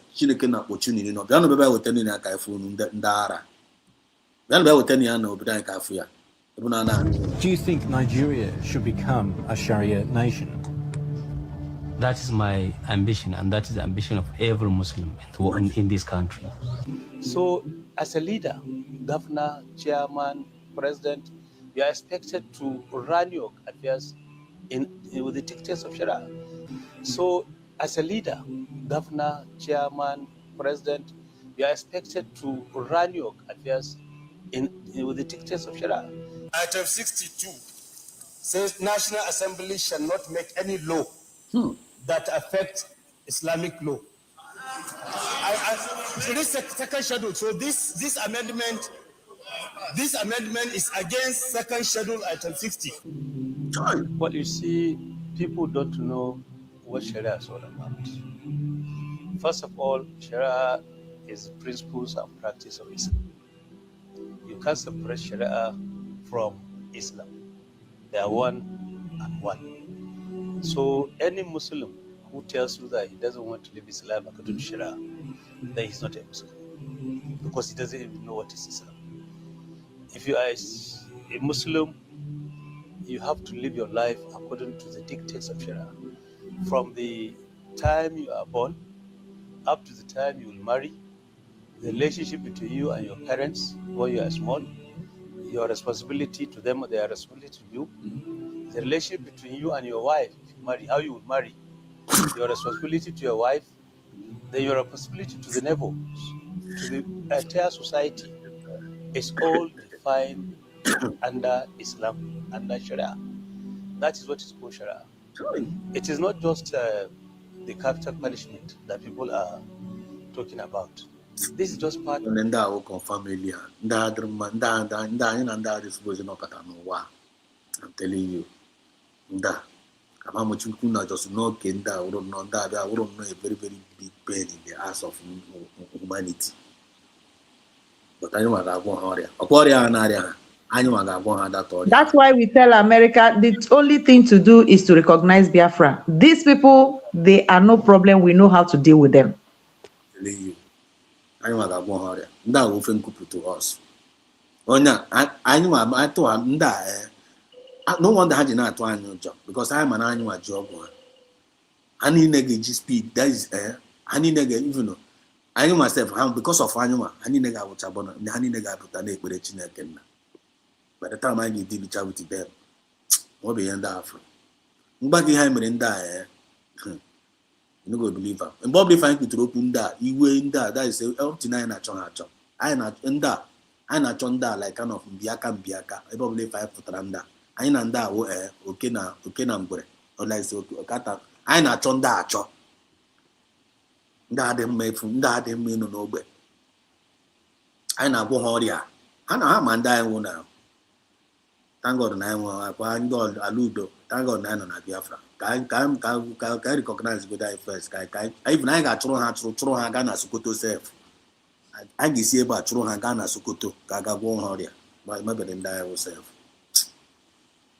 anyị ga-achọ ha achọ aga ka chụọ ha wee na day anyị na-abịa anyị ga-edegara ha leta na ya abịawago ihe efu ha na-eme ka anyị ga-eme ha na anyị public anyị edere ha leta na anyị nwe ụmụ ife na anyị na-achọ ha abịa na ha chere anyị so date na amara nke ha ji wee biri ha chebiri ya that day before na ma ha niile ala dị ya anyị achụrụkwa agakwa ebe ọzọ nọ na ebe akụ na ụlọ anyị na-abịakwa dị ya yara see all these slaves running to their wife shit schedule. Many of them that run that religion join them. Telling you. Even without America self, man, anyị na ndị a ga-emeju kama ya ọgwụgwụ nọ anyị eme activate sensing mode anyị na-aba nkọta dara na-aka akọ ndị mgbu because ụmụ ndị Naijiria na-ege ọnụ ntị ndị Naijiria na-eme gbara ụlọ ala ụlọ na-akọ n'ọsọ bịanụ bịa ka ọ na-aka na territory anyị ka anyị fụ ụlọ. Part of one aspect of Sharia. The major aspect of Sharia is called muamala. That is how you relate to human beings, other human beings, even animals. There are ways we have to cut and kill our animals. There are ways you enter toilet. There's where you come out of toilet. So everything in Islam is defined under Sharia. So it's a code of life for Muslims. So as a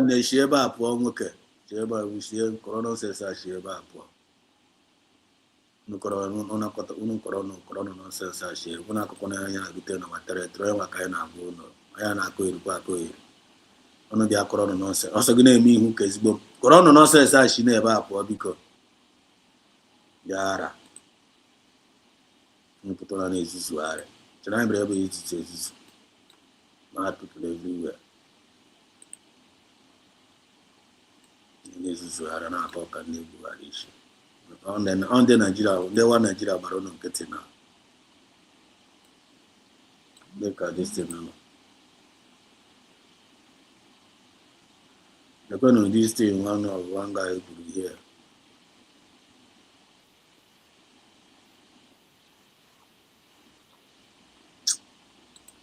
Chomo is Africa. Okay. The first I go.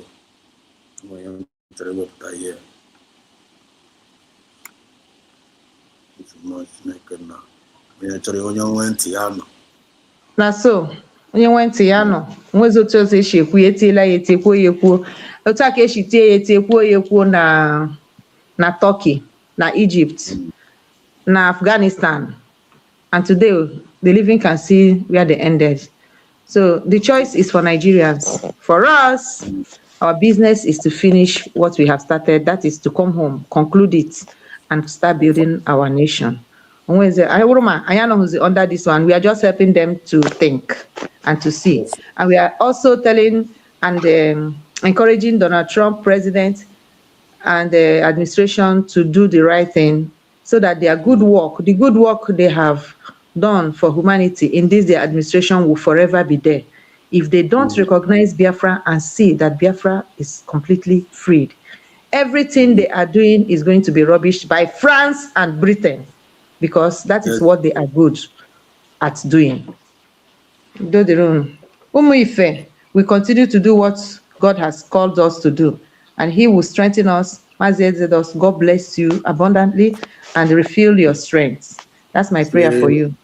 Refill your strength again. And all that, all those that didn't come in, I like the way you explain, because the little thing before you know it now, you go and start ministering what is not happening. So, that's one thing I like you. You ask too much question and you like to explain yourself as much as you can.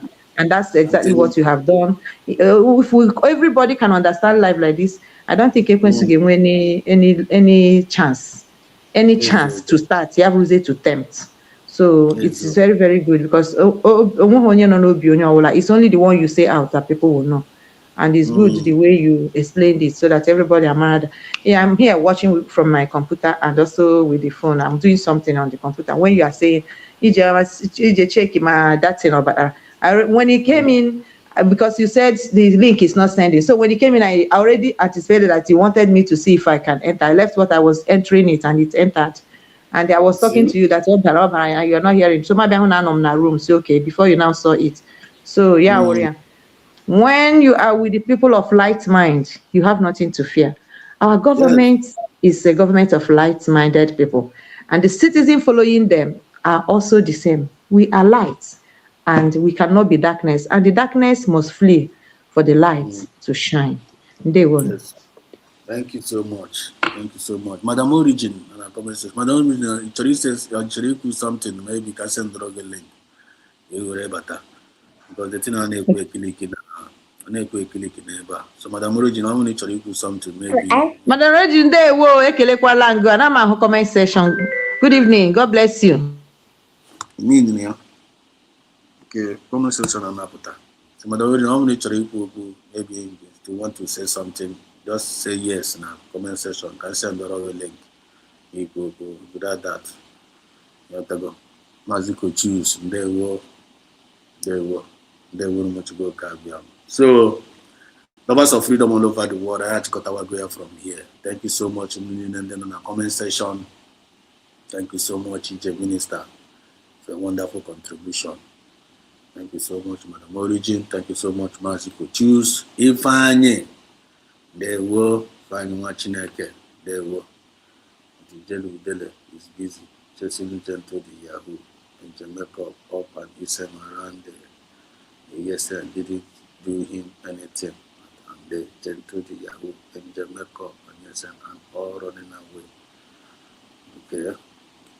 And but Dele is busy chasing them to the Yahoo and Michael up and yes and around. Okay. Madam Origins, now you know you have said it all and EJ and you put the channel. So thank you. Madam Origin, God bless you. Guys, so thank you so much, and divine precious. Thank you so much. I said again. Daniel Okwara, there were. I greet you. You're another person make it over here. Amy Sami, there were. Maybe the other person I will not mention. That's it. Thank you all for representing all of us. Thank you so much. So, long live Mazina De Carlo. Long live DPM. Our Deputy Prime Minister. Long live our Prime Minister, Samunepa. Long live all the elite squad doing the needful, defending our land. Long live all the lovers of freedom all over the world. And all the medias, USB medias, they debunk the lives of the enemies. God knows each and every one of you. May you be protected, be preserved, and be blessed now forevermore. Long live all the families of the United States of Biafra. Every family of the United States of Biafra. I will take this message, make sure you and share it. And all you can have please make sure you start the message from the beginning. Really delivered a very, very powerful message in this. And this message is for all of us. You need to get the revelation and work with it. If you don't get the revelation about this Biafra movement, we are wasting your time. So we are not going to get involved here, but I am wasting time now. It doesn't make sense because we are sacrificing a lot. A lot of us are sacrificing a lot in this. So our sacrifice will never be in vain. As long as you have to get your intention of you being in this movement, it's okay. Intention good, okay. When you do,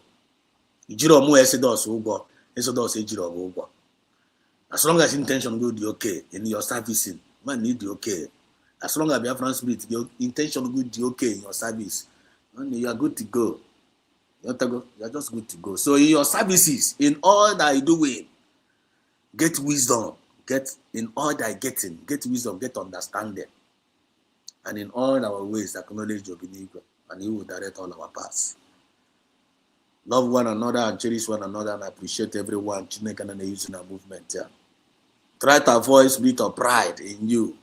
Avoid envy, jealousy, and bitterness. Avoid. Make sure you're passionate and compassionate. When you're being in a peace, also that peace in your hand, you don't have any argument. When you're being in a respect and movement here, you want to respect in any on a bakashi. You don't need to argue with that person. With respect and tea and bakashi. When you can so they can like that in Naga. Well, I can't read a cake, I keep my car can't read. You have to go, two cannot work together except you agree. You joke, Akoya. What do you job around the other room? So they will much go Kabiam. I love you all and may God bless each and every one of you. Respect each and every one of you and I love you all. God bless us all. They will. From me, from here, it is. Good morning.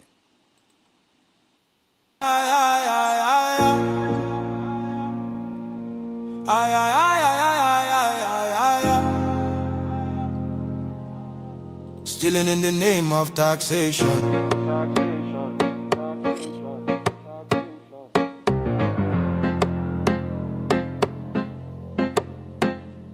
Shine your eyes, smell the coffee. This no be reform. Now robbery with grammar. Then call them tax reform, but we see deception. Stealing from the poor under policy protection. Broad daylight robbery, pen instead of gun. Sign paper, drain pocket, tell us suffer small endure. People they struggle just to stay alive. Food don't cost, fuel don't climb. Yeah, then still they tax the hungry man. No accountability, no evidence of plan. Tell us where the money where you not don't collect. Roads they cry, hospitals they beg, schools they decay, youths they roam, but tax money vanish, nobody knows the home. When hunger they shout, them add more load. When people they bleed, them still collect toll. Now suffering economy tax to death, and them call them leadership, God I beg. Stealing in the name of taxation. Legal looting of the Nigerian nation. Stealing in the name of taxation. Robbery with suit and and documentation. Stealing in the name of taxation. No accounts, no explanation. Stealing in the name of taxation. Wake up Nigeria before them finish us. Why France? Tell us why France? Why attacks get at the cross border by chance? Other African nations, they cut them off. But Nigeria, they rush, go sign deals non-stop. Now whose interest? No be our own. Smell them well, this thing get bone.